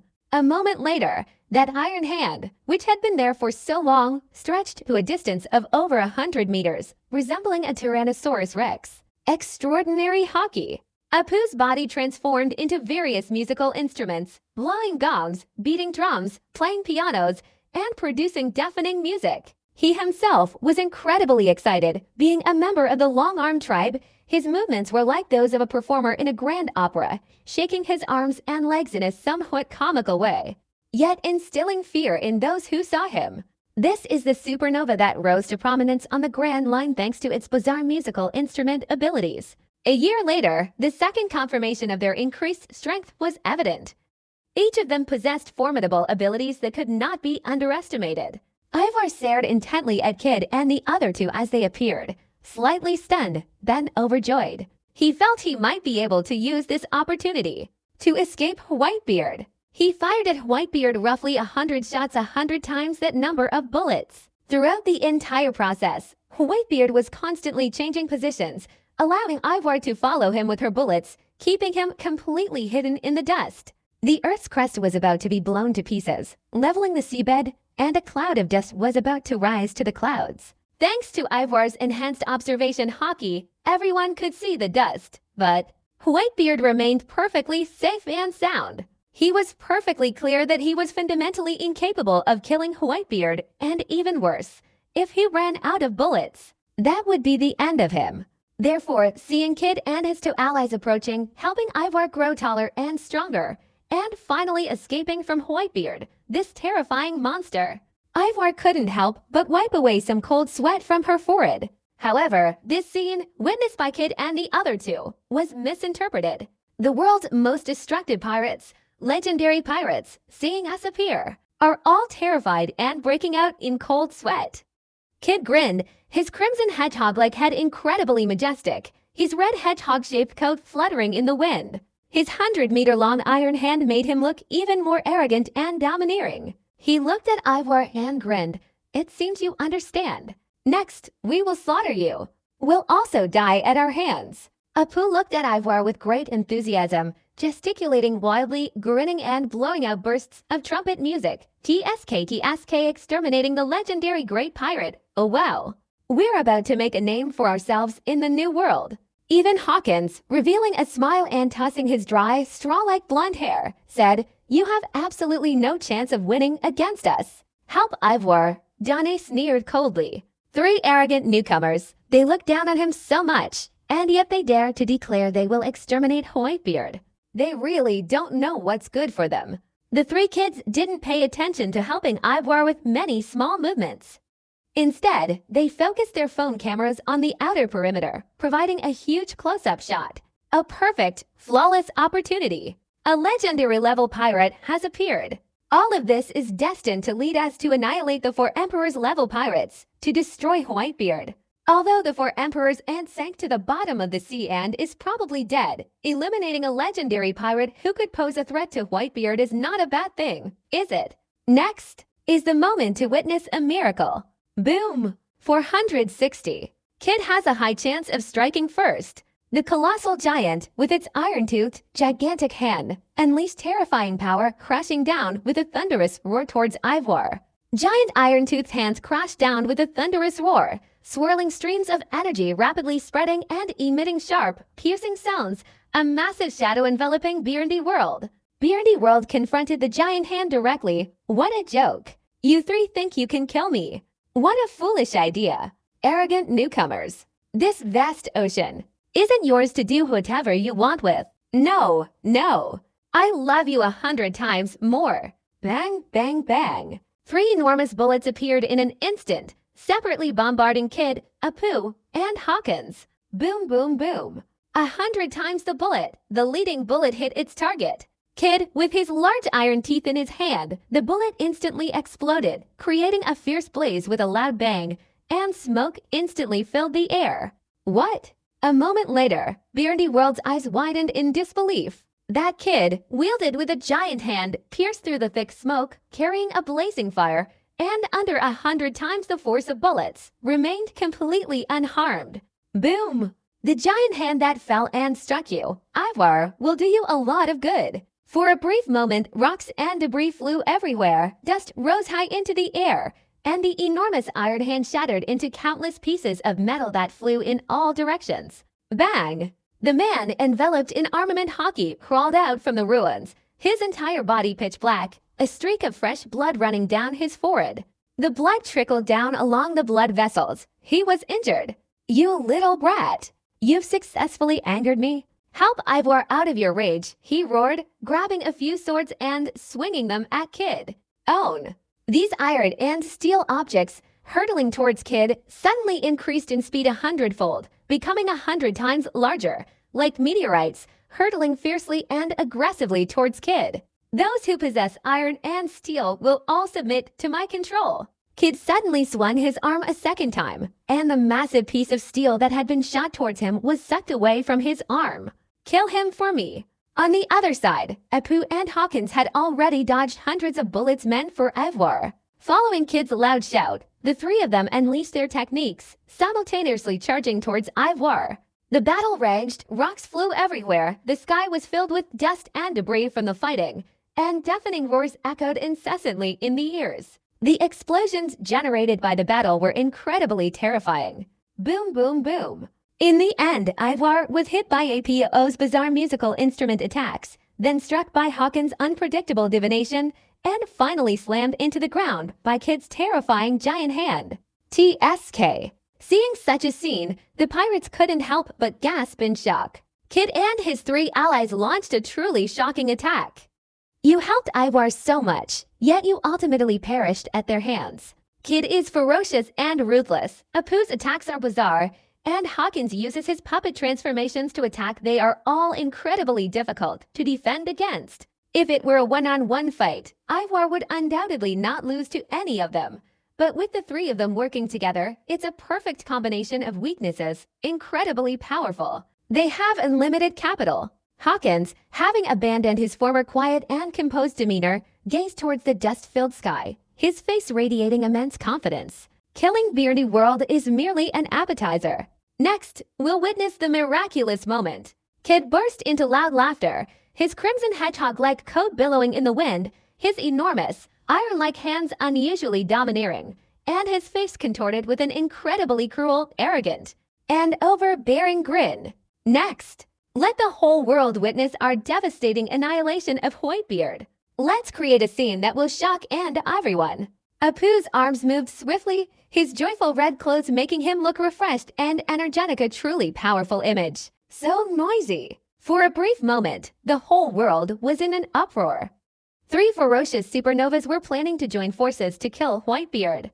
This is the man who is called the strongest man in the whole world. Today, we might fall into the hands of 3 supernovae. Everyone's eyes couldn't help but turn towards the cloud of dust filling the sky. That's where Whitebeard used to be. Bang! The swirling dust finally dispersed, and Whitebeard, holding his sword proudly, appeared before everyone's eyes. Oh! Suddenly, in the midst of it all, a raging storm roared. The weather changed drastically, thunderclouds gathered, lightning flashed, and heavy rain was imminent, as if it could pour down at any moment. Loud and noisy. Wave after wave of crashing seawater struck forward, nearly shattering the island's core, and beneath the raging storm, it emitted muffled cries. The audacious weather of the New World is so unsettling. The number of mobile phone cameras carrying the insects that perished in the sea was considerable, but because the speed of descent was so great, there were still plenty of small boats carrying these cameras, live streaming the final battle. This battle, having weathered the ups and downs of combat, awaited the highly anticipated final outcome. Whitebeard. Kid lifted his head, a ferocious grin on his face, his spiky hair, whipped about by the gale, making him look unusually reckless and cruel. Remember this day. Remember when we leave. Apu was also smiling, his long arms trembling, a characteristic of the long-arm tribe stance. Whitebeard, the man once called the strongest man in the world. Today, let the whole world witness. We will slaughter you right here. The three stood side by side, looking up at Whitebeard, who was many times taller than them. Their faces were full of confident smiles. Remember these three names: Scratchman, Apu, Eustace, Kid, Star, Basil Hawkins. Whitebeard didn't waste any words, raising his massive sword, his domineering and unparalleled power directly slashing towards Kid and the other two. With a single, devastating blow, he unleashed a deafening sonic boom. What kind of joke is this? Trying to remember your names, Whitebeard's voice, like thunder descending from the heavens, echoed throughout the entire island. I don't have time to remember you nameless little rats. Stab! At this moment, the thunder that had been raging in the sky for a long time finally tilted and fell. The thunder and lightning illuminated the massive saber, its blade reflecting the lightning's light incredibly dazzling, as if in this world, only this one saber remained. Unrivaled power, heaven and earth, I alone wield this sword. Own! Terrified by all the hockey, the Conqueror's hockey, like a flash flood, instantly engulfed Kid and the other two. In an instant, Kid and the three mentally unstable individuals, all affected by Conqueror's hockey, trembled simultaneously. The three of them paused, briefly forgetting their own existence. Whitebeard's observation hockey, which had already swept outwards, precisely focused on the three men's inner thoughts. This was their escape route. Stab! Lightning descended from the sky, striking down and illuminating the sword, causing this supremely powerful sword to suddenly flash with dazzling light, as if the blade itself contained lightning. Incredibly domineering. Grandfather. The sword struck directly, instantly cleaved the air into a vacuum, the swirling energy vibrating like ripples, radiating outwards in all directions. No escape. No escape. Facing Whitebeard's sudden, utterly domineering strike, Kid's arrogant and boastful expression vanished without a trace, replaced by a pale, ashen face. This was something unprecedented since Kid's debut. Buzz, buzz, buzz. As the Conqueror's hockey intensified, Kid and the others felt their heads buzzing, their bodies uncontrollable, and they felt like collapsing to the ground, overwhelmed by Whitebeard's hockey. The three men were terrified. The shadow of death instantly loomed over them, and they were overcome with fear. The three of them felt a chill run from head to toe, a coldness that enveloped their entire bodies, as if they had fallen into an ice cavern. This kind of domineering swordsmanship left them with no courage to even think about resisting, even though they were powerful supernovas. But with death approaching, Kid finally came to his senses. Why is it that before helping Ivor, you had large, pea-sized beads of cold sweat on your forehead?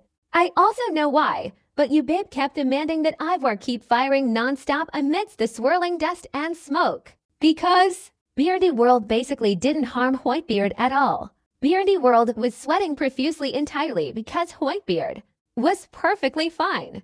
Those three naively believed that helping Ivor was mostly because they were afraid of him, which was why they were sweating profusely. They naively thought that Whitebeard was seriously injured, and that they could reap a huge advantage. They even thought their plan was flawless, and that even if a single misstep occurred, the appearance of these troublemakers, Ivor, would be enough to fill the void and allow them to perfectly execute their plan. They annihilated the four emperors, eliminated legendary pirates, thwarted Whitebeard's plan. Looking back now, it was simply a huge joke. I don't have time to remember you nameless little rats. Whitebeard's hockey words still faintly echoed in the ears of Kid and the other two. Only now did they truly understand the vast difference in strength between themselves and Whitebeard. It was like an insurmountable chasm. It's just that they realized it too late. Boom, boom, boom. Accompanied by thunder and lightning, the domineering blade, without any surprise, slashed straight down onto the heads of Kid and the other two. In that brief moment of flying sand and rocks, the three men were struck by this domineering sword and directly cleaved deep into the earth. Pop, pop, pop! 3 streams of fresh blood, like fountains, erupted beneath the blade. With a deafening roar, the earth's crust was cleaved open, creating a bottomless chasm. Kid, Apu, and Hawkins, 3 individuals who intended to challenge the 4 emperors and secretly plotted against the supernova Whitebeard, were utterly annihilated by this devastating sword strike. Their remains completely gone. The only evidence proving the existence of the 3 individuals is the upper layer of the earth, where Whitebeard's sword flash left a chasm-like gash. TSK. At this moment, those who could still watch the live broadcast of the pirate group all gasped in shock. Far. Everyone is being transparent. Before, you helped Ivor launch many attacks, merely harassing Whitebeard. You didn't inflict even the slightest injury on him. What kind of troublemaker is this? What the heck, Supernova Alliance? In Whitebeard's eyes, just as he said before, I don't have time to think about you nameless little rats. In Whitebeard's eyes, Kid and his group were nothing more than nameless little rats. What a secret plan. What a perfect strategy! Standing before the old man, he unleashed a domineering flash, using his invincible swordsmanship to crush all conspiracies and schemes. The 4 emperors and... In this battle, ultimately, she was defeated. The 3 most powerful supernovas were instantly killed by Whitebeard with a single blow. Ultimate dominance, 1 slash. Whitebeard's swordsmanship. Fierce and domineering, invincible and ferocious, slaying everything. This is Whitebeard's swordsmanship. This battle has already caused so much commotion, and it's destined to cause even more commotion. Cough, cough, cough. At that moment, from within the deep pit, a choking cough, filled with dust and debris, was heard. Following that, Beardy World, his face ashen, struggled to crawl out of the pit. He looked up and happened to see a snow-white blade, causing him to tremble all over. You have a pistol, and you're still making noise. Whitebeard's voice, like a death judgment, echoed in your ears. Ivor. Impossible. Absolutely impossible to fight again. Beardy World can have as much trouble as it wants. Before he started masturbating, he felt incredibly satisfied, although the more he masturbated, the more uncomfortable he felt. And by the end, he was drenched in cold sweat. No calling or not calling. At this moment, Beardy World was in a terrible state, covered in mud and debris from the ruins, especially his lightning-like beard, which had somehow acquired a filthy, ominous mark presumably attached when he crawled out of the ruins. It looked incredibly ridiculous. He knew he couldn't possibly defeat Whitebeard. My hand is injured. No, I won't fight again. No pistols to shoot with. Whitebeard lowered his head, looking at the 2-meter-tall figure before him, who resembled a mere dwarf, and said with a forced smile, "Do you still want to shoot with a handgun, masturbate?" White. With a swift swing of his sword, he gave Ivor no chance to explain, and with a swift flash, he struck towards Ivor.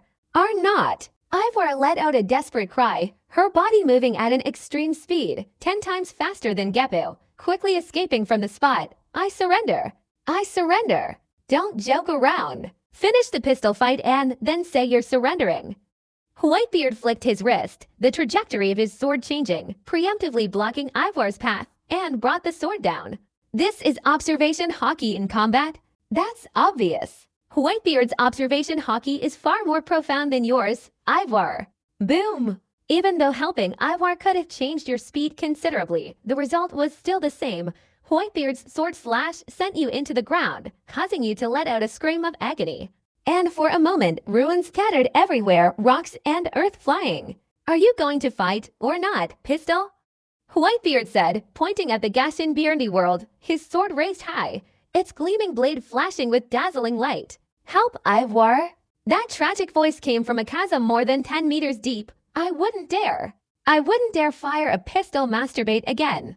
By the time Ivor helped you crawl out, he had a bleeding wound on his body. Fortunately, his armament hockey was extremely powerful. Although he had been blasted underground by Kid and his 2 companions, he wasn't seriously injured, though he looked incredibly disheveled. Having just crawled out of the deep pit, Ivor, seeing the cold gleam of the blade flowing above, immediately let go of both hands. With a thud, he fell back into the crack in the pit. His agonizing scream followed. I was wrong. I won't dare to masturbate again. Please spare me. My old bones can't withstand your great sword. Help, Ivor. You fear so much. He felt that being afraid in front of Whitebeard wasn't a loss of face, since he couldn't defeat Whitebeard before, and he certainly couldn't now. He dreamed of traveling the world. His goal is to overthrow the damned world government, to avenge the great hatred he suffered for being frozen and imprisoned for 30 years. He certainly didn't want to die at the hands of his old rival, Whitebeard. Hiding in the tear inside, even if I strike, it won't be your turn. Whitebeard raised his sword high, unleashing a powerful, domineering strike towards the Earth's crest. Boom, boom, boom. The Earth's crest was instantly cleaved apart, a slashing attack emerging from the rift, pressing straight towards you. Ivor. No, no, no. I'm wrong. That's not allowed. Those who surrender aren't killed. The tear in the bottom of the earth caused Ivor's miserable cry. He narrowly avoided the slash, but was still hit, instantly being cut deeper into the mud. Boom, boom, boom. This massive structure quickly collapsed, rocks and earth fell, and very quickly buried many layers of earth beneath you, Ivor. Through what remained of the photos taken with mobile phones, the numerous pirate groups watching the battle were all astonished and dumbfounded. The world was being destroyed right before Whitebeard's eyes, yet it could only be reversed. Is this battle over? Some people cried out, especially those who had witnessed the entire pirate battle. Their hearts were deeply moved, and they were truly shaken by Whitebeard's overwhelming power and domineering nature. This battle has ended, and the four emperors' aunt is still lost. Everyone would think of it first. Whitebeard, disregarding the raging flames that were destroying his domineering demeanor, unleashed a furious, violent slash at the old woman, ultimately completely severing her strength as seemingly equal opponent. No matter how skilled her aunt was at controlling lightning or flames, she ultimately couldn't defeat Whitebeard. She was completely crushed and beaten by him, sent crashing to the bottom of the sea. Those three renowned, ferocious, and arrogant supernovas, who had made their debut with such brazenness, couldn't even withstand a single blow from Whitebeard before being instantly killed. Thinking of these things, everyone couldn't help but feel a tremor in their hearts. That man with hockey, the one called the strongest man in the world, Whitebeard, returning with a sweeping, dominating demeanor. In the new world beyond, the Cake Island is in place. At this point, the island of pastries had completely changed. The entire island was riddled with bottomless fissures. After a final, epic battle, the island of pastries was nearly sunk. Charlotte family vs. Blackbeard pirates. In the end, the Blackbeard pirates achieved a crushing victory. Damn it! Those guys escaped again. The champion of the fighting style, Jesus Burgess, cursed ferociously. His body was battered, his flesh torn apart, and his blood had long since congealed. We suffered heavy losses, and yet we didn't manage to wipe them all out. It's such a pity. Ha ha ha, Blackbeard laughed nonchalantly. The Charlotte family has been wiped out from the new world. The Big Mom pirates, everything the island, the territory, the treasure, the wealth all belong to us, the Blackbeard pirates. What's the big deal about a few insignificant little shrimps escaping? Van Augur, whose right eye, still wearing its blindfold, had been smashed to pieces, opened his mouth and said, "What about Whitebeard now? We still have to take down the Big Mom pirate crew that owns the territory. We don't have time to deal with Whitebeard." Blackbeard glanced at Van Augur. He was as decisive as ever and didn't get involved in Whitebeard's affairs. Ship doctor, treat the crew members first. The entire Blackbeard pirates crew suffered devastating losses. Even a powerful being like Shiryu was severely wounded. As huge as a small island, the enormous giant battleship San Juan Wolf also suffered significant damage. It must be said that the Charlotte family, standing tall in the New World, is incredibly powerful. Even without Charlotte Linlin present, they still inflicted serious injuries on all of the Blackbeard Pirates' 973 officers who participated in the battle. Both sides suffered heavy losses. The number of pirates killed is countless. The Blackbeard Pirates suffered equally devastating losses, and in the end, several of the highest-ranking officials of the Charlotte family, along with the four Sweethearts admirals, fled wounded. In this battle, especially with Charlotte Katakuri's renowned observation hockey in the New World, and after awakening the soft fruit, combined with his profound observation hockey capable of predicting the future, he was incredibly powerful. Several Blackbeard pirates officers perished at his hands. At this time, the ship's doctor, Q, was critically ill and brought along a group of subordinates to treat many members of the Blackbeard pirates. Captain, we just received news from the underworld that Guild Tesoro of Golden City has obtained a Logia-type devil fruit. Wearing a black fedora hat, holding an umbrella-shaped pistol, Lafitte tucked the secret phone into his chest pocket, turned and spoke to Blackbeard and his crew. A Logia-type devil fruit, Blackbeard chuckled. Don't tell me it's the shining fruit that Kizaru got after being killed by Whitebeard.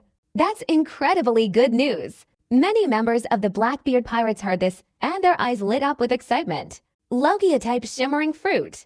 This is truly an incredibly powerful fruit. If the Blackbeard pirates were to acquire it, they could absolutely gain another Marine Headquarters Admiral-level member. This might not be an exaggeration at all. I haven't got any accurate information either. Lafitte adjusted his collar slightly, mentioning this devil fruit. Even as a gentleman, he couldn't help but curse that Guild Tesoro is too greedy. He gathered 20% of the world's berries, and that wasn't enough. He released information saying this Logia-type devil fruit is something even Whitebeard would covet, and he wants to hold an auction in Golden City, requiring 10 billion berries as the starting price. TSK. Upon hearing these words, which stated a starting price of 10 billion, many members of the Blackbeard pirates couldn't help but gasp in shock. They cursed Guild Tesoro, calling him a greedy lunatic. The underworld.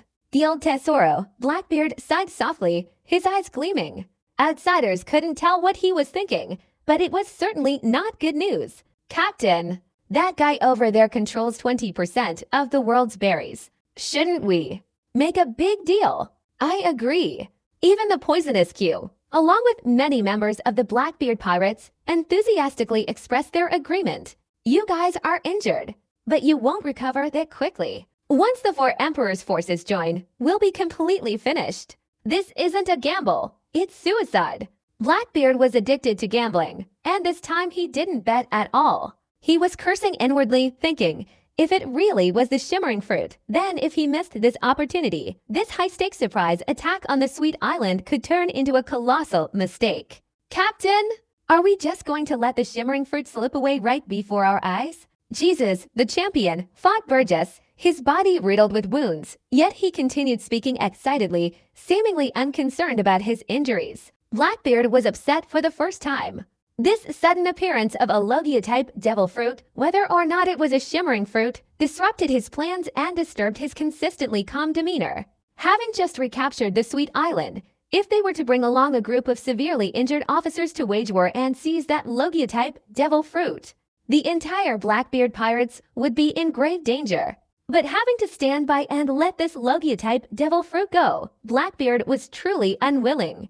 I'm so angry. I'm extremely unwilling. Outraged. Every member of the Blackbeard pirates looked at Blackbeard, waiting for their captain's decision. These ruthless and vicious individuals wouldn't care about serious injuries.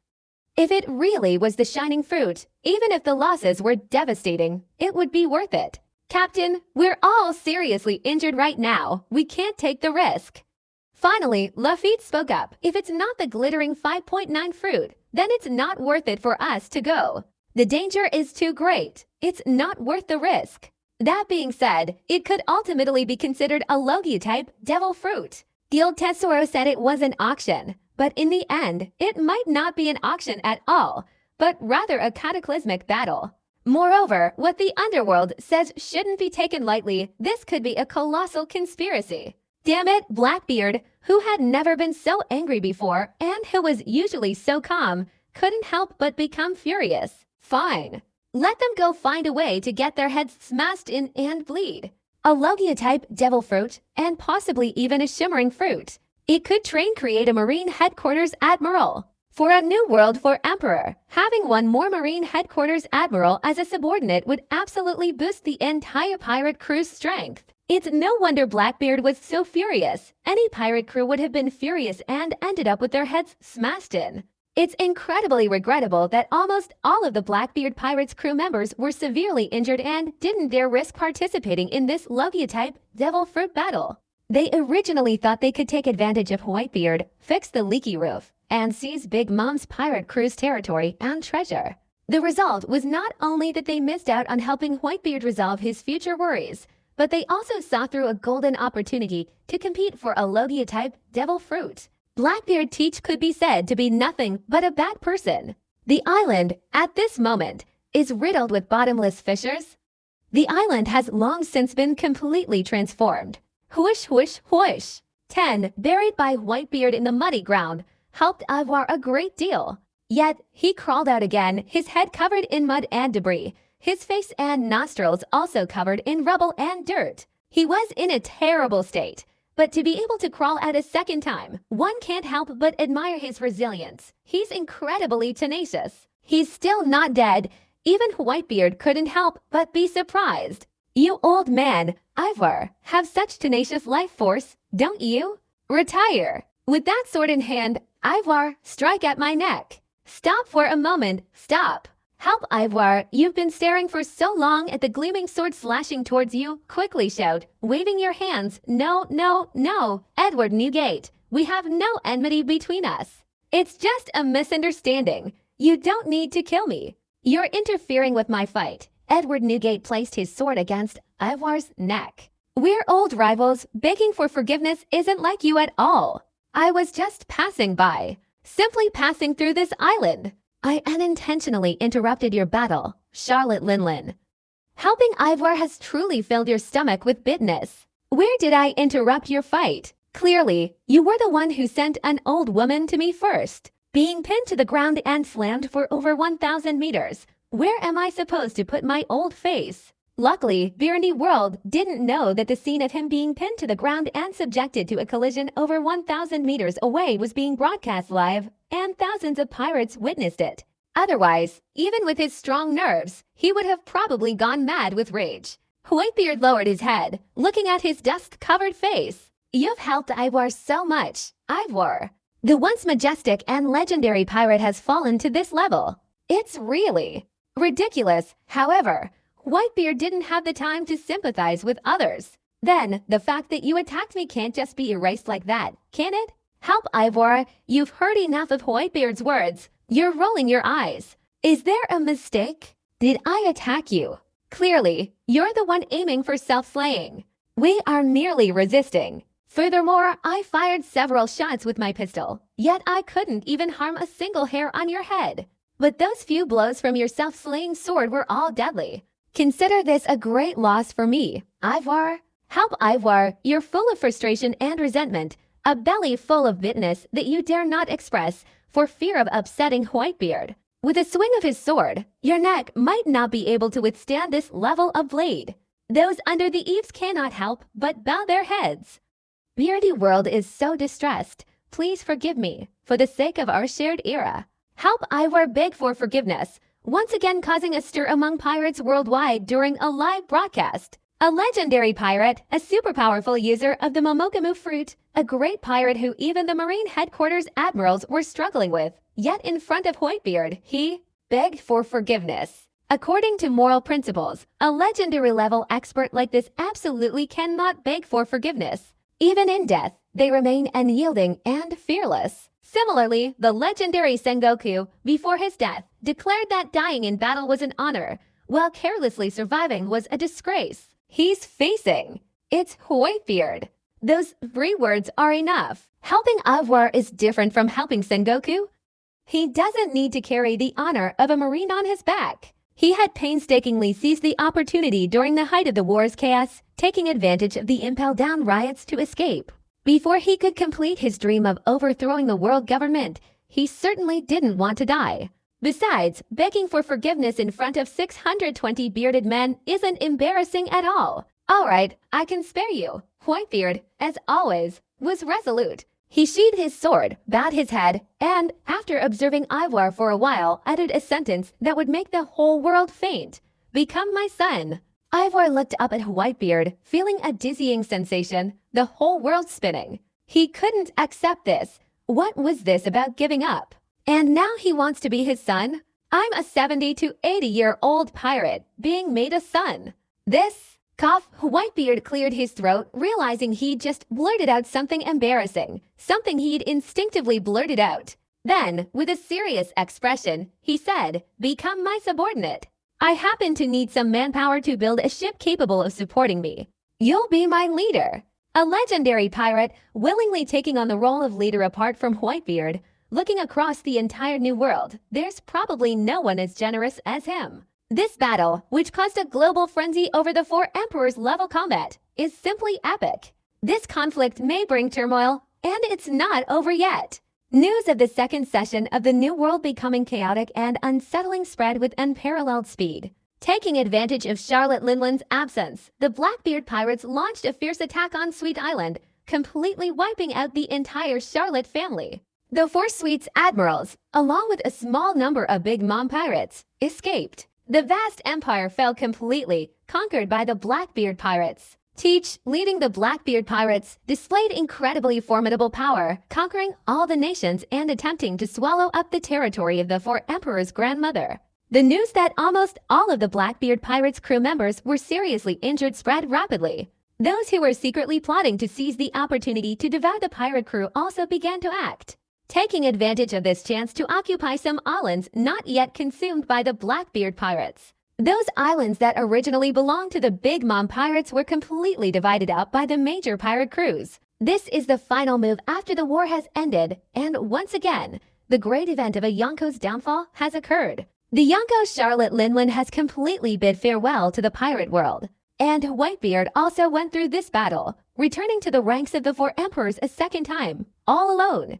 The New World's 4 Emperors have now transformed into Teach leading the Blackbeard pirates, Kadu leading the Beast pirates, Shanks leading the Red Hair pirates, and Whitebeard himself. Just one person, and he's back to being one of the 4 Emperors again.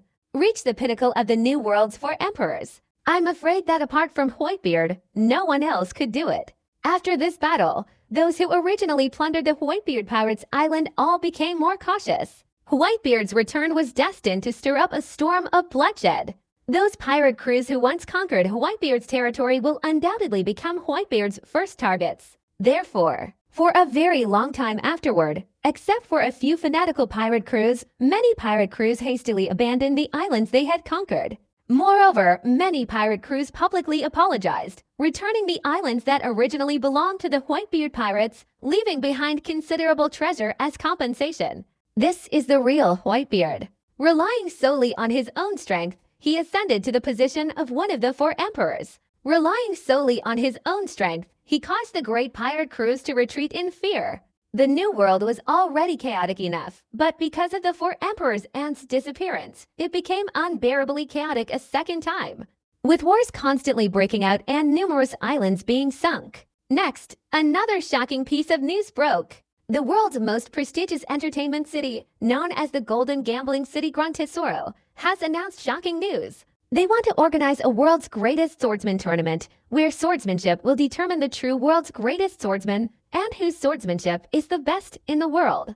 This time, Gran Tesoro openly admitted that the world of swordsmanship was indeed under their authority. Furthermore, Grandmother Guild Tesoro himself announced that this extremely prestigious world's first swordsmanship tournament would send invitations to everyone involved in swordsmanship, regardless of whether they were pirates or marines. Moreover, everyone in the world could participate. For the world government to recognize the kingdom's independence, it's obvious that it possesses absolute power. Guild Tesoro possesses 20% of the world's millberries, controlling both the underworld and legitimate businesses. He also uses his wealth and power to freely manipulate the celestial dragons and can even wield the power of the world government. In the underworld, he is the Golden Emperor who dominates the dark world with his money, his influence spanning across the globe. He is an absolute emperor of wealth. Following this, Guild Tesoro announced a world-shattering piece of news. I will take out a Logia-type devil fruit as the ultimate reward.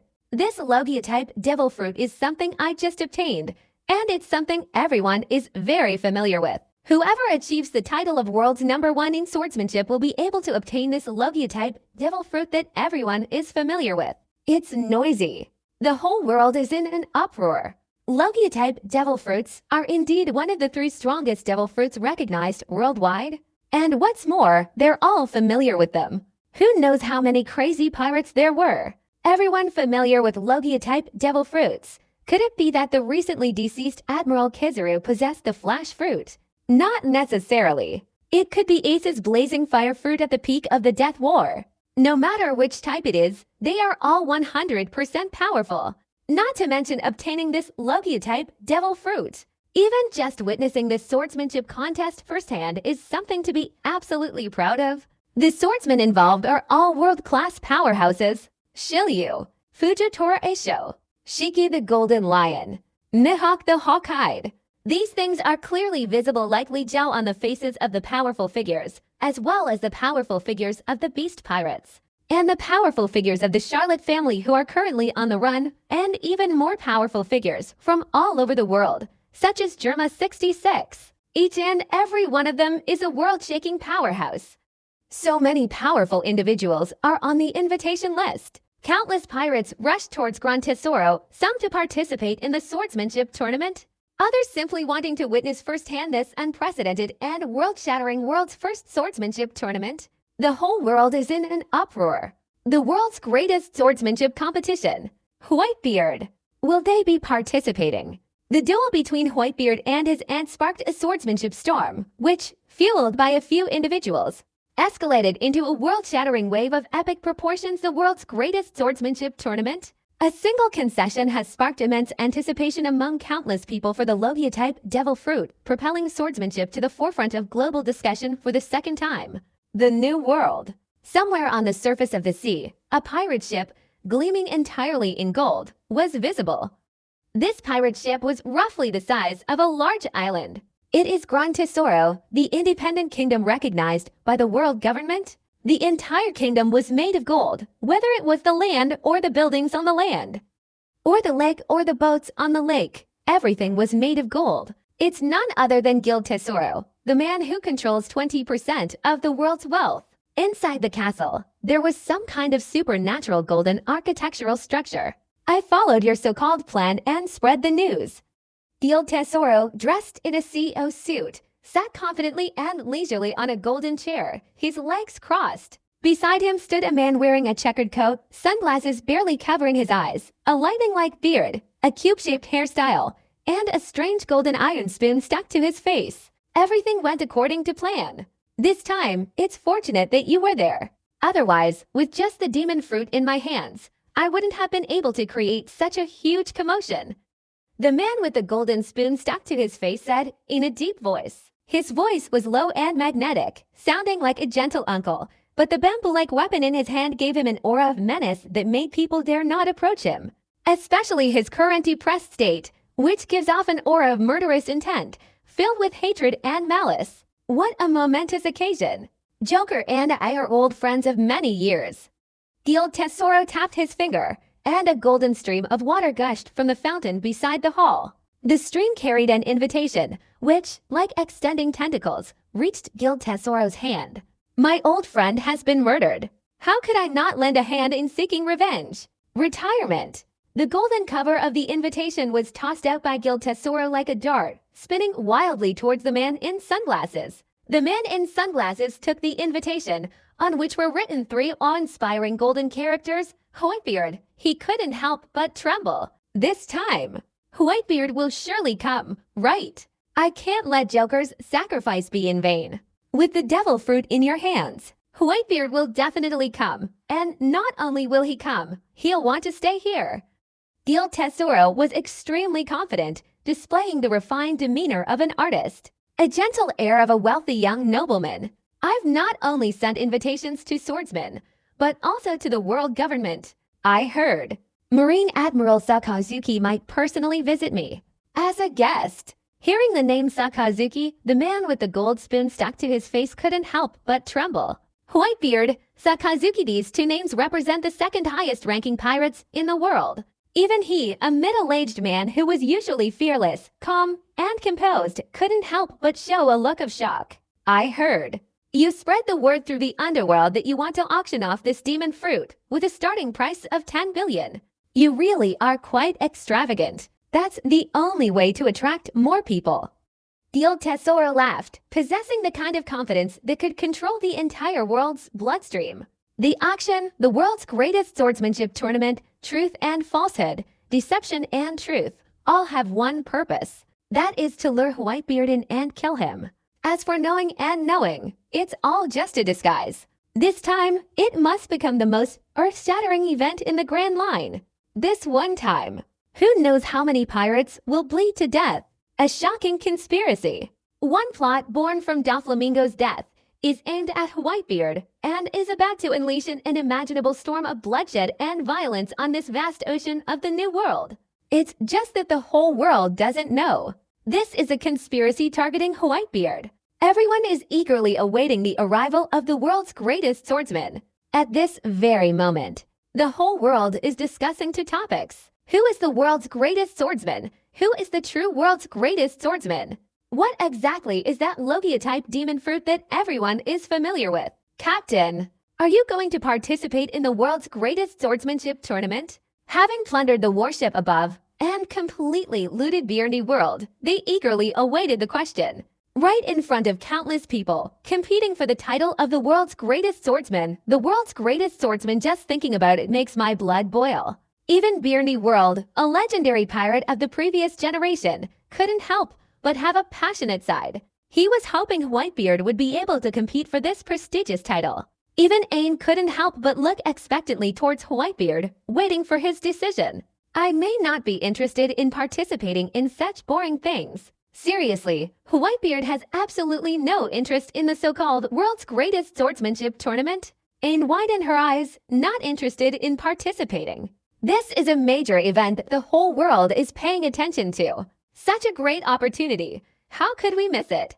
Besides, the honor of being the world's greatest swordsman is well worth it, and that Logia-type devil fruit alone is worth a gamble. Byrne World became increasingly excited as he spoke, seemingly reliving his youthful, passionate voyages across the ocean. Why is the whole world paying attention?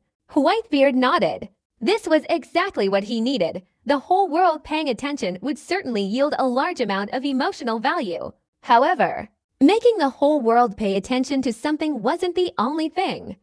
Just killing Kaido would make it difficult to avoid worldwide attention. Speaking of sentiment value, it's undeniable that in the final stages of this battle, because of the help he gave Ivoire, the appearance of Kid and the other two supernovas, Whitebeard gained a large amount of sentiment value, approximately 160,000 sentiment points. The gap of 1,000,000 points of emotional value isn't far off.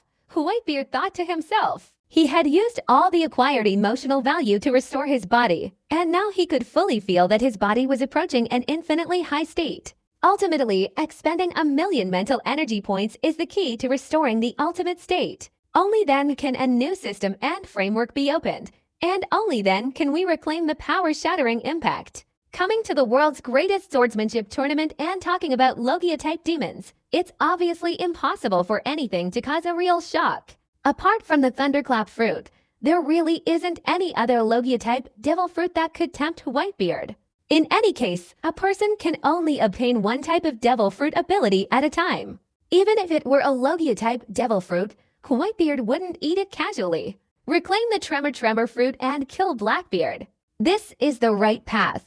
As for the rest, Whitebeard was rather uninterested. After a battle with the Four Emperors' Ant, the island of Acorn was destroyed. The inhabitants of Uehara Island, far from complaining, were instead grateful to Whitebeard for slaying the Four Emperors' Ant and saving them from disaster.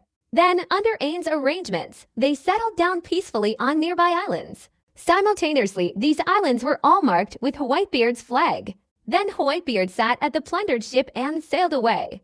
Oh! At that moment, a seagull flew by, carrying a letter that landed on its back. Is this for us? Who sent it? Aang walked over, took the envelope floating in midair, and opened it. In an instant, a dazzling golden light burst forth. Aang excitedly held up a piece of paper shimmering with golden light in both hands. A golden invitation letter.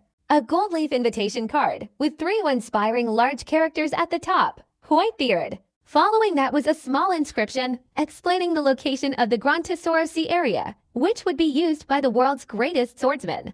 Grand Tesoro's invitation. Beardy World's eyes lit up, and he hastily said, "Captain, we want to join in for a bit." Just as Whitebeard was about to say no, the system's voice, filled with temperature readings, suddenly echoed in his head, because the host's swordsmanship has improved.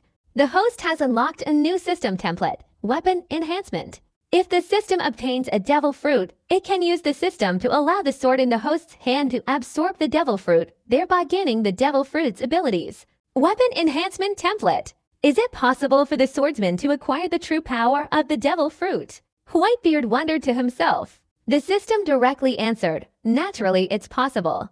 In the world of pirates, weapons that grant devil fruit abilities do exist, for example, but there has never been a weapon with Logia-type devil fruit abilities. If that Logia-type devil fruit was indeed the shining fruit, then after obtaining the world sword, a single slash would unleash a barrage of lasers, the swordsmanship would unfold, drawing destructive light across the sky.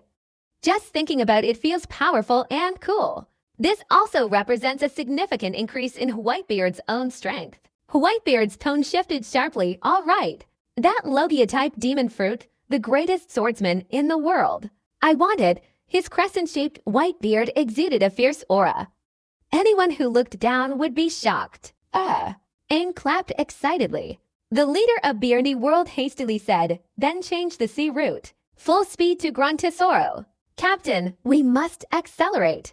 Boom! The warship speed in Beardy World is directly tripled. Ivor, you wanted to increase it to 10 times the original speed, but considering the previous failed ship control leading to the attack on the Nut Island, you abandoned that tenfold acceleration idea and opted for a more stable 3 times the speed. This warship, traveling at 3 times the speed of the remaining warships, quickly headed towards Gran Tesoro. This match, attracting worldwide attention, the world's greatest swordsmanship tournament, has officially begun.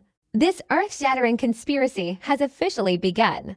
This time, blood will definitely flow like a river. He intends to unleash a world-shattering storm of blood and violence. The nearby island had been completely transformed, with several main naval warships docked close together. The captain of the warship above, a smiling gentleman. It's been thoroughly investigated. Beardy World, having become Whitebeard's subordinates, following Whitebeard, they will surely go to Gran Tesoro. Lieutenant General Fujitora Issho, clad in his righteous Bastille robe, was giving his report while seated at the bow of the ship on the deck. Beardy World follows Whitebeard. This is absolutely a naval crisis. A Beardy World has given the general a headache. Whitebeard was a super powerful pirate who gave the entire Marine headquarters a headache. Even Marine headquarters Admiral Sakazuki was constantly troubled by him, and he even organized a Marine conference specifically targeting Whitebeard. The result was that he was almost driven to death by a group of vice admirals, which shows just how powerful and influential Whitebeard was. By the time Whitebeard finished fighting, he had already departed, taking Fujitora Issho as the captain of the Marine fleet, and only then did they catch up with the Nutstone Island. 763 Bastille, seeing Fujitora Issho's initial composure, couldn't help but show a worried expression. Mr. Laughter, with the speed of our warships, I'm afraid we won't be able to catch up with Whitebeard and his crew. Vice Admiral Bastille, don't worry. Whitebeard is helping you, Ivor, and that's not necessarily a bad thing for us Marines. Fujitora Issho calmly sat cross-legged on the deck, his hands lightly waving his staff in front of him. This was his long sword, a magical folk-made staff sword. The man clad in a righteous robe, a purple undershirt, and a purple scarf, Fujitora Issho, kept his eyes closed, his expression calm and composed. Showing no surprise at the mention of Whitebeard, this suggests his immense power, far surpassing that of ordinary people, and his unwavering confidence. For us, isn't that a bad thing? Bastille couldn't understand it. Don't be ridiculous. One person helping Ivor is already enough of a headache for them. And then there's the terrifying Whitebeard. On this warship, everyone combined couldn't possibly defeat those two. Isn't this a bad thing? Could it possibly be a good thing? Does Mr. Laughing really want to capture Whitebeard and Ivor in one fell swoop? Bastille's heart trembled. Don't be ridiculous. To rashly confront Whitebeard without knowing his weaknesses, that would undoubtedly be suicidal. He might not have the confidence to go head-to-head with Whitebeard. Although they didn't watch the battle live on broadcast, they heard reports from other Marines afterward, knowing that Whitebeard was incredibly powerful, like the midday sun, and had even killed a Yonko Emperor's aunt. Oh! A seagull landed on the warship, and a perfectly crafted letter fell into Fujitora Isho's hands. Mr. Laughter? What is this? Bastille was shocked. Take a look. Fujitora opened his eyes, his pupils clearly visible, somewhat resembling cataracts, but in reality, he had blinded them in his youth, rendering him unable to see light. He calmly handed the envelope to Bastille. The envelope was opened, and a dazzling golden light burst forth, revealing a piece of yellow paper with 4 large characters written on it, Fujitora Isho. All the warships carrying the Navy couldn't help but tremble violently. Even Lieutenant General Bastille couldn't help but tremble slightly. He read the small print on a piece of gold paper, an invitation from Gran Tesoro. Mr. Smiling, Gran Tesoro invites you to participate in the world's first swordsmanship tournament. Upon hearing this, the naval officers' faces lit up with excitement. The world's greatest swordsmanship tournament? Rumor has it that this is the organization that controls 20% of the world, the Golden Emperor, inviting all the world's strongest swordsmen to participate in the Super Swordsmanship Tournament. The world's greatest swordsman, the Hawkeye Swordsman, will also be participating. Most importantly, the reward is a Logia-type devil fruit. It could be the flash fruit of former Marine Headquarters Admiral Borsalino. Just thinking about it makes one feel a surge of enthusiasm, a look of excitement on one's face. The entire group of sailors became excited. With a smiling gentleman participating in the competition, they could watch the battle. Witness firsthand this unprecedented and magnificent display of swordsmanship. Bruce. But at that moment, Fujitora's phone rang. Fujitora answered, and the displeased voice of Marine Admiral Akainu came through. Mr. Ichigo, why don't you help Ivar search more?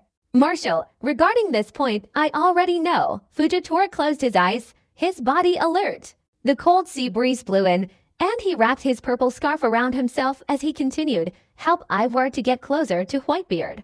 Although they are ruthless pirates, I heard that the inhabitants of the island whose nuclear core was destroyed have all safely moved to nearby islands to live, and no one has been harmed. What do you mean by that? The expression on the small phone immediately dropped. One can imagine Akainu on the other end of the phone screen was extremely displeased. I sent you to hunt down Beardy World, and in the end, you let him become Edward Newbeat's subordinate. I feel this island's inhabitants haven't been harmed. Beardy World has fled, but we can continue the pursuit. As long as the people are safe, what difference does it make if we take a little longer to catch the pirates? Fujitora firmly maintained his opinion. He and Akainu were very different. He pursued righteousness and justice, while Akainu believed in absolute and complete justice. This caused a rift between the two for the first time. Fujitora, still clear-headed, said in a low voice, although my eyes cannot see, I know. The people here do not hate Whitebeard. In fact, after this battle, smiles are all on their faces. Smiles. I can hear them. HMPH. Are you doubting me? As long as I help you capture Ivar, what does it matter if it costs a few civilians? Akainu snorted coldly. He was practically going crazy lately. As a Marine Admiral, ever since Whitebeard's resurrection, he'd been constantly frustrated, and now even a newly appointed Admiral dared to contradict him. This made Akainu feel extremely humiliated. I don't wish to argue with the Marshal about anything. I only want to let the Marshal know that I wear this robe of righteousness for the sake of justice, Fujitora said, his voice calm and composed. Akainu remained silent for a moment, then continued, Beardy World is following Edward Newgate and will likely be participating in the World's Swordsmanship Tournament. This time, the world government will secretly send other forces to participate. You go first, and then I will send warships to reinforce you. This gathering of the world's greatest swordsmen and countless powerful pirates is a once-in-a-thousand-years opportunity for the world government. Moreover, Guild Tesoro, the Golden Emperor, has close ties to the world government. Akainu continued, Mr. Laughter, you must capture Beardy World. Before you catch him, you are not allowed to return to any marine base. The Shanghai naval officers were all in a state of shock and panic. They could clearly sense that the Marshal was furious. Every single naval officer couldn't help but feel worried. I will capture all those vicious pirates and restore peace to the world. Whether he is Bjarni World or Edward Newgate. Upon reconsidering, Fujitora, still as calm and steadfast as ever, maintained his opinion, and after saying 0.5, slumped down and proactively hung up the phone. Akainu, standing at Marine headquarters, was so angry he stomped his foot. Never before has a Marine dared to proactively hang up on me. I hope you don't disappoint me. Fujitora, on the Bastille, exclaimed in shock, Mr. Laughter, did you call the marshal? Fujitora nodded. Bastille said anxiously, this. Marshal. He won't be angry, will he? Fujitora's complete disregard for the protests made Bastille break out in a cold sweat. Fujitora tapped the deck of his sword with his hand and said, adjust the course, head to Gran Tesoro. This world's greatest swordsmanship tournament? Perhaps some people are plotting something. Not being able to see is also a blessing indeed. The world is full of things that people cannot bear to see as filthy and vile. Fujitora Isho. The New World, one located off to the eastern edge of the island. A vast expanse of white snow blanketed the island in the east. A group of people, clad in heavy coats, trudged across the snowy landscape, their footsteps creating a creaking sound as they left deep footprints in the thick snow. The leader was a tall, imposing figure, his entire body shrouded in thick, sturdy clothing, his face obscured.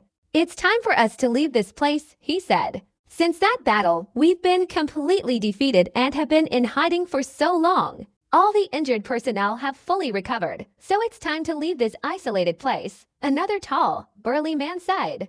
Not hiding, but concealing, someone behind him corrected this irritating term. Creak, creak. A group of people clenched their fists, the fists making a crisp, resonant sound. The Whitebeard pirates. When has this period ever been so frustrating? Bang! His entire outer garment was pulled away, revealing a face filled with rage. On his clothing, there were 10 white crescent-shaped skull and beard motifs. The Whitebeard pirates. This newspaper revealed a face that astonished even the New World pirates. It was Marco the Immortal Bird, the captain of the first division of the Whitebeard pirates. Marco waved his hand, tossing his coat behind him. The first thing we do at sea is kill Edward Weevil. Then, we'll seek revenge on the Blackbeard pirates. Bang! A group of people took off their outer coats, waving their hands behind them, and threw away the coats that had shrouded them in darkness. Each of them had the same pattern on their bodies, a white, crescent-shaped skull with a beard. If anyone here saw them, they would be absolutely astonished. Because each and every one of them is a character capable of making the New World tremble. The captains of the Whitebeard Pirates Division. George Diamond, Vista Flower Sword, Speed, Gear. Wait a minute. Kill Weevil. Seek revenge on the Blackbeard Pirates. A group of people following Marco shouted, waving their arms. No one paid any attention to the heavy snowfall that was falling on them, because all they have in their hearts is hatred.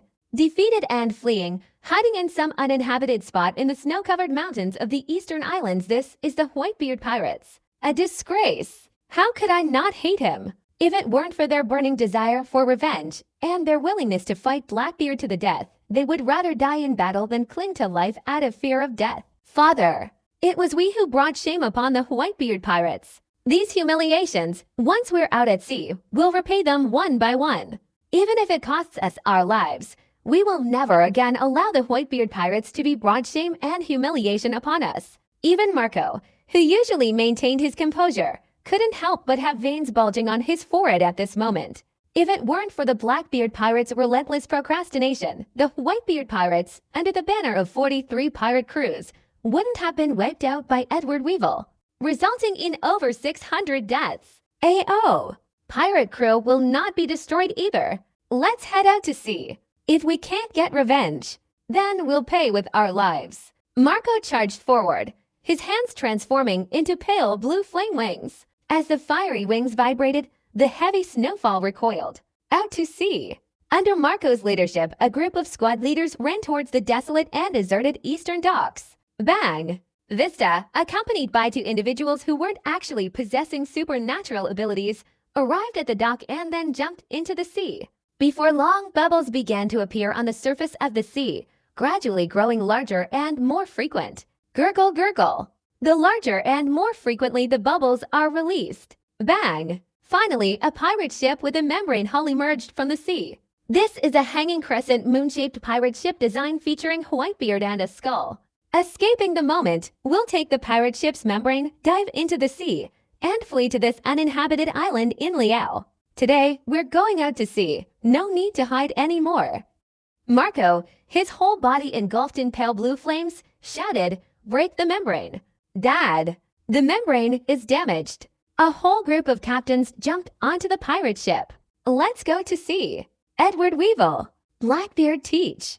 "We, the Whitebeard pirates, are not yet extinct." The pirate ship, riding the wind and waves, sped forward, creating a long, powerful white wave across the sea with a ferocious momentum. A few days later, Marco, the leader of Whitebeard's 370 pirate crew, arrived at the first island, an island more than half destroyed by war.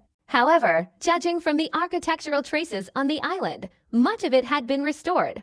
All personnel, head to the island. We'll stay here on the island and confront Edward Weevil and the Blackbeard pirates. Marco led a group of captains to the island, and all they needed to do was spread the word, and Edward Weevil and the Blackbeard pirates would definitely come knocking on their door. Therefore, all they had to do was wait on this island and face the battle.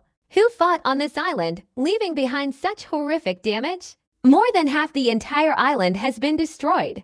George Diamond, upon seeing the island's geological formations, couldn't help but sigh. "Look, he looks like a Navy admiral." Ho Kim Vista endured the inner turmoil and said so. The Whitebeard Pirates squad leader. At that moment, several pirates on the island recognized Marco and his group, and suddenly let out a cry upon seeing the Whitebeard Pirates captain appear. The pirate crew was filled with terror. The Whitebeard Pirates captain had been missing for an extremely long time. Quickly inform Boss Oars. The Whitebeard Pirates squad leader has returned.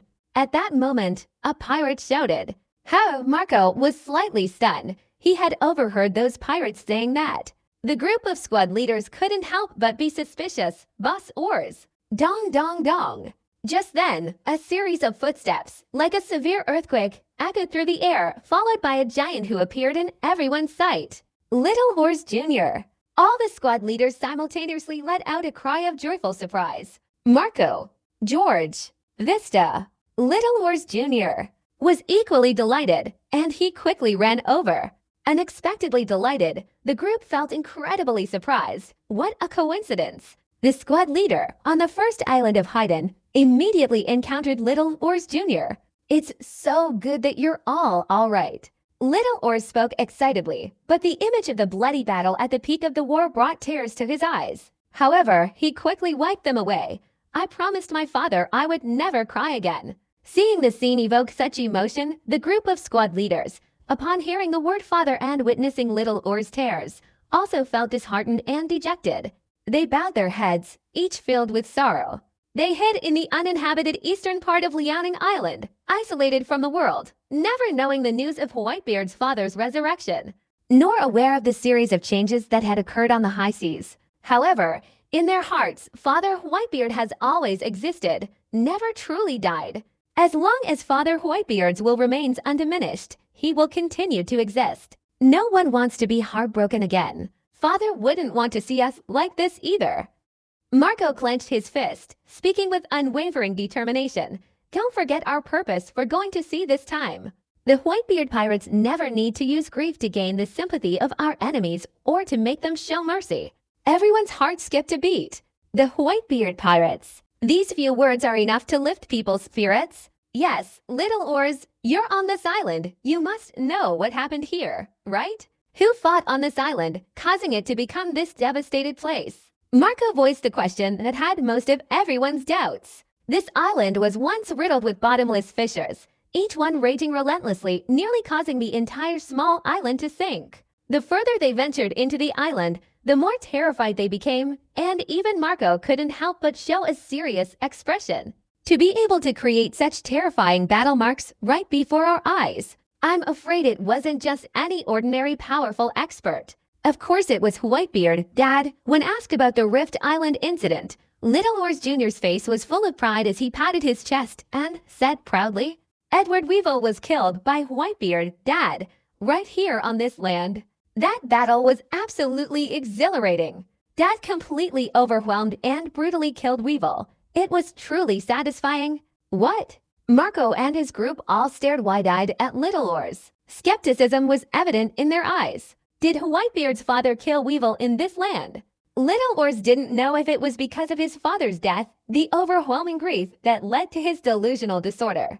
Or was it the remembrance of his father that caused him to have hallucinations? Retirement. Marco transformed into the immortal fire phoenix, flew to Little Oar's shoulder, gently patted Little Oar's shoulder, and comforted him. We all grieve just like you. Little Oars, we Whitebeard pirates, will not perish. Marco believes that Little Oars is experiencing such profound grief that it's leading to hallucinations. Such is the illusion that his father is in this building, wreaking havoc on the island and fighting. Little Oars was clearly unaware of Marco's intentions. He nodded, thinking, with father here, the Whitebeard pirates are destined to once again dominate the new world. Little Oars said excitedly, that's right. Our Whitebeard pirates will never perish. We are destined to once again soar high in this vast ocean of the new world. George Diamond tapped Little Oars on the toe, and Zhenxing said, I am willing to burn my life for the Whitebeard pirates. Let the name Whitebeard once again resound throughout this vast ocean of the new world. Boss Oars? News confirmed. Just then, several pirates rushed over, urgently reporting, Whitebeard's father has arrived in Gran Tesoro to participate in the world's greatest swordsmanship tournament. What? Whitebeard, Dad? Going to Gran Tesoro?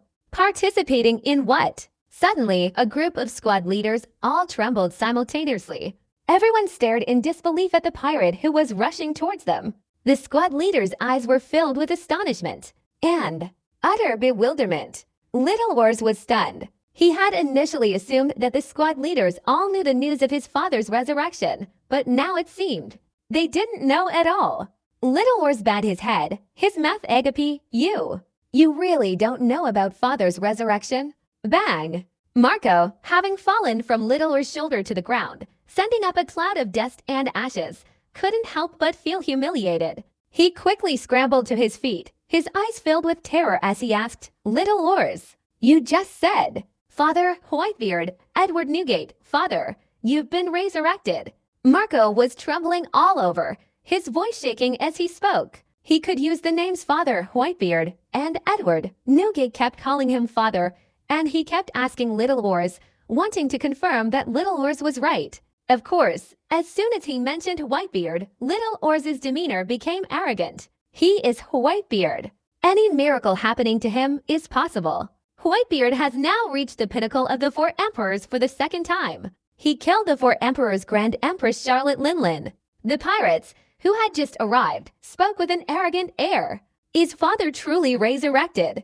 Marco was utterly astonished. George was utterly astonished. Hokim Vista was utterly astonished. My father once single-handedly killed Jack the Drought, one of the 3 most notorious villains of the Beast Pirates, along with Doflamingo, one of the 7 warlords of the sea. Whitebeard's father once fought on this island, killing no one like Edward Weevil. He then killed the Marine Headquarters Admiral Sengoku. Edward Weevil, Sengoku, and Iron Fist Garp, 3 of them working together, were killed by Whitebeard's father alone. Only Iron Fist Garp remained. That battle was truly exhilarating and invigorating.